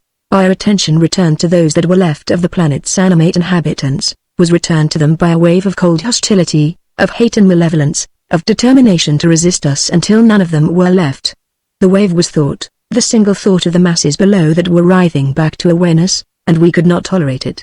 That hate would render them useless to us and we could make use of the Drina, so we were aware now they called themselves as slaves. The problem was easy to solve. We had not yet used our sonic vibrator. We reduced its power and stepped up its frequency till it emitted a whistle just within the threshold of audibility, and we unloosed that whistle on the remnants of the conquered race. The masses shuddered momentarily, then were still. The Drina were mindless now, whatever intelligence they'd possessed destroyed. They were ours to control as we controlled the plebos we had brought with us, as we controlled the ship whose shell enclosed us. We zoomed downward to take possession of our new home. Our attack upon the planet had blasted its surface into a wilderness of tumbled rock and had destroyed all evidence of the Drina's civilization, but these circumstances exactly suited our purpose. We could fashion a city here that would equal or surpass any that had existed on Earth, and from the ova with which our matra would supply us we could people it with exactly the form of humanity we desired. We decided to plan carefully and without haste. We would, for the present, merely construct a temporary abode. Having recuperated from the tremendous drain on our vitality that all we had accomplished had entailed, we would design a superstate. Pursuant to this decision, we hollowed out for ourselves a smooth pit as distant from the disturbing black image as we could. From the molten rock with which our disintegrators thus furnished us, we molded a number of structures to temporarily house ourselves, the freight of our rocket ship, the plebos and the matra. For some not very well apprehended reason, we designed Adalon on the plan of the solar system we had abandoned forever. As matters of reasonable precaution we surrounded the bowl with a veil of Ishluk, a wall of force impenetrable unless it is opened by controls from within, and assigned certain of the plebos to roam the lands beyond the veil, keeping watch on the Drina. Having thus set matters in order, we rested and refreshed ourselves for a space, and then called the first council of our Kindat of Doctils. I am aware of a curious feeling of dissatisfaction. Favell opened the council. Although when I proposed that we remain within the confines of our system, I was compelled to acknowledge that your arguments against it were very cogent, I still feel that I was not altogether wrong. In spite of the fact that Bowler's calculations have proved to be correct and we find here a temperature and humidity, a gravity, a range of elements, sufficiently like those of Terra to make it possible for our form of life to exist, I yet sense in the very environment some intangible hostility to mankind that makes me doubt the success of our experiment. What would you have? Gorit demanded. A world ready-made for us? Precisely, Daster responded. We abandoned Earth because it is a denuded sphere. Have we anything better here? Is not the same amount of labor required to make this planet tenable as would have been required had we returned to Terra? And though we would have been where we belong, that is it. Faverol exclaimed. That is what troubles me. We do not belong here. We are presented by the very ground, by the very rocks. We have vanquished its inhabitants, but the planet itself rejects us. It is because of this, vaguely realized, that we built Adelon as we did, to comfort us. Gorit's answer to that was a sneer. Earth, too, rejected us. Mate's folly completed the catastrophe that ended man's life on Earth, but a natural phenomenon. The advent of a new glacial age, was the spark that initiated the cataclysm. Had Lond and Parnell taken us in, still would the ice have advanced, pinching us between its walls, till we should have been obliterated. Not so, Daster objected. Had we not shut ourselves away from nature, had we kept in touch with it, we should have found a way to avoid disaster. The genius of man was unconquerable, as long as man cooperated with nature and did not war against it. The mistake was made, Bowler offered, when the city shells were sealed. No, Faverol cut in. When the law of controlled procreation was decreed and man became a designed creation of man himself, we started to go wrong long before that, Bowler ventured. I think it was when the agricoles were perfected and men abandoned the good ground for the cities. That was when we definitely turned our back upon natural evolution and, you are all tight, and you are all wrong, Astaris said softly. All you mention was done because man had become wholly a thinking machine, had forgotten certain basic urges not susceptible to reason but very necessary to his happiness. Only their names are left to us, their meaningless names. Love, loyalty, obligation, beauty, and faith. Faith above all this is futile, Gorit drowned him out, harshly. What is done, is done. Only what is still to be done concerns us. Our future lies on this planet. We cannot return to the solar system, to Earth. Ah, but we can, Astaris answered. We can go back to Earth, and to an Earth renewed and vigorous, fully fitted for the supercivilization we intend to erect. We can correct all the errors our predecessors have made. How? By returning not only in space but in time to our native sphere. Here is what I propose. Let us consolidate our position here, but only temporarily. Let us scout all history for those among our ancestors in whom the traits I have mentioned were best developed. Bring them here, and probe them for the secrets of those emotions. Having found them, let us adjust the nurture of the new race we are founding to include those traits. This having been done, we can select the period of Earth's geological evolution. Gorit snatched the thesis from him, when natural conditions were most favorable. I've calculated it, Bowler put in. The 20th century, so long ago. Faverol exclaimed, so long ago. That was when the interrelation of man and nature was at its best, and that was when man began to gain that ascendancy over nature that eventually led to his undoing. My figures are irrefutable. Very well, Gorit took back the current of thought. We'll try Astaris' project. When it is successfully terminated, or we find it futile, as I think more probable, we shall return to Earth of the 20th century. We shall take possession of it in the same manner that we have taken possession of this planet, destroy or enslave its denizens, repopulate it with the younglings. We shall create from the ova our matra bears within her. With our limitless knowledge, our inheritance of 2 million years of evolution, what wonders shall we not bring to pass? Done, brothers, done. Chapter 21 Experiment in Love. Blackness blotted out that moment conference of the Kintat, blackness absolute. Within that blackness I was rigid, all my bodily warmth gone, unable to think, aware only that I had heard pronounced the doom of my people, that I had heard sentence passed on it of destruction, immediate and terrible. I no longer was man in general, living the history of mankind through the ages. I was John March, lawyer, born June 12, 1920 into a good, green world I loved. It was my New York, my America, that these soulless, ruthless beings intended to seize for their own. It was the boys and girls with whom I had grown up that they were going to destroy or enslave. It was the fellows who'd sweated over our studies with me, who'd chased a pigskin up and down the field beside me. It was the one-armed news dealer on the corner, and the people who jostled me in the subway. It was Pierpont Alton Sturdivant, and Mary, the pert-nosed telephone girl in the reception room, and the cop who'd handed me a ticket for speeding, whom they would treat as they had treated the Drina hymning their god. Evelyn formed out of the blackness, straight and slender as a naiad, a horror akin to my own graven on her dear face. Arthur and Orth were real again, straddle-legged, their fists clenched on their useless weapons. Louis Capet was a shaking, terrified little boy. Elijah's right hand was raised above the shaggy, silver crown of his great head. His face was upturned to the high, vaulted roof of the vast nave, and his lips were moving in prayer to the Jehovah who was not there above him, nor anywhere in this space or this time. I heard him. I heard the eternal plaint of his people from his lips, the plaint that was now for me the plaint of all the people of my world and my time. My God, the sonorous Hebrew rolled from those lips. My God, why hast thou forsaken me? But I could see François Villon nowhere, John March. It was the inner voice of the future man that called my name. John March. The golden-lighted niche was visible again in the topless, ebony wall, and within it there was not the 5 dogtails of the Quintet, but only one. Acronos Astaris. We have told you what we want of you, and we have shown you why. We have shown you that we had no need to make a bargain with you, and yet, having made it, we have kept it.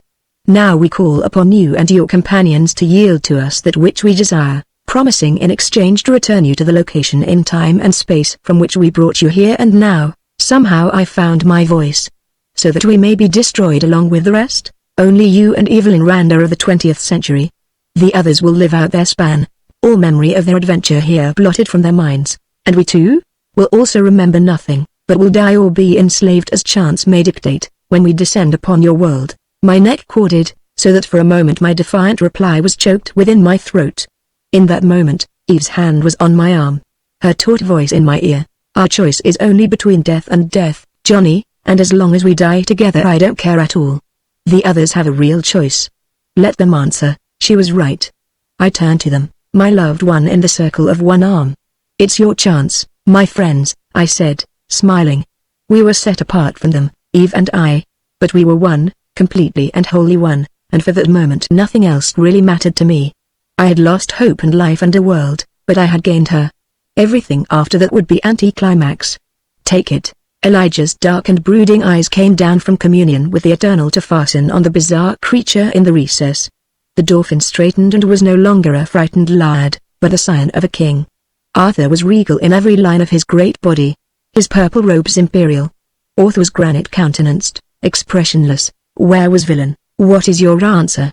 The doctail demanded, and there was a curious impatience in the way he did so. An odd exigency. It was Louis' high pipe that sounded first, the thin voice of a little boy.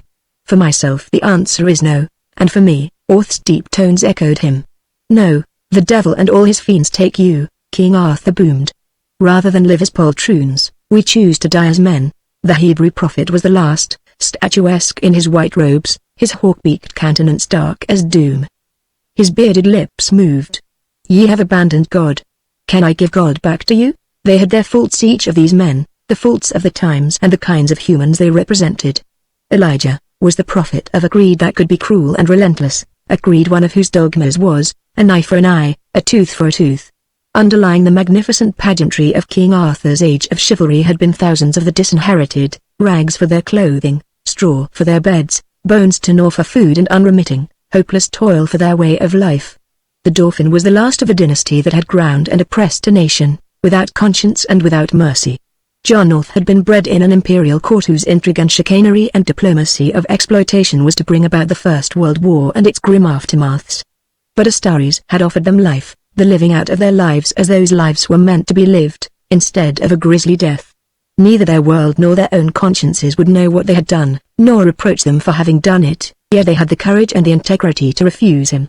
When I turned back to Astaris I sensed that he shared my admiration for them. I sensed, too, a certain sadness, a certain disappointment. Consider again, he insisted. Consider that whether or not you give us what we ask, we shall nevertheless possess ourselves of earth of the 20th century. With or without the knowledge we seek from you, we shall carry out our plan. You cannot stop us. What I said in reply was inane and without meaning and vainglorious. But I am not sorry I said, we can try, Astaris. We can try our damnedest. Our damnedest will be little indeed against him and his mates, who were masters of a knowledge I could not even attempt to comprehend, but I had to fling the defiance at him, and I felt more of a man for having done so. Give us strength, O Eternal, I heard Elijah behind me, to endure what it is thy will we shall endure. Then Arthur's voice was booming, have at him brothers. Take him for hostage. And the huge, purple-robed form was surging past me, Excalibur flashing above its flowing blonde locks. Orth pounded beside Arthur, and beside Orth the boy ran, lithe and panther-like. And I had joined them. It might work. If we could make Astares our prisoner down, Orth, I cried, still scheming, lawyer-like. Down on your hands and knees to make a springboard for us. He went down as I said, at the base of the wall, and Arthur was leaping from his back for the niche, and had made it. Louis bounded high, reached the recess. My own feet felt John Orth's back. My knees bent, straightened, threw me in such a jump as I'd never yet made, to join the two others. Arthur's sword arm was caught helpless in the coils of Astares' one tentacle. The other wrapped Louis' waist and held his kicking, flailing body too far from the doctyl to reach him with his dagger. Elijah, amazingly here, sprang with me in between the two. The prophet's snarled hands clawed, my own fisted and flailing. My fists never landed. Something caught my arms, pinned them. A dark tentacle squeezed my chest, numbing me. Had Astares sprouted another? No. A plebo held Elijah in a similar grip. I twisted my head and saw that it was a plebo too who held me. Others came through the back wall of the niche, wrested away Arthur's sword, plucked the Dauphin's weapon from his fingers. Astares released Arthur and the youngster to plebos, who held them helpless. A scream, shrill and terror-filled, cut through to me. Evelyn's scream. It gave me strength to drive legs into the floor, fighting madly to get loose. I staggered my captor, wrestled him around, but could not get free of him. The crowding, bulbous forms of the doctyl's bodyguard hid Eve from me. Her scream had choked off. I tried to call to her, but a splayed hand was clamped over my mouth. I could see neither Astares nor my companions in the attack on him. Around me were only the plebos' great, goggling eyes, their tiny mouths, their pulsing head membranes. The golden light was fading.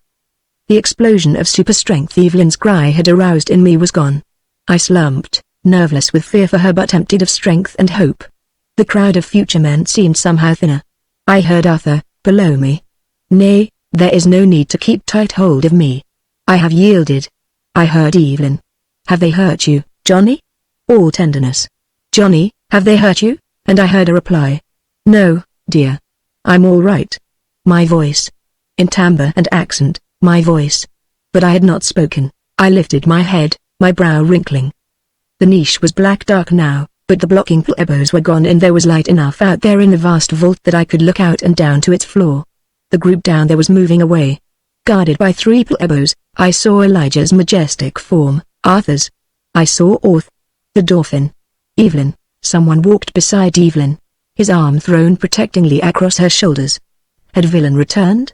No. The man was taller than the poet, more heavily built. He was dressed in a very modern brown suit. His hair was reddish-brown, and something about the poise of his head was familiar. He turned as if to answer some remark of Evelyn's. I made out very clearly, a semicircular scar on his left cheek. I made out his profile. It was mine. It was I who walked beside Evelyn, talked to her. It was I against whom she shrank, finding courage in the feat of my arm, strength in my nearness to meet whatever fate the plebos marched her off to. How could I be there, and here too, Evelyn? I shouted. That's not unchecked, realizing that the plebo's palm on my lips muffled my cry. I kicked backward, felt my heel crunch against the pipe-stem leg of my captor, lurched forward. Went over the niche edge, thudded on the floor below. A weight smothered me and something pounded the side of my head, pounded me down into a sick oblivion. I lay on the bosom of a shoreless, turgid tide that heaved beneath me.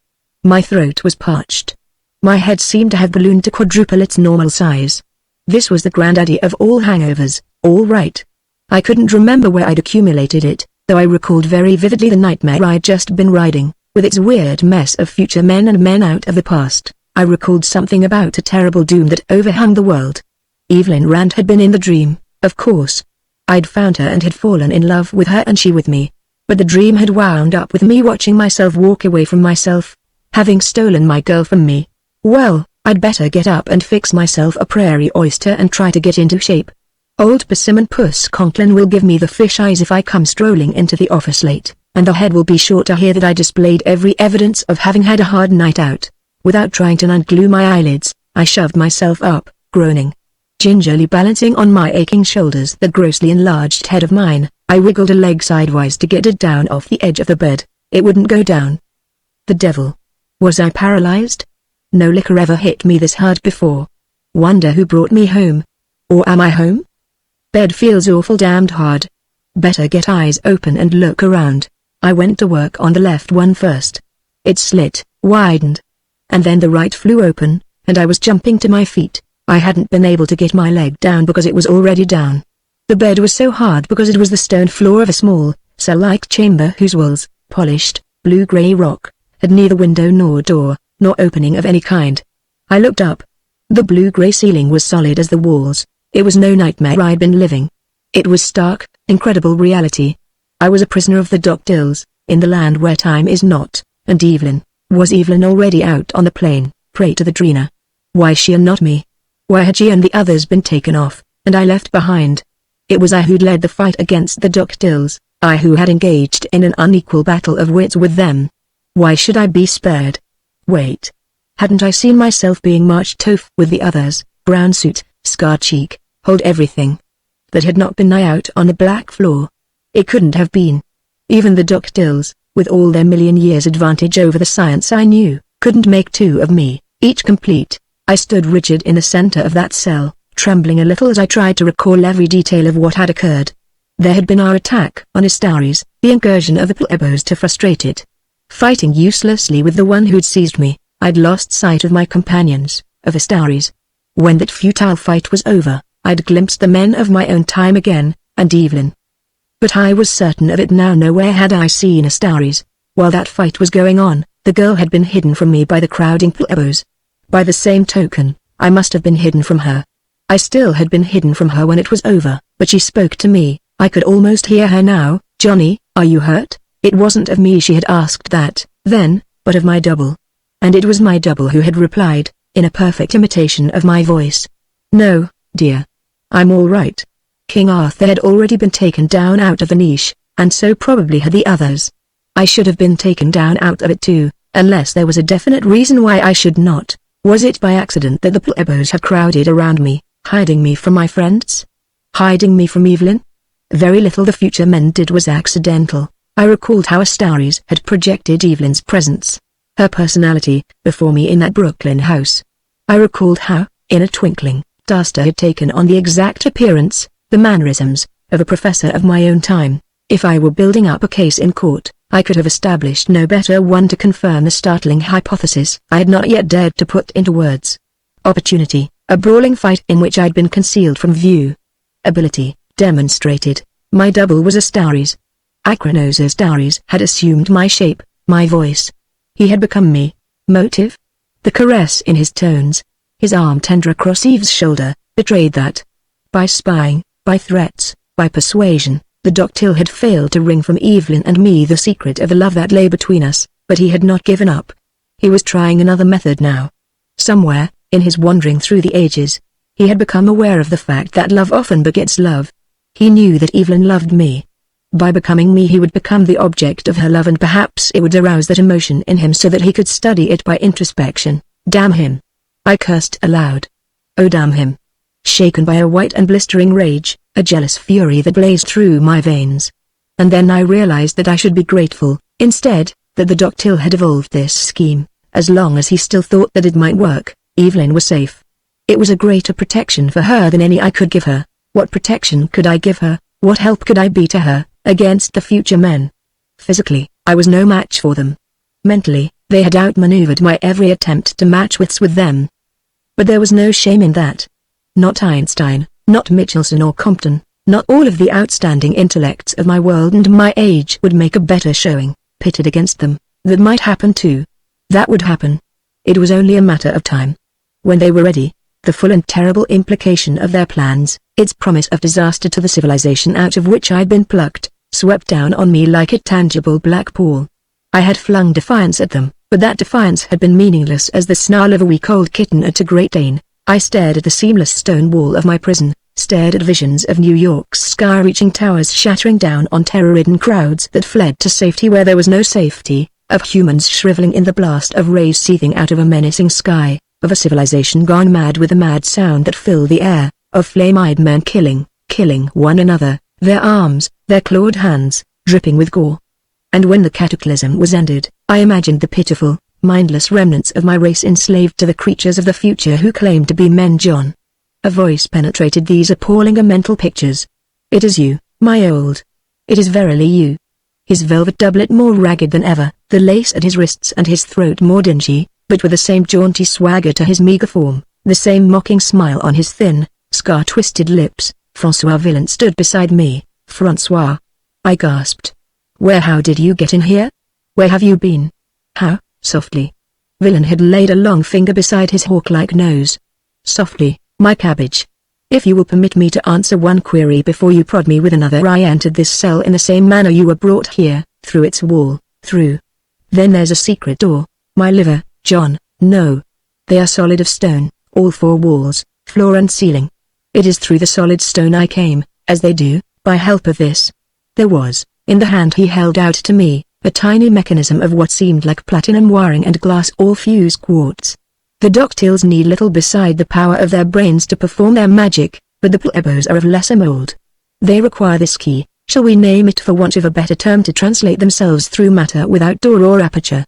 It is of a plebo I had it, the one I saw carrying you off, when I returned to join you in the Hall of Miracles. He did not hear me follow him, nor will he miss what I have taken from him.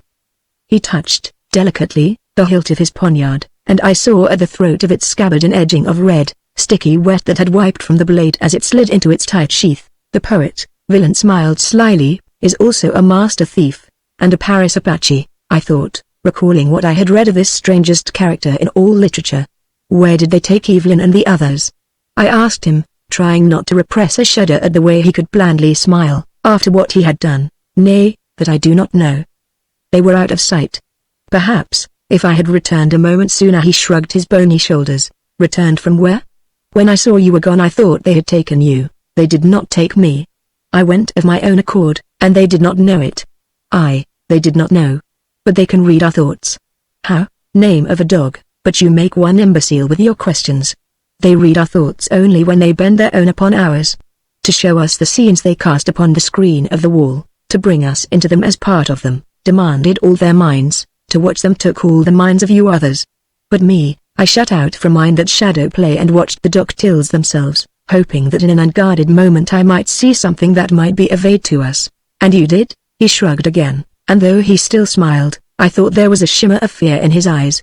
I saw something, but whether it gives us hope or is the death of all hope for us, I do not yet know. A long space of time I saw only 5 shapes in a higher niche from which the golden light had faded, 5 monstrous shapes wholly intent on seizing our senses to make them toys of their wills. Fighting that intent, I sweated like a whipped coach horse. Then there was a stir among them. The strain upon me loosened, and meseemed some distracting word had come to them. I recall that there was a stir among you others also, as though their grip upon you had grown less strong. We came to ourselves, I interrupted, for a moment or so. I wonder if it was then. Villain nodded. It may well have been, for methought I heard Elijah cry out something about denying God. But 4 of the 5 Doctiles were hastening away, and I did not turn for I was skulking after them and feared to lose sight of the 4 in the dimness. 4. One had remained behind. It had taken the whole quintet to hypnotize us so that we seemed to relive the whole evolution of civilization and its destruction, but once we were under the influence, Astaris had been able to hold us alone. They went out of that hall of midnight, Villain continued, and out of the house of Sunday me. I dared not emerge to the open, for fear that I might be spied. You stopped. I exclaimed. You let them get away from you. Name of a dog. Will you let me tell my tale? What I saw, and if you have no wish to learn what that was, I am content to make silent. I'm sorry, Villain, I apologized. I'll keep still. What did you see? Nothing, at first, for that a white glare filled the bowl of Adalon, and it blinded my eyes that were used to the dimness. There was a vast hissing in the sky, like 1,000 flying serpents giving vent to their hate of our captors. I peered on high, striving to make out whence came that monstrous reptilian sound. The white light streamed from the top of the tower we saw building, the top ablaze as though it had impaled a Sunday. The glare roofed the pit, from rampart to rampart of the cliffs that form it. It was only stray beams from it that dazzled me below. Up there it was a very white hell of light in which nothing could live. Adown the walls of the bowl trickled streamlets, grey purple and slow, as though at the brink of the cliffs the light from the tower melted something like fire melts wax. And this indeed was the case, as I described when my aching sight became more accustomed to the glare. Circling the verge of the bowl a dark cloud lay against the Vale of Ishluk, a heaving cloud that was not a cloud at all but thousands upon thousands of the weird creatures that people the plains where we found each other, you and I. The Drina. The Vale, or so it seemed to me, was a little rent here and there, and where it was rent the grey purple flesh of the Drina oozed through, striving to rend the Vale still further, and there that flesh was melting in the white blaze from the tower and running in slow streamlets down the cliffs. I thought the Vale was impenetrable. I could not keep from again breaking into villain's narrative, unless the future men opened it themselves from some control down here. So it is, Francois agreed. The Drina masses boiled, behind each opening in it, about a Stratka, its shining plates torn apart, its shining form crushed. The Vale had been opened in each of those places to let a Stratka through, and some of the Drina had blocked its closing again, were writhing through while their fellows swamped the flying machines that had been sent to hold them off while the tower was being completed. The Drina were writhing through, and the blaze from the tower, now completed, was melting them as fast as they oozed through, and still they came in an implacable dark tide of hate. God, I whispered, they're brave. No human army, not brave, villain denied, but mad. The Drina know no fear, my John, because they are without minds to know fear. They are animate only with hate and the lust to kill. Now indeed such an enemy is the worst of all, for only by destruction can they be defeated, only by complete and utter obliteration. Against thinking beings like us, against all the armies our world could muster against them, the future men would be invincible. Seeing that our weapons were powerless against them, seeing that our defenses were powerless against theirs, panic would turn our blood to water, our strength to weakness, and we would be undone. But these imbecile monsters that attack them, haven't sense enough to know when they're licked. By all that's holy, Francois, the Doctils may have beaten themselves. I was recalling how they deliberately destroyed the minds of this planet's natives, had deliberately made them the idiot things they were. But go on. Is that battle still on? Yes and no. The Vale is whole again, and no Drina has achieved the bowl. The plebos, it seems, were able only to obey instructions. They had been directed to delay the grey purple hosts with the Stratkas till the tower was finished and then to destroy them with the white light from the tower. This they did, but when the combat raged too evenly for comfort, they summoned the Kintat. With the advent of the Doctils a new phase of the fight set in. I saw a great scurrying about. I saw plebos swarm up the tower bearing new devices. And then the light that seethed from it was no longer white. Crackling streamers of blue and scarlet and eye-searing yellow flashed overhead, seeking the rents in the Vale. The flesh of the attackers no longer melted but whiffed into nothingness. The breaches in the shimmering barrier were repaired, and the blaze at the tower top sputtered out. The excitement that had made me forget my despair drained out of me. Then the Doctils have won. Why did you let me think? They have not altogether conquered, my friend. The Vale of Ishluk is whole again, and in the bowl they are safe, but against the Vale still billows the grey purple mass of the Drina, and beyond the Vale a future men dare not venture. They are prisoners in Adalon, our captors, till they devise some means to destroy their besiegers. We mustn't let them do that. My fingers dug into the poet's scrawny arm. We've got to find a way to keep them from doing that, villain. We've got to find a way to let the Drina get through the Vale and come down into the bowl, John. He pulled back from me, his widened eyes on mine. Have you gone mad? Do you not realize that if the Drina gain Adalon we too, all of us, will die with the plebos and the Doctils? Those loathsome masses will roll over us, my friend, and we will be taken up within them, and their acids will rot us. Let them. So long as the future men are wiped out, let the Drina wipe us out too. All of us. All, John? Francois' gaze probed my brain. Even Evelyn, John? An icy shudder ran through me. Even Evelyn, Francois, if I cannot kill her with my own hand before that happens. If she were here, she would tell you the same. No. The poet sighed. There is no madness in your Eves. But why, then? I told him, briefly, what we had seen, and what we had learned the Kintat planned. You agree with me, Francois? I asked when I had finished. You agree with me that they must be wiped out, even if we have to be wiped out with them? There was no smile on his lips, and his countenance was grey under its blue stubble. "Aye, John," he answered. "No matter how terrible a death it be, our death in the bowels of the Drina would be a cheap price to pay for the destruction of these demons." Chapter 22 The Death Cloud. "Cheap enough," I laughed curtly. "I'd set the value of our lives right now at 24 for a nickel, and that's too high if we hang around in here much longer. You say that thing you've got there is a key to this cell? If it is, let's go. Let's get out of here." "What's the matter?" Villain was looking at the involved device in his palm, and something like dismay was in his face. "It is a key," he said slowly. "And yet it is no key. It passed me, singly, in through the stone, but will it take two of us out? The only way to find out is to try. Look. When we left the Stracker hangar through its wall, Duster had his hand on my back. When the plane rushed past us as we came to Adelon, Cass had his hands on the two of us. Maybe I ought to be touching you while you try to use that. Of a surety you must touch me." Francois' smile was wan. "Thus, if the magic of this thing avails to carry us into the stone but not through it, we shall at least be immured with a comrade near to accompany us into oblivion." That was what he was afraid of. That the power of the key might be enough to get us into the rock, yet not sufficient to take both of us all the way through it. I admit the thought was not exactly pleasant. "Well," I put my arm around his narrow shoulders, "it will be an interesting experiment." I could feel the shudder that was running through him. "Come on. I'd hate to be cursed with your imagination," I thought. Aware that he was picturing himself caught within the rock, entombed the forever. "I have a pretty good imagination too. Come on, old man," I urged. "Let's get it over with," and pressed him toward the wall through which he'd come. A muscle twitched in his sallow cheek. He lifted his hand, placed the key against the bluish, but durable rock. "It was done thus," he murmured, as I watched. "And then, the plebo pressed this." His thumb moved. There was no change in the appearance of the wall. "Damn," I muttered. "It doesn't work." I struck the stone with my free hand and my fist went into it. I stepped forward, pressed Villain with me. The world blanked out. I felt nothing, saw nothing but featureless grayness. I seemed to be still moving forward, but the grayness pressed in on me, held me. I gasped voicelessly. Then, after one fearful instant, the grayness was gone, and I was in a dim corridor and Francois was beside me. The floor of the hall pitched steeply down, curving to the left, ran steeply up, curving to the right, but just here it was level. Neither of us said anything for a long minute. Neither of us could have said anything if our lives depended on it. Then, "It's done," I heard Villain say, and he was jaunty again when I turned to him. His black eyes sparkling with triumph. "We are through." "Yes," I agreed, "we're through."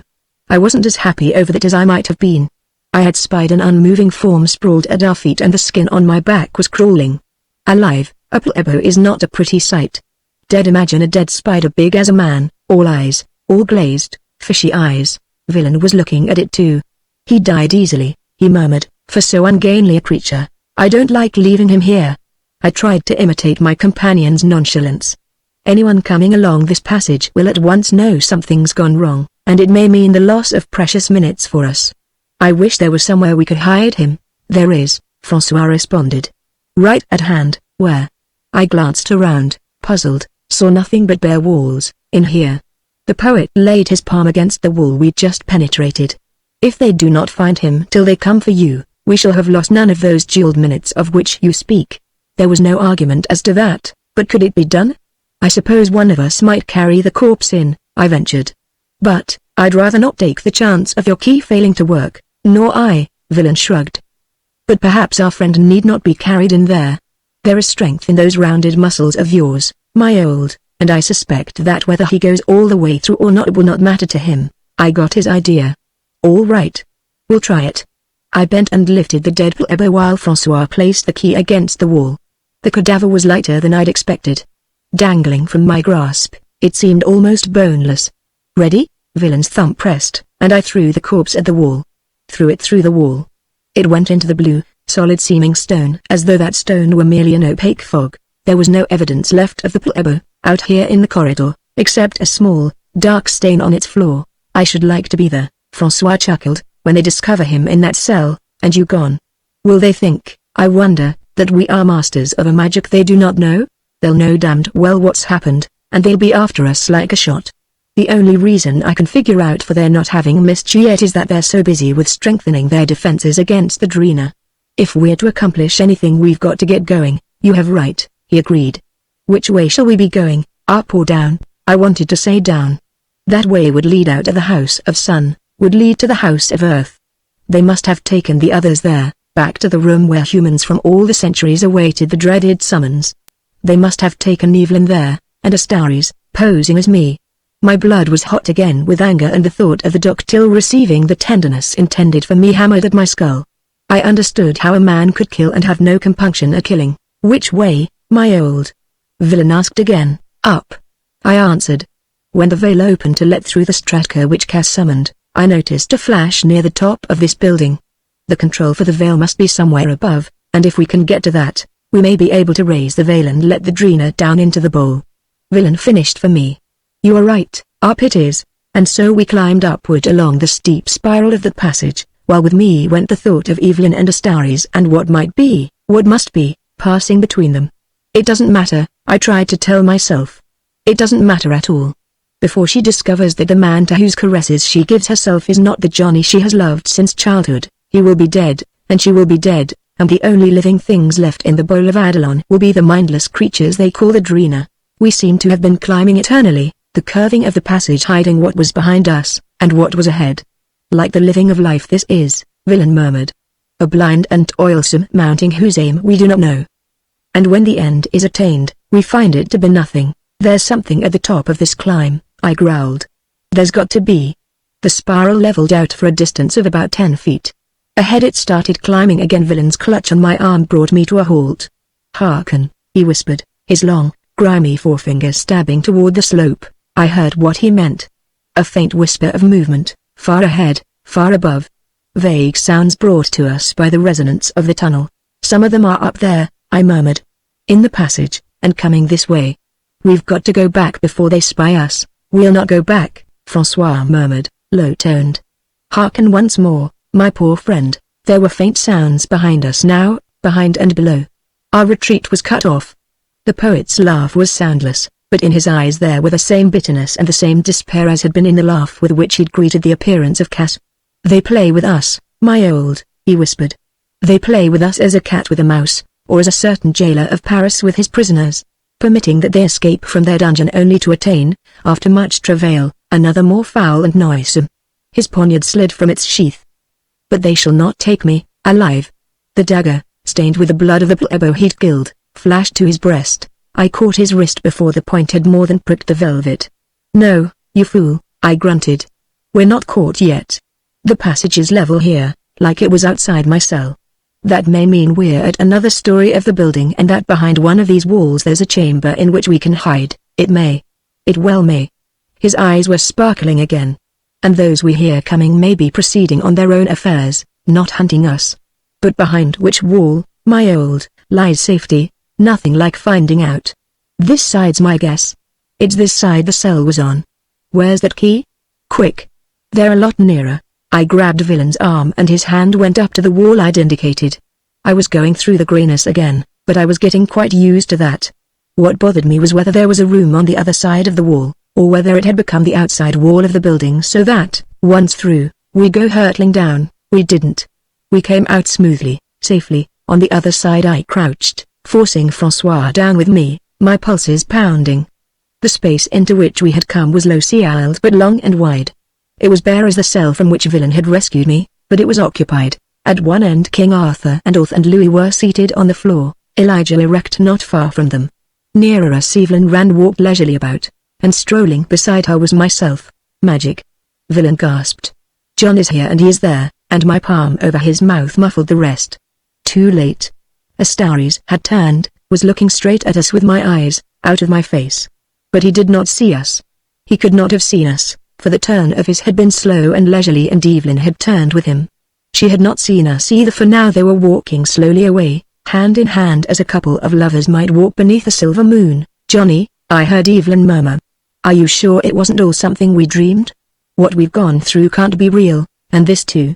This garden, this quiet peace, and you here with me, it's all just as I pictured it, longingly. All those lonely years, why worry? I heard my own low voice answer from the lips of that other who was so like me I might be looking in a mirror. This is real for now, this loveliness. Don't think of anything else. Think of me. Think of how much you love me, And of how he hesitated. Yes, Johnny, and of how I love you. He was looking down at her now, with a curious eagerness. Tell me, my very dear, how I love you, and why. They were only a pace from us now, and yet there was no hint that either was aware of our presence. I felt Villain quiver, under my restraining hand. Why don't you tell me, Johnny? They angled, as though turning the corner of a path where I could see only naked floor. A girl wants to hear things like that from her lover. They were walking parallel to the wall against which we crouched, about a yard from it. Does she? I wouldn't know, Eve. I don't know how a lover should speak and act. Will you teach me? Doesn't your own heart teach you? Oh look. She stopped, half turning to the wall. Isn't this Forsythia lovely? Her slim hand reached out to empty air, but her fingers seemed to be touching something that wasn't there. It's just like the bush near the gate of our fence where I waited for you, years ago. I got it. Jumping Jupiter, I got it. Eve saw a garden, shrubbery, where there was nothing at all but grey rock. The other's eye threw a swift glance at them and saw Orth's fingers trail along the floor as one trails his fingers through sod, saw Louis gesture as though he picked up a twig and threw it from him. Were victims of the same illusion. It was just one more instance of the mass hypnotism, the capture of our weaker minds by those infinitely more powerful, tremendously better trained, that I had already experienced more than once. Its purpose, this time, was clear. Astaris had arranged a romantic setting for his laboratory experiment in romance. Villain and I were not affected by the illusion because the doctor did not know of our presence. And this implied that he also saw this bare space as a lovely garden, that to him also there appeared to be shrubbery here where we crouched, forsythia bushes that concealed us. Could this be because he was himself the real subject of the experiment and so deliberately was exposing himself to its conditions, or because, assuming my eyes, my brain, he had also assumed my susceptibility to the mass hypnosis? It didn't matter. What mattered was that we were hidden from him by those illusory bushes. Don't move, I muttered in François. Don't make a sound. And then I was stealing away from him, crouched low, was creeping stealthily toward Evelyn and her companion, their backs still toward me. I had to guess how far the invisible shrubbery extended. I had to take the chance that my very real body would not rustle those unreal leaves. All I could do was to make no sound on the corporeal rock across which I stole. I got within a yard of the two and sprang. My fist flailed, pounded the jointure of spine and brain case where a blow is certain to stun a man. My victim thudded soggily to the floor. Evelyn whirled, screaming. Her scream cut off, and only a gasp came from her throat. There was no color in her face, her lips. Her pupils were dilated. A strangled shout came from behind me. The garden where? There was the trample of feet running toward us. There was Arthur's bellow, "Ho, Violet, Evelyn." My arms went out to her, my hands found her shoulders. Eve. Don't look at me like that. I'm real. I'm your Johnny. He wasn't. Fingers bruised my own shoulder, twisted me around. I saw Orth's furious countenance, King Arthur's. John. The latter exclaimed. John March. Thou art he indeed. But then who? Astaris, I told him. One of the Doctils. He took my shape. He made you think he was I. The king pulled the edge of his hand across his eyes, his face ghastly. Magicked again. A moment ago we were stretched on greensward, besides a purling stream. Now these walls, this footing and seal of bare stone. Wait. It was Orth who had grabbed me, and he had not let me go. How do we know this one is March and not he? Cut off? He was gaping down at the floor and a green pallor spread across his blunt-jawed countenance. God, I twisted as far as his hold on me would permit, looked to see what had affected him so. It wasn't my double that lay unconscious at Evelyn's feet. It was Acronos Astaris in his proper shape, tentacular limbs, bulbous small body clothed in its orange integument, enormous head, all complete. The huge eyes were sightless, staring. Now you know which one of us is the real John March, I grated, jerking free from the Archduke's clutch. Get him tied up, with your belts, with everything you've got that can be made into ropes, before he comes to. He must not be permitted to come to, John, Villain's quiet voice said. Tie him as we may, we cannot prevent him from sending a mental message to his fellows. The poet dropped to his knees beside Astaris, and his poniard was in his fingers. No. I cried. No, François. He looked up at me, his shaggy brows quizzical, his twisted smile mocking. Oh, I haven't any feeling for him. But we thought Arthur's idea of holding him as a hostage was a good one, and it still may be. We'll tie him up, and we'll keep him stunned. We'll watch him every minute, and the instant he shows signs of regaining consciousness, We'll conk him again. He is right, villain. Orth supported me. It may do us some good or not, but to keep him alive yet a while cannot do harm. The Frenchman shrugged. Perhaps. Yet I would fear him less if he were dead. We approve of our John's advice. Arthur put an end to the discussion. The creature shall be bound, and we, in our own proper person, shall make it our charge that he remains asleep. I left the others to tie up the duckbill, got to the girl's side. Eve. She was rigid. Her tiny face still and pallid. What's wrong? My arm was around her. I was drawing her close to me. Her mouth twisted. I kissed him, Johnny. I gave my kiss to that thing. It was I you gave that kiss to, darling, I murmured. You thought it was I you were giving it to, and that makes it all right. Or it will, as soon as you correct the misdelivery, will it, Johnny? That tight mouth of hers broke into a tremulous smile. Will it? It seemed to. At any rate the tenseness went out of her, and she was very sweet, very warm, in my arms. We were reminded that we were not alone in some ecstatic solitude by Louis' boyishly plaintive voice. I wished someone would tell me where the garden went to. I liked it. It was the first time I'd viewed grass and flowers since I was a very little boy. Oh, you poor kid, Evelyn exclaimed. Pulling free of me, she ran to him, put her arm around him. You poor, poor child. They put you in prison when you were only 9 years old, didn't they? The garden wasn't real, Louis, I told him. Astares made you all see it. And when I knocked him out he couldn't make you see it any longer. There will be no gardens anywhere, John, Villain drawled, if we spend our time on kisses and prattle. Have you forgotten the mission on which we set out? What mission? Orth demanded. I told them about the Dreena's attack, about our plan to attempt to lift the veil of Ishlock and let them into the bowl. There is no doubt in my mind that if the creatures are powerful enough to keep the veil from closing, they will be able to tear down every building in Adalon, I ended. And so there will be no safety from them for anyone in Adalon, for plebos or doctiles or us. Villain and I made the decision for you, my friends, when you were not there to ask, because we felt that is how you would want it. Were we right? Elijah was the first to answer me. Gladly would I embrace the angel of death, knew I that in the same dark flight he would bear off those heathen who have denied their creator and would destroy his work. Looking about at the faces of the others, I read confirmation in their grave lineaments, their level gaze. I sought Evelyn's. I could not love you, she said, simply, if I thought you would consider saving my life at the cost of letting them carry out their dreadful plan. I am not afraid to die, Johnny, now that I have been in your arms. All right, I said, crisply to hide the emotion that was tearing at my throat. We'll go ahead with it then, if we can. But I'd give a lot to know what's going on out there. If they've already driven the Dreena away, or destroyed them, there would be no use in our trying to find the place from which the veil is controlled. But as it's impossible for us to find that out, Monsieur Marsh. Louis interrupted. I think that perhaps you can do that. When first we were left alone in this garden I saw you this doctile who pretended to be you gazing into something that appeared like a mirror, thinking himself unobserved.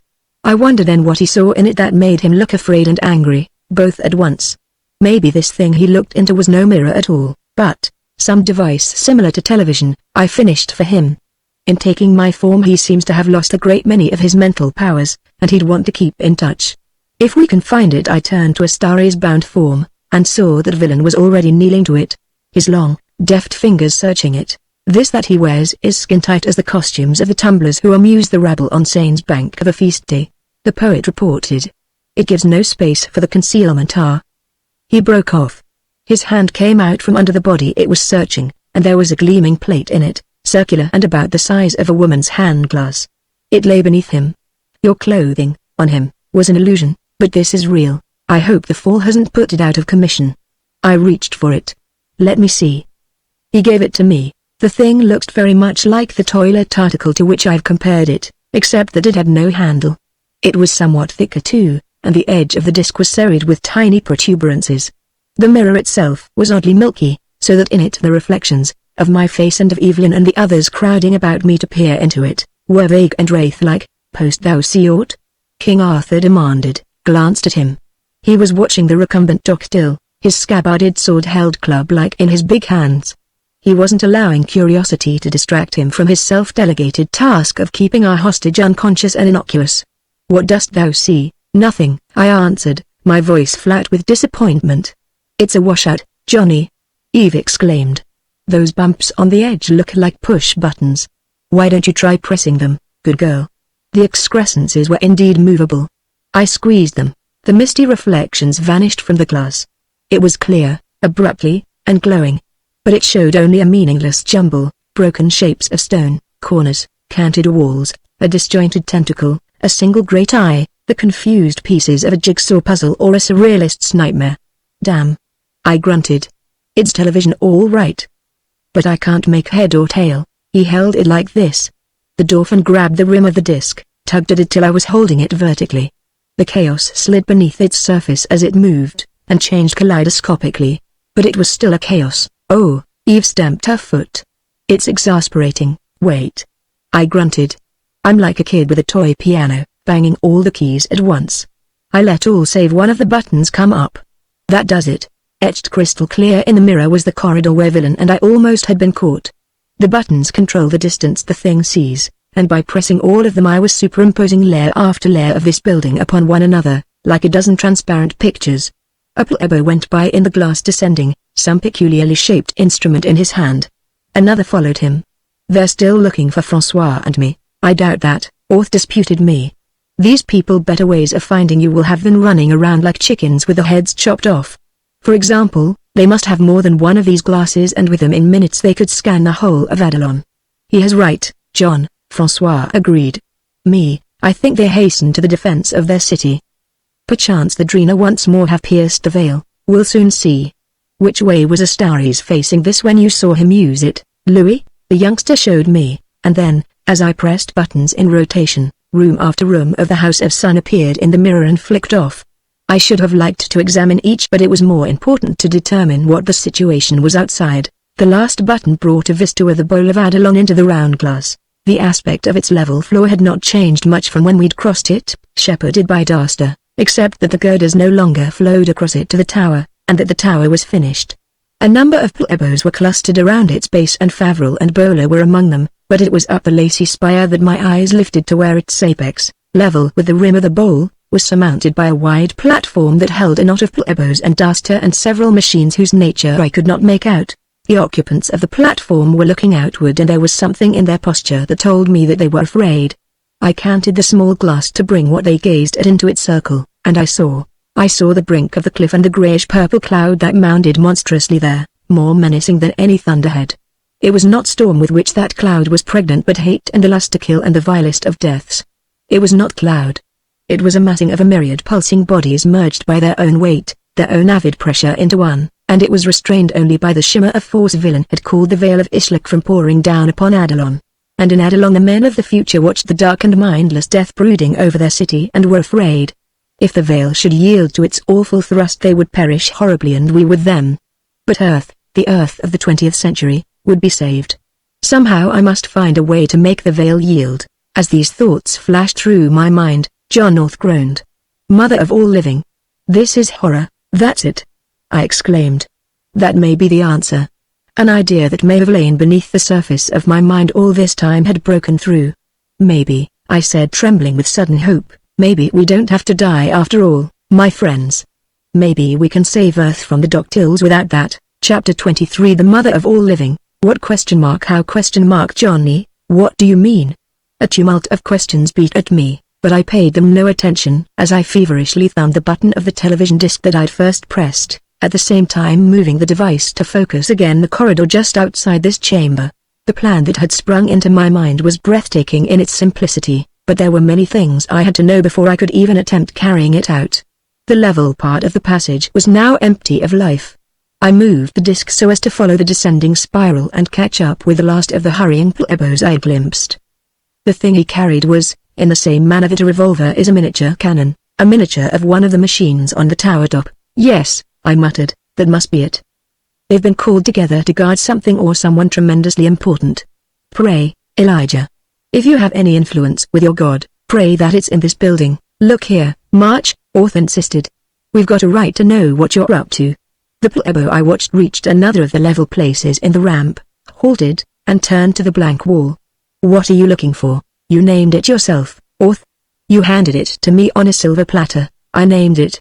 The plebo melted into the wall and I manipulated buttons to follow him. What did I name, John Marsh? The room that came into the disc was walled with silver and it was as large as the one we were in. 10 plebos, each armed with a weapon such as the newcomer carried, stood in a circle and at its center on a raised dais the ductile Goret stood above a case of some transparent substance within which, couched on billows of white, softly gleaming silk lay Marsh. Orth was insisting. What was it I named? The mother of all living, I answered him softly. Look at her. The mother to be of all the living whom the Doctiles intend shall inherit our own good green earth when they have conquered it. Within that case she was larger by far than any woman any of us have ever known, but she was formed like the women we knew and not like the grotesque beings of the future who guarded her. Her skin was as white as the cushioned silk on which she lay nude, her eyes closed, and more lustrous. She was great-bosomed, huge-limbed, immensely wide of hip. Her face was possessed of pale, almost unearthly beauty, but it was a bovine beauty, a mindless calm that made of her something less than human. The Matra, I breathed. The queen bee. The spawner of ova for the Doctiles and the only one of her kind left alive. From her they must get the seed of the superhumans of whom they dream, and without her their dream cannot be fulfilled. Without her there will be 5 Doctiles and 100 plebos, and never any more. Without her there would be no point in their depopulating Earth of our race and our generation, for without her they could never repeople it again with theirs. That is why they guard her, and Goret. If only one Doctile is left alive with her, he can recreate his race. If all of them escape the Drina, but she dies, they are beaten, and so, Villain was the first to comprehend, we must slay her. No, Johnny. There was horror in Eve's cry. She is a woman, a mother. It would be an unspeakable crime, I twisted to her. A crime, Eve, and unspeakable but not mine. They are guilty of it who degraded womanhood to the level of a breeding machine. You call that Matra a mother, but is she? It takes love to make a mother, and years of fostering care. That poor creature will never know her offspring, never even see them. She is no more a mother than a hen whose eggs are taken from her as soon as they are laid and placed in an incubator to hatch. And, Eve, millions upon millions of real mothers on the earth of our time will die, as horribly as you saw the mothers of this planet die if the Matra lives. If she lives they will die, and the children whom they have borne in suffering, and fed at their breasts, and agonized over, will die. It is the Matra's life against the lives of those mothers, one against millions. I was justifying my proposal not only to her but to myself. It ran counter to all the tradition bred into me, to all I had been taught. I recalled with what horror I'd watched, in the 20th century I was fighting to protect, bombs rain from the sky upon women, mothers. The Matra is not even a woman, Fräulein Evelyn, Orth put in. Look how in that so beautiful face there is no hint of a soul, no semblance of thought. Was she a woman? Did she know what she is and what is done with her? She would embrace death as a mercy and a blessed release. She is asleep, Evelyn objected, weakly. Maybe if she were awake. That isn't sleep, darling, I interrupted. Look. That case is hermetically sealed. There is no way for air to get into it, let alone food. She is in a state of suspended animation, a sort of living death. She is to all intents, already dead. It is only a very tiny spark of life that would be extinguished if she were killed. The girl made a little, halting gesture with her hand. You are right, Johnny, and I am wrong. And then she smiled tremulously and put her hand on my arm. But look. If you can take her away from them and not kill her, they'd give anything to get her back. Promise me you won't kill her unless you have to. Please, Johnny, promise me that. I would have promised her the world with a fence around it right then. I promise, Eve. The fluttering touch of her fingertips on my cheek was thanks enough. You promise much, John, and talk much about seizing the Matra or slaying her, François said softly.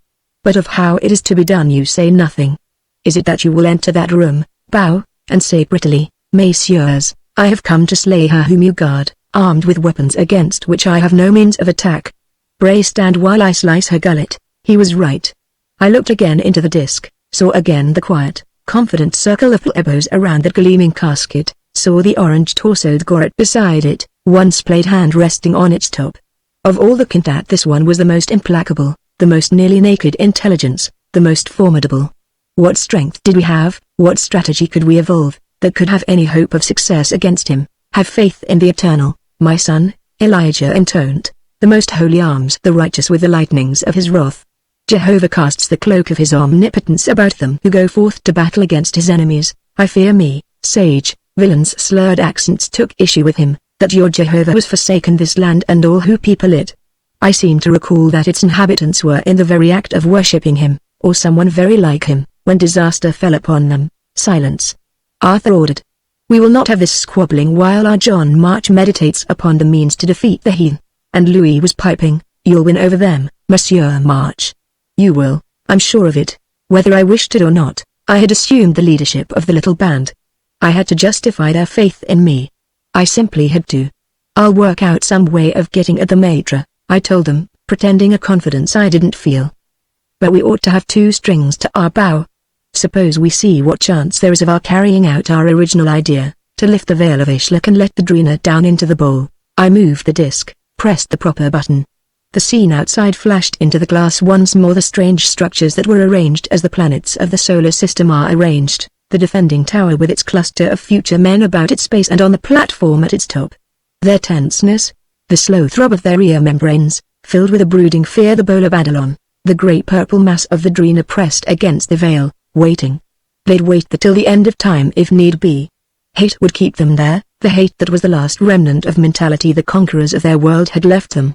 The lust to kill would keep them there, the blind lust to destroy that the maddening vibrations of those conquerors' sonic vibrators had instilled in them, a grisly exchange for the souls of which they had been robbed. There seemed in this latter circumstance a twisted justice, a grotesque sort of retribution. My throat tightened.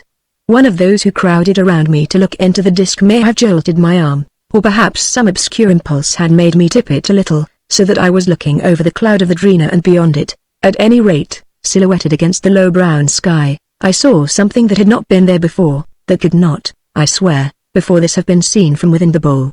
Black, and so vast as to blot out a full quadrant of the sky in which it hung, I saw the statue that was my first memory of the land where time is not.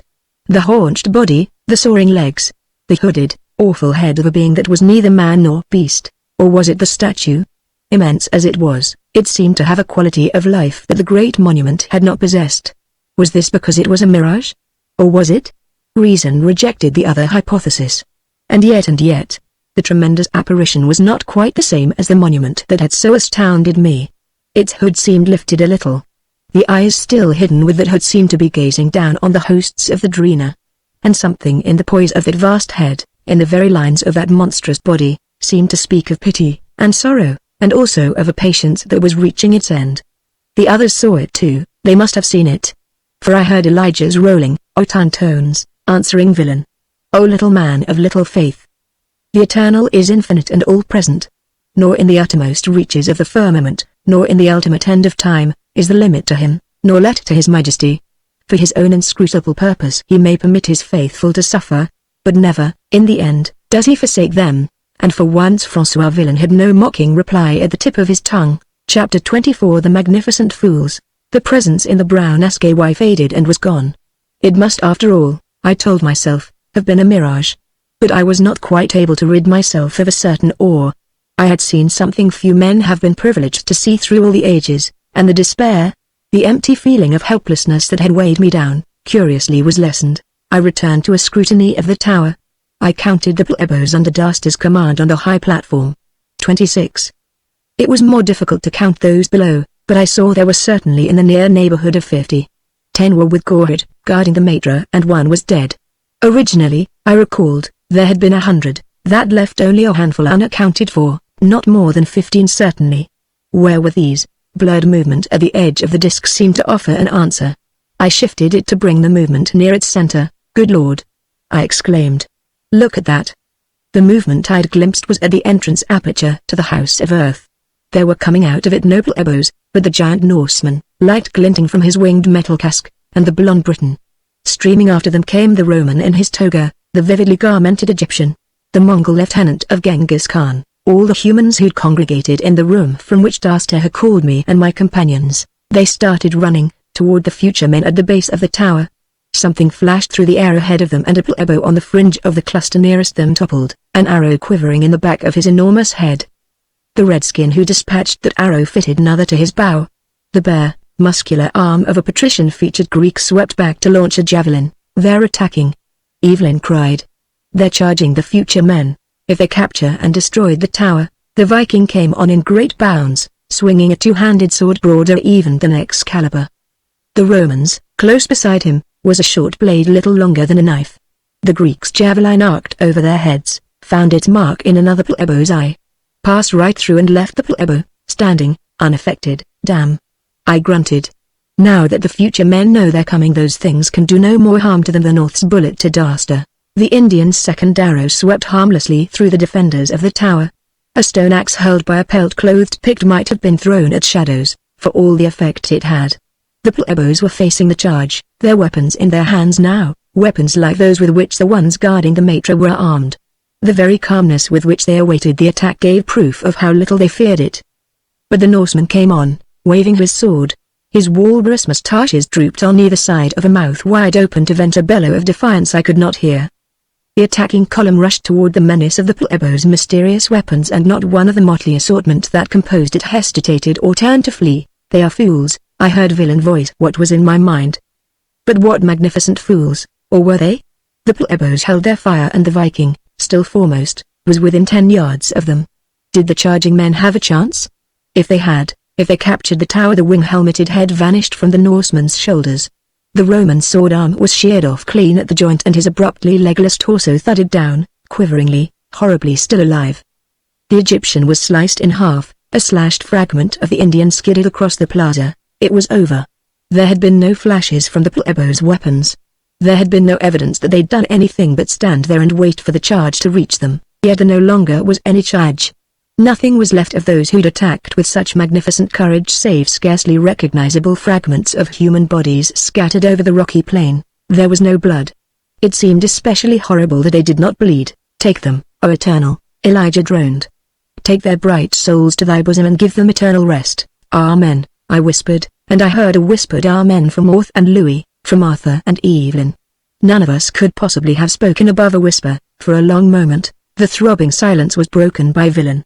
"And that, my friend," he was not smiling, "is what awaits us in the chamber where the matra lies." "Nevertheless, poet," I growled, "I'm going to have a try at making our friends of the future pay for what they've just done out there. You were going to find the controls for the veil," Evelyn's soft voice reminded me. That brought me back a little to myself.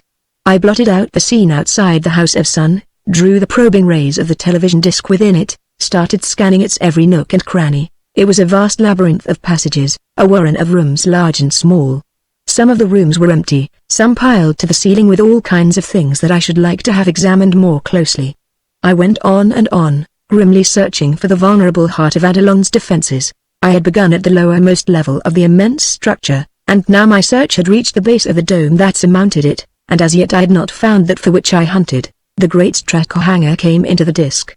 Only one of the silvery flyers remained there. All the rest, I guessed, had gone out to fight the Drina and had been wrecked. I tried to recall how many there had been. About a dozen. Each of the missing ones must have been ridden by at least one placebo. There still were 4 or 5 to be located.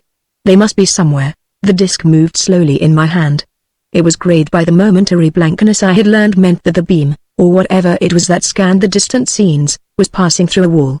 The grayness cleared and I was looking at a vaulted room fully as large as that where the Stratcars had been. This, however, was not like the hangar, hollow and empty. It was packed with a maze of gleaming metal, of glowing tubes and looped cables, the whole vibrating so that I could almost hear the hum of leashed energy. "This is it," I said hoarsely. "This is their powerhouse. Here, for the first time anywhere in the House of Sun except the room where the matra slept, I found life." A single placebo paced around the intricacy, his enormous eyes intent upon it. "One," Villain murmured. "There is only one." From the corner of my eye I saw that he fingered the hilt of his poniard. "Wait," I said. "Wait, Villain." At one end of the plexus of polished steel and copper the cables joined and formed a huge coil, something like the intricate induction coils of a radio, except that this was perhaps 100 yards in diameter. No conductor left it. All the energy that was being created here was being fed into this, and apparently remained there. That was queer, I thought, then recalled what Daster had told me of the manner in which the future men used their own brains as electrical machines. It dawned on me that they mentally tapped this reservoir of power and directed it to where it was needed. That was that. I could not get at the controls of the Vale of Ishlik because those controls were the minds of the Doctils themselves. Wait. I did not have to worry about the controls. The energy that formed the Vale originated in that room, and if we could reach it, if we could destroy the prime power source it housed, the Vale would collapse. The Vale would collapse and the Drina would pour down into Adelon. They would surge over the Doctils and over the placebos. and over us. Over Evelyn. I recalled what I had seen on the entrance plane. I recalled the linked armor that still held the empty shape of a man. Not even that much would be left of the honey-haired girl, the grey-eyed girl whose lips I had tasted and found sweet. There was that other room. The room where Gorhut and his plebos watched over the Matra. I had just seen what folly the thought of a frontal attack on them was. To think of reaching the Matra by stealth was as futile. Her case was in the chamber's very center, the unbroken circle of plebos around it and Gorhut beside it. Only an Adalinian could even enter that room in safety. Now if only I could assume Astari's shape as easily as he had mine. Maybe that wasn't necessary. Maybe it's worth a try, I said aloud. What's worth a try, Johnny? Evelyn inquired.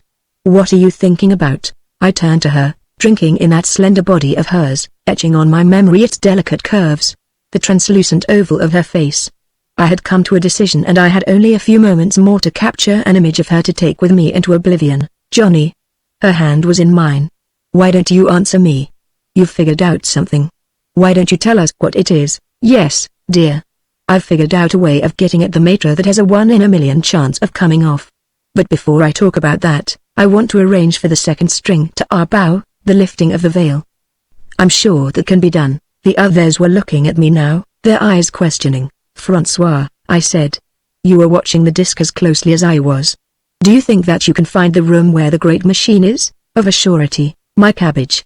That is very simple for one who could travel the roofs of the Faubourg Saint-Germain on nights when even the squalling cats were blind, and in all that myriad of windows find the one behind which slept the maiden to whom his current fancy drew him. Fine. Because I want you to lead them there, Elijah and Orth and Louis, and Evelyn. Arthur too, carrying Astaris with him. When you get near it, you will leave the others and sneak into that place and use your poniard on the plebo in there. A crooked grin crossed the Frenchman's face. Understood, my carrot. When you've disposed of him, call in the others. And wait. For what? You'll know. Because I'm going to give you this television disc to take along here, Louis. You'd better carry it, and in it you will watch the room of the Matra. What you see happen there will tell you, Arthur. I turned to him and Orth, whether to smash the lights you will see glowing here and there about the machine in that room. To smash lights. Arthur's brows gathered in puzzlement.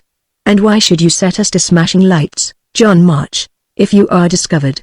I ignored his question for the moment. Don't stop to fight but smash those lights.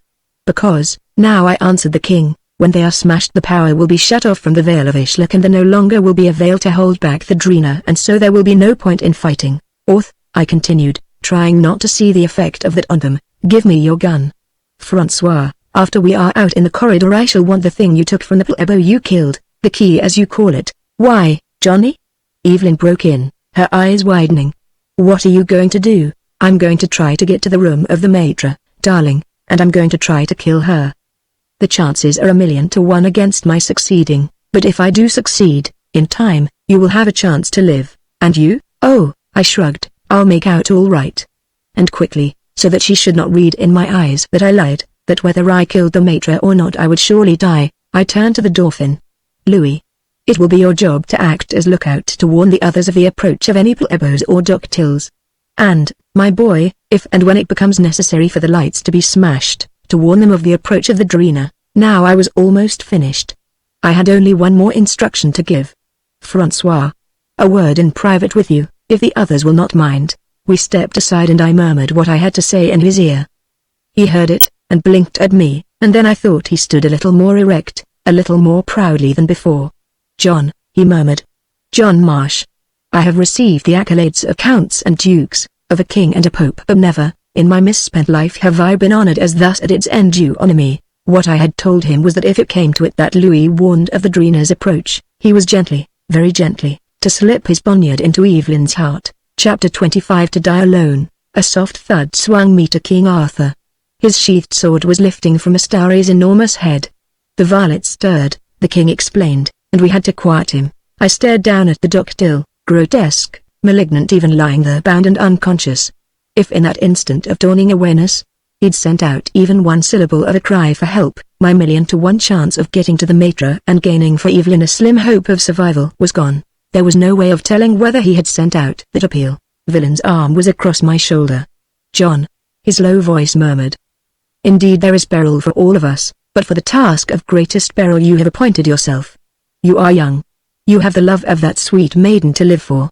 For me, even were I to return to my land and my epoch, there is nothing left but a dreary exile, poverty, the haunted skulking of an outcast. Let me take your place, and you mine. Thank you, Francois, I answered. But it isn't any melodramatic heroism that motivates me. If what I'm going to try to do can be done at all, only I can do it. I'm the only one who possibly can hope to get near the maître. We're wasting time. Let's get started. I was sure that the key would take 2 at a time through the wall, and I didn't want to risk experimenting with more. Our exodus to the corridor, therefore, took longer than I liked, Villain ferrying us through one by one. I went first, to stand on guard with Orth's gun, and each time Francois vanished into the stone, I wondered whether before he returned I should see a squad of plebos hurrying toward us, through simple bad luck or brought by some call from our prisoner. My palms were wet with cold sweat by the time Arthur appeared with the stunned Doctyl across his shoulder, so for the sake of doing something I took the key from him myself and went back to bring Francois out. I dropped it into my vest pocket when we were in the corridor again, and saluted the men. They moved away, rounded the curve of the corridor where it lifted upward to continue its long spiral, passed from sight. I was alone with Evelyn for the last time. I dared take only a minute for our parting, dared not trust myself to speak. Nor was it with words that she told me that my love for her was no greater than hers for me. Then Evelyn Rand was going away from me, to join the others who were waiting for her, and I was really alone. Forever. I turned, started down the long, winding incline towards where, as surely as though I myself had drawn the plans of the House of Sun, I knew I would find the cell of the maître and those who waited with death in their hands for any enemy who might try to approach her. I wasn't afraid of what lay ahead. One is no longer afraid when one knows that death is imminent and inevitable. I went over what I contemplated. I would have to rehearse my every act, my every movement so that they would follow one another precisely, mechanically. If I had to think, even for an instant, I would fail. That was. My hand flashed to Orth's gun in my pocket as I whirled to a footfall behind me. Eve. Burst from my lips. My God, Eve. What? She slipped her fingers into the crook of my elbow. You didn't think I would let you go alone, Johnny, she smiled. You didn't really think I would let you die, without me at your side to die with you. There was a glint of mischief in her eyes, a mischievous twist at the corners of her mouth. I waited till I was sure you had gone too far to send me back, and then I came after you, you little fool. You dear little fool. You'll ruin every I checked. Her being with me wouldn't ruin my plan. It might even help it. What are we going to do, Johnny? She asked. What's your plan? I had to tell her. I had to be sure that she understood it in every detail. It's very simple, my dear. I'm going to pretend to be Astaris. But you can't make yourself look like him. I don't have to. He made himself look like me. Gorit knows that. Doesn't know he's changed back. He doesn't know that I've got hold of one of the instruments that enable the plebos to go through the walls. When I come through the wall into that room, he'll be almost certain, in the first instant, to think I'm Astaris. In the first instant. But he can read our thoughts, Johnny. He'll read yours, and since you knows that you're really John March, he'll know it too, at once. That's the weakest point of my scheme. But I think can get past it. How? By being Astaris. By convincing myself that I am Astaris, as a great actor convinces himself that he is the character he portrays, so that every unconscious gesture of his is that character's and not his own. I'm no actor, the Lord knows, but now I have to be one, and I will. I know you will, Johnny. Her quiet trust in me gave me renewed confidence. I know you will. But, Astaris, why should you keep your disguise as March when you're going to Gorit? Woe up, Eve. You don't know that I'm Astaris. You still think I'm John March. You've asked a question that was bothering me till you showed up, but now it's answered. Here's the story. I assumed John March's personality, his whole makeup, in the hope that your love would evoke a corresponding emotion in me. You see, I can't conceive that it is anything but a physical or chemical reaction, requiring only a duplication of conditions to come about. Well, I've succeeded. I've learned the nature of love.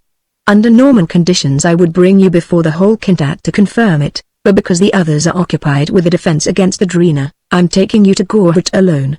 If I changed back to my real form, you would be terrified, and the experiment ruined. I might even lose the effect it has had on me. That's why I'm still posing as John March. Do you understand? Her brow wrinkled, adorably. It's a little complicated. You're Astaris, and you want Gorit to know that, but you want me to think that you're my Johnny. Exactly. I'm posing as Astaris posing as me. I am Astaris posing as John March. Your part is easy. You know I'm John March, and you're very much in love with me. You don't understand what I'm up to, but you trust me implicitly. In other words, I just have to be myself. Exactly. You can even be as scared as you please of Gorit and the plebos. You only have to be careful to remember to forget what happened in that garden back there. You mean when you, hold it, darling. I kissed you in the garden, and we were very happy with our love, so that you almost forgot all the strange things that had been happening until then. I asked you to come somewhere with me, and you answered that you would go anywhere as long as it was with me, anywhere in the world or out of it. You're a little startled because you have suddenly found yourself in this corridor. You'll be somewhat more startled when I've taken you into the room of the maître, and you'll be terrified of Gorit, but you will depend on me to take care of you. Come on, my very dear. We've got only a little farther to go. And trust me, yes, Johnny, dear. I trust you always and forever. She has no suspicion that I am Astaris, I thought. She trusts me, and she loves me. Queer. This feeling I have towards her, drawing me to her, thrilling me at the very touch of her, is baffling. Something electrical in its nature, something chemical. I can't quite analyze it, using March's brain. If I could use my own, I'd better not, just yet. I don't have to. Gorit will examine us, both of us, and he'll know exactly what change she has made in me. Ah. We're here, outside the room of the maître.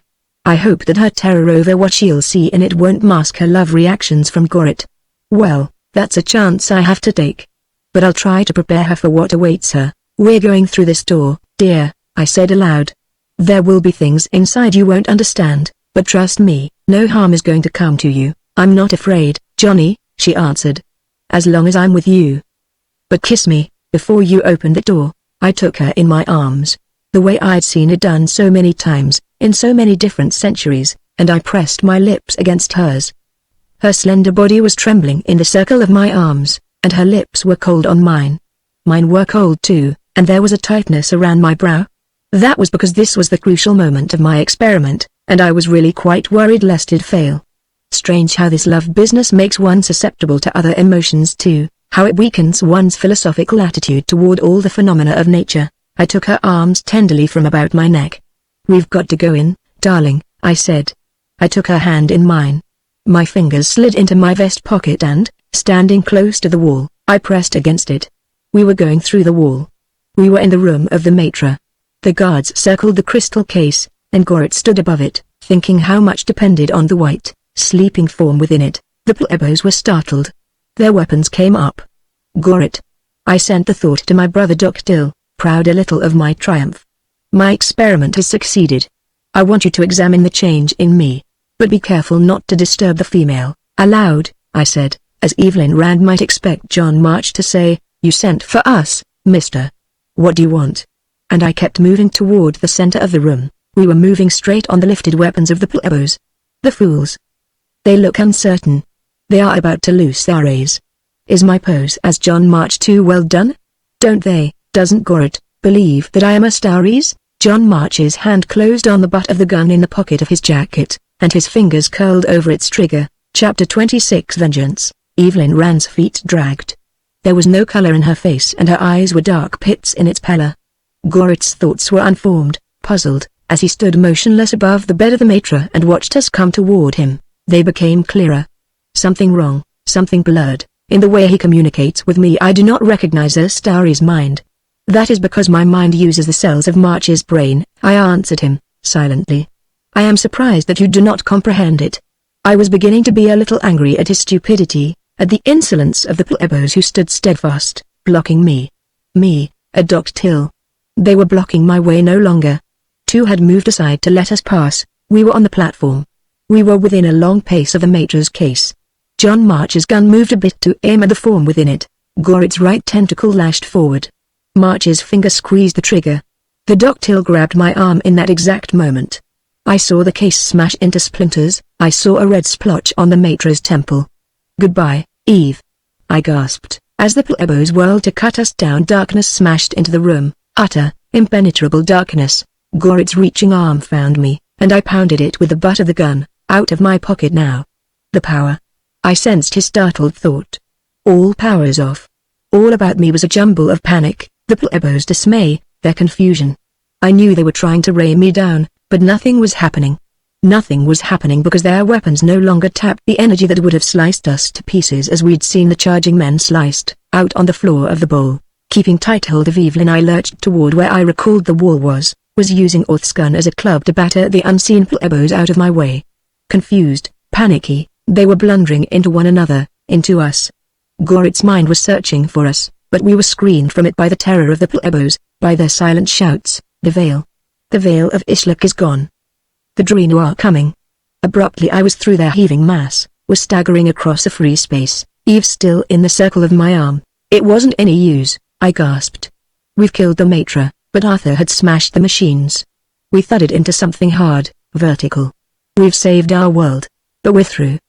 The Drina will get us. We've saved our world, Johnny, I heard her answer. And we can die happy. Like this. Her lips trailed across my cheek, found mine and clung to them. No. I pulled my head back from hers. Maybe the books are closing on us. But we aren't dead yet. I was fishing in my vest pocket. We're not giving up. If we're going to die, we'll die trying. I didn't have any hope the key would get us through the wall now, with no energy flux for it to tap, but I was going to try it. The Drina haven't gotten us yet. There were two small objects in my pocket. One of them was the key. The other, I brought them both out. The other, I recalled, was the black gem that I'd found in Evelyn Rand's room in Westchester and had carried ever since. Put your arm around my waist, Eve, I directed. I held the gem in my left hand while I put the key against the vertical rock and squeezed it. Nothing happened. Well, I had expected that. We were done for. We'd stay here till the Drina found us. We wouldn't be alive when the Drina found us. Gorit was coming toward us. In the same curious manner that I'd been able to hear their unspoken words, I knew that he'd succeeded in quieting the plebeians, had located us, and was coming to take revenge on us for the death of the Matra. He was no longer the cold, intellectual man of the future. He was white-hot with rage, with fury, and he wasn't going to leave us for the Drina. I turned to meet him, started to turn. The floor heaved, threw me against the wall. I shoved both hands against it, to save myself from falling. The black stone in my left hand clicked on the rock, and there was a sharp, tearing sound. Dim, brownish light jagged the blackness of the wall and there was dust in my nostrils. The break in the facade widened, and I half fell through it. Evelyn fell with me into the spiral corridor. Its floor heaved as I spun to meet the menace of the dock till was just in time to see the cleft in the wall through which we'd come closed by rock fragments tumbling into it, to see them crush in Gorit's ungainly skull. Evelyn's little fists were pounding my back. The Drina, Johnny, she screamed above a shrill vibration of sound that till now I had been unaware of. Look. The brownish light came in through the aperture at the end of the long ramp out of which Daster, long ago, had led me from the house of Sunday. That aperture was jagged-edged now, was growing wider as I glimpsed it. Was being made wider by amorphous, purple-grey tendrils tearing at its rocky frame, tearing the stone from it in great chunks. A purple-grey sea surged out the beyond it, and it was from this sea that the shrill, ear-piercing whistle rose. Good Lord! I grunted. The projectors on the tower were useless when the power was cut off, and there was nothing at all to hold back the Drina. They've swallowed all the future men out there, and now they're tearing this building apart to get at the few left inside here and us. That's why it's shaking so, as if it were in the grip of an earthquake. It's curtains for us, not yet, Johnny. Their tearing at the building was what broke the cleft in the wall, and saved us from Gorit.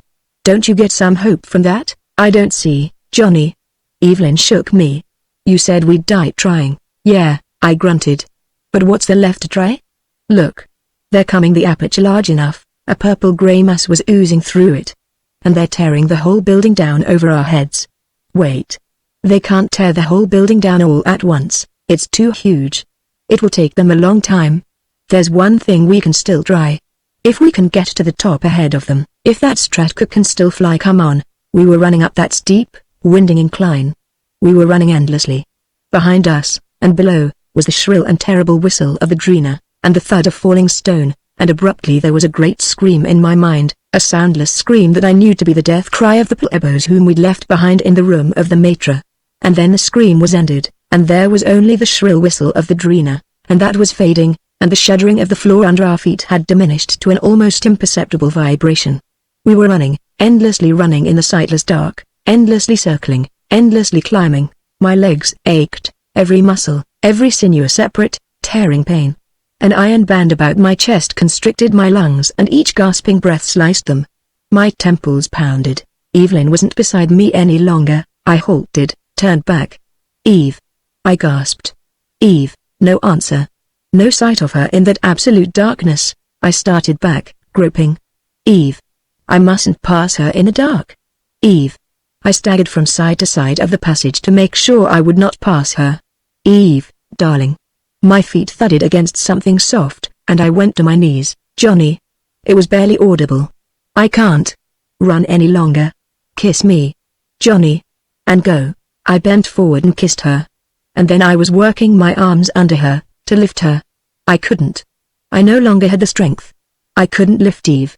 I couldn't carry her to safety. Well, this was as good a place as any to die. I settled down, like that, her warm body in my arms, the softness of her against my chest, my lips on hers in a long, long kiss. Very faintly I began to hear the Dreena's shrill whistle. They were coming. They were coming up the black spiral. Very slowly they were coming, and they had a long way to come, but they'd get here. I was tired. So tired. Chapter 27. Dust unto dust. Something seized me, tore me from Eve, lifted me. I cried out some unintelligible gibberish, batted feebly at that which had taken hold of me. "'Tis he, by my halidom," a familiar voice boomed. "'Tis our John March." King Arthur's great voice. John North's guttural tones, answering him. And the Fräulein Evelyn. "Arthur," I managed to whisper. "What?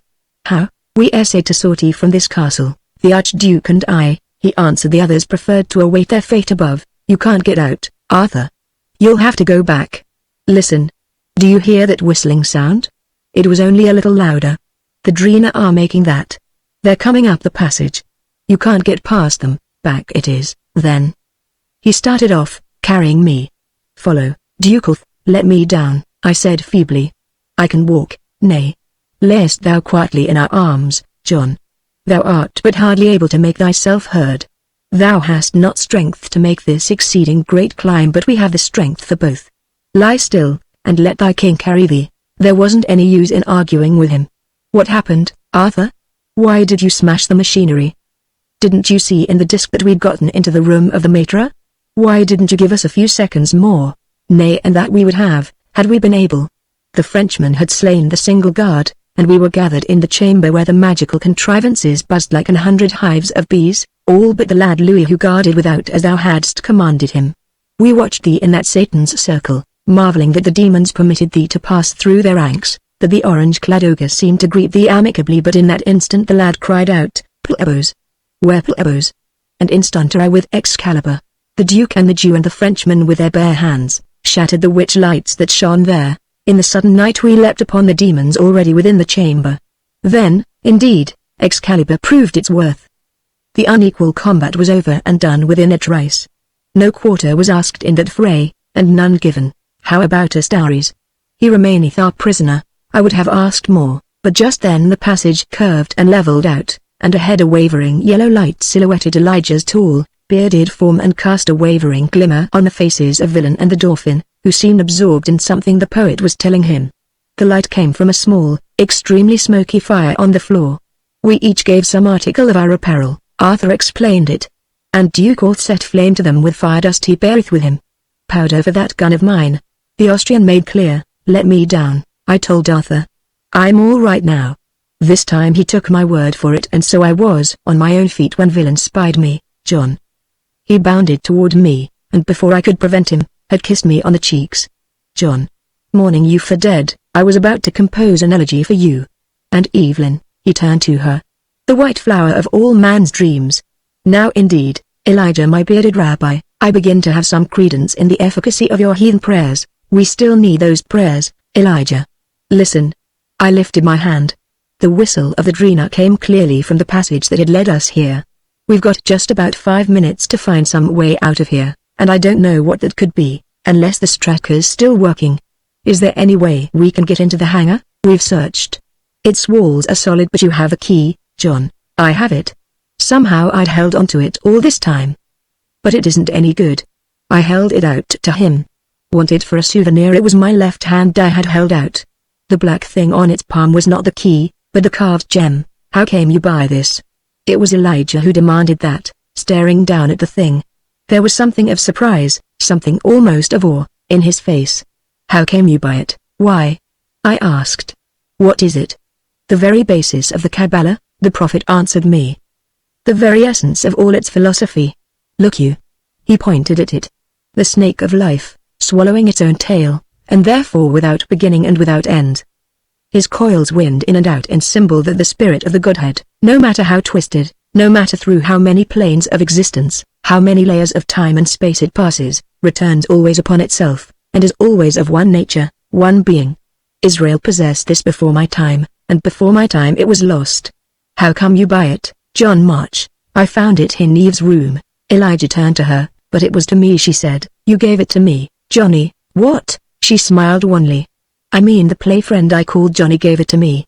At least, I found it on my dresser one day, after he'd gone. I don't know where it could have come from. It was I who left it there." No voice this but a brain echo I knew must come from a Doctyl. From Astaris, the only Doctyl still alive. "I found it on this planet, Evelyn Rand, and I left it with you when you were a child so that I should know you again when you had grown old enough to be brought here." He stood beside me, his broken bonds at his feet.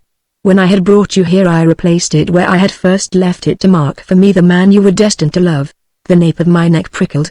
Astaris had brought the gem to Earth from this planet, yet Elijah had recognized it as a sacred symbol of the creed that was among the very first on Earth to proclaim the oneness of God.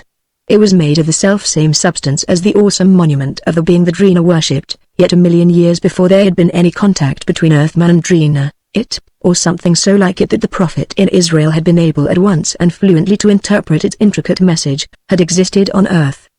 There was meaning beneath meaning in the carved gem. Was it, I asked myself, by accident that the wall of the Mater's room had split for Evelyn and me precisely where I had struck it with the gem? The Drina. The dolphin's cry broke in upon these thoughts. "Messieurs, the Drina are upon us," and the shrill whistle of the Drina pierced my ears and their slither was very loud against the spiral tunnel's walls. I twisted to where it debauched into the room, saw the first grey purple pseudopod squirm in, saw Arthur leap to it, saw Excalibur flash above his blonde locks and slash down. The gelled and terrible mass quivered in the doorway, hesitant. "Take the maid," my old villain whispered to me, his smile still holding the twisted and bitter mockery with which it greeted life and death alike. "Retreat with her behind the great engine and do there what you must. We will defend you as long as we may." Then he was beside the king, his poniard hacking at a renewed surge of the Drina as Orth thrust a twist of powder, a bullet into my hand, whirled and with a bar snatched from somewhere had joined the others. As I feverishly reloaded Orth's pistol, I saw Elijah flailing the dark protoplasmic surge with a black length of wrist-thick cable. The gun was ready and I looked for Evelyn, found her wrestling with the dolphin who struggled to break her hold and join the hopeless battle against the Drina. I saw her eyes widen with horror abruptly, saw the boy break loose and dive headlong to where a slow wave rolled over the Archduke and engulfed him. Arthur already was gone, but the white-maned patriarch and the poet still fought, giving back step by reluctant step from the horror. It was utterly useless to fight, but that somehow they slowed in its inexorable advance. "Evelyn," I called. "Eve," and as she came about to me strong in my nostrils was the perfume that had been all I'd known of her for so long, the fragrance of a terrestrial spring that neither of us would ever know again. "Eve, darling," I said. "There is only one more thing I can do for you." Raising the pistol, taking careful aim, I said. "You understand, I know." I read comprehension in her grey eyes and thanks and love. I heard Elijah drone the prayer of devout Hebrew praise when he is about to die, and I heard the prayer silenced. I heard villain cry, "Farewell, John and Evelyn." Fare you very, and that cry was blotted out. I gritted my teeth for the pull on the trigger that would give Evelyn a clean death. "No." Astari's voice in my brain forbade the shot. "No, John March." Wait, I'd forgotten him. But now in that blazing instant our minds were one and I knew that he had the power to save himself for us but not himself and us. "I am sending you back, John Marsh. You and Evelyn Rand." His experiment had been successful. He had set out to learn love and he had. He'd learned love and in learning love he'd learned sacrifice. A scream of ultimate anguish threaded blue-edged through my brain, but it was not from Evelyn it came, nor from me. We were wrapped in sudden darkness. Not darkness. An absence of color, of form, of reality itself. We were falling through nothingness. We were caught up in some unimaginable maelstrom. We were whirling down and down in a spaceless, timeless non-existence. All about us was the soft and voiceless whisper of whirling dust. Chapter 28. The Fork in Time's River. A whirl of dust swirled away from us down the country road and faded into the grey and quiet light of dusk. Cicadas began their shrill piping in the thickets. The evening star twinkled in the sky's darkening blue, and I turned to Evelyn. "We're home, Eve," I murmured. "We're home again, dear heart. In our own time. In our own world. Home, Johnny." She opened the gate and a faded, tenuous voice came to us out of the dusk. "Come, Evelyn. Come in and bring your young man with you. Come into Faith, who's been waiting a long time for you." The voice came from the porch of a great house that glimmered whitely in the dusk. Faith Corbett, so shrunken and fragile that it seemed a not too high wind must blow her away, was calling from the open door that framed a rectangle of light, warm and welcoming. Hand in hand Evelyn and I went up the path to the house where a lonely child with curls the hue of honey used to play with the Johnny of her dreams. It seemed natural that supper waited piping hot for us on the table in a high-ceiled dining room walled with dark and lustrous oak. It seemed so natural that it was not till we sat side by side on the cushioned sofa before the great fireplace in the parlor that Evelyn thought to ask Faith Corbett how she'd known to have the house ready for us, how she'd known we were coming home. I knew, she smiled faintly.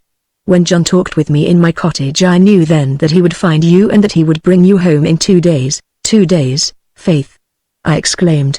In that other where it had seemed but a few hours. "Are you sure it is 2 days since I talked with you?" I am sure," her thin voice answered. "That was Sunday afternoon and this is Tuesday night." And then she was rustling out of that drowsy room, so bent and shrunken and old that she seemed a wraith from some otherwhere herself, and left us to the red leap of the fire and to the peace of our being together, with no fear brooding in our hearts and no doom overhanging us in our world. Eve stirred in my arms, after a while. "Johnny," she murmured. It was all a dream, wasn't it?" "I dreamed it." "No, dear heart. You didn't dream it. It was very real." My brow puckered. "I am not so sure. It's getting so vague now. It does seem as though I dreamed it. But we couldn't both have had the same dream. That isn't possible." "How do we know it was the same dream, Johnny?" Eve asked. The scent of her was in my nostrils, the redolence of spring and the evasive fragrance of dreams. "Suppose we tell each other what we remember, and then we'll know whether it was the same nightmare we both had." "No, darling. We won't talk about it anymore. Not tonight. But I'll write it all out, and you'll read what I've written and tell me whether it checks with your memories." And so, when at last we went up to the rooms Faith Corbett had prepared for us, airing them, warming the sheets, I did not go to sleep but sat down at an old desk to write what I could remember. This that you have read is what I wrote that night, and all the next day, and all the next night, and when I read it over after I'd finished, it was all quite as new to me as it was to you, and Evelyn had no memory at all of any of her part in the narrative. Now this might seem to prove that it was only a particularly vivid nightmare that I had had, except for this. Evelyn cannot tell me where she was between Sunday, January 26th and Tuesday, February 11th of this year, nor has the most diligent search unearthed for us anyone who saw her between when the doorman of her apartment house watched her set out for church and when Faith called to us from the doorway of her old home in Westchester. And none of my friends, my acquaintances, can be found who saw hide or hair of me on Monday the 10th or Tuesday, the 11th. I have been able to locate the entrance guard of a certain art gallery on Madison Avenue, the owner of a second-hand bookstore on the same thoroughfare, a policeman who was on post near that bookstore Monday before noon, and a taxi driver. All 4 of these men recall me, and the latter 3 recall exactly the details I have set down in this narrative. Understandably, I think, I did not care to interview the owner of the drugstore on Plum Street. In addition, I have looked up whatever is known about the other 5 of us who were taken out of time if my story is true. There is no question as to the inexplicable disappearances of Francois Villon and John North. The incident of Elijah and the pillar of fire is in the Old Testament, of Arthur's passing in the Morte d'Arthur and in Tennyson's immortal poem. The evidence as to the Dauphin is confusing. He did vanish from the Paris prison where he had been jailed from the age of 9, but some legends still extant insist that he escaped and lived to a secluded old age on Long Island. But then it will be recalled that I did not actually see Louis die. It is possible that Astares sent him back to his own time as he did Evelyn and me to ours. All these circumstances seem to confirm what I have written. There is another concerning which I cannot make up my mind as to whether it verifies or casts doubt on my tale. One day, not very long ago, Evelyn and I decided to make a pilgrimage to Furman Street, and examine the curious old house at 419. We took a taxi, and I dismissed it exactly where that other had had its flat. Now that, to my certain knowledge, was the only previous time I'd ever been in this section of Brooklyn, yet I threaded the maze of those quiet streets with the curious games of orange, pineapple, cranberry, in absolute certitude, and found plum without any trouble. We walked past the drugstore where I seemed to have had a weird experience with a card that no one could see but I, and started climbing the slope at whose end was the brightness of a blue sky over the water of the bay. The glorious massing of towers at the end of Manhattan Island rose slowly above the summit of that ascent. "The house is right at the end of this vista," I told Eve. "We'll see it in a moment." We came to the end of the sidewalk, at Furman Street. Along that waterfront thoroughfare ran the rows of four-storied gray-stone houses I recalled, exactly as I recalled them. The one to our left had the number 415 painted on the third step of its high stoop. The one to our right was number 423. Between them was an iron fence edging a green lawn. The emerald velvet ran to the edge of the retaining wall that keeps Furman Street from tumbling into the East River, and there was no house upon it. None at all. There was no 419 Furman Street. There never had been. I hope this means that the adventure I have related was some strange illusion, that Eve's disappearance for 2 weeks, mine for 2 days, has some other explanation. For otherwise there is this disquieting thought to haunt me. The quintet of doctiles who will conquer the planet of the Drina a million years from now, will believe themselves, their plebos and their matra, to be the sole remnant of mankind. But suppose they are not. Suppose that from among the people of some other Earth city other doctiles, another matra, will survive the catastrophe. Suppose that these will plan just such a return to the Earth of what to them is the dim past as Astaris and his fellows will.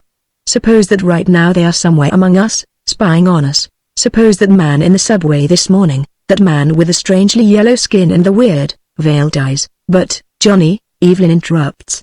She has been reading over my shoulder, a cute trick now. But I'm afraid I shall have to ask her to stop that sort of thing when our honeymoon is over. If it all really happened, we know the course of history for a million years, and we know that no race of future men will come back to conquer us in this century or any other. We know nothing of the sort, I answer her. We know nothing about the nature of time as yet. It might well be that time is like a great river with many forks down any or all of which the great tide of history may flow. Are we certain that mankind has only one destiny, the one we saw in the Hall of Midnights? Can we be wholly sure that the end of man inevitably must be that which we saw? She has a way, I have learned, of withdrawing into herself when she is thinking, of seeming to be far and far away.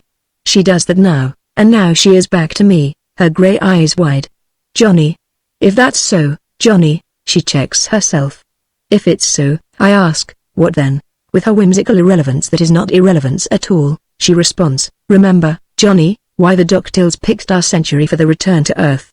Remember that this was the critical time when what you just called the great tide of history was at a fork in the river of man's destiny? Yes, I say softly, suspecting what is in her mind but wanting her to put it into words. Yes, I remember. Go on. I can't, Evelyn murmurs, her grey eyes deep and dark with her thoughts. I can't go on by myself, and you and I can't, Johnny, not just the two of us. But maybe all the people of all the world, together, can what, Eve? Direct our destiny down the other branch of the fork in time's river, the branch that will bring our children's children to some brighter and happier future than the dreadful one we saw in that Hall of Midnight. Her breath catches in her throat and her lip quivers, and she is a child again, a frightened child in the dark. Can't we, Johnny? Please, Johnny, please say that we can. Please say that we will. I want to. Very terribly I want to reassure her, but I cannot. I alone, John March alone, cannot tell her which way man will direct his destiny.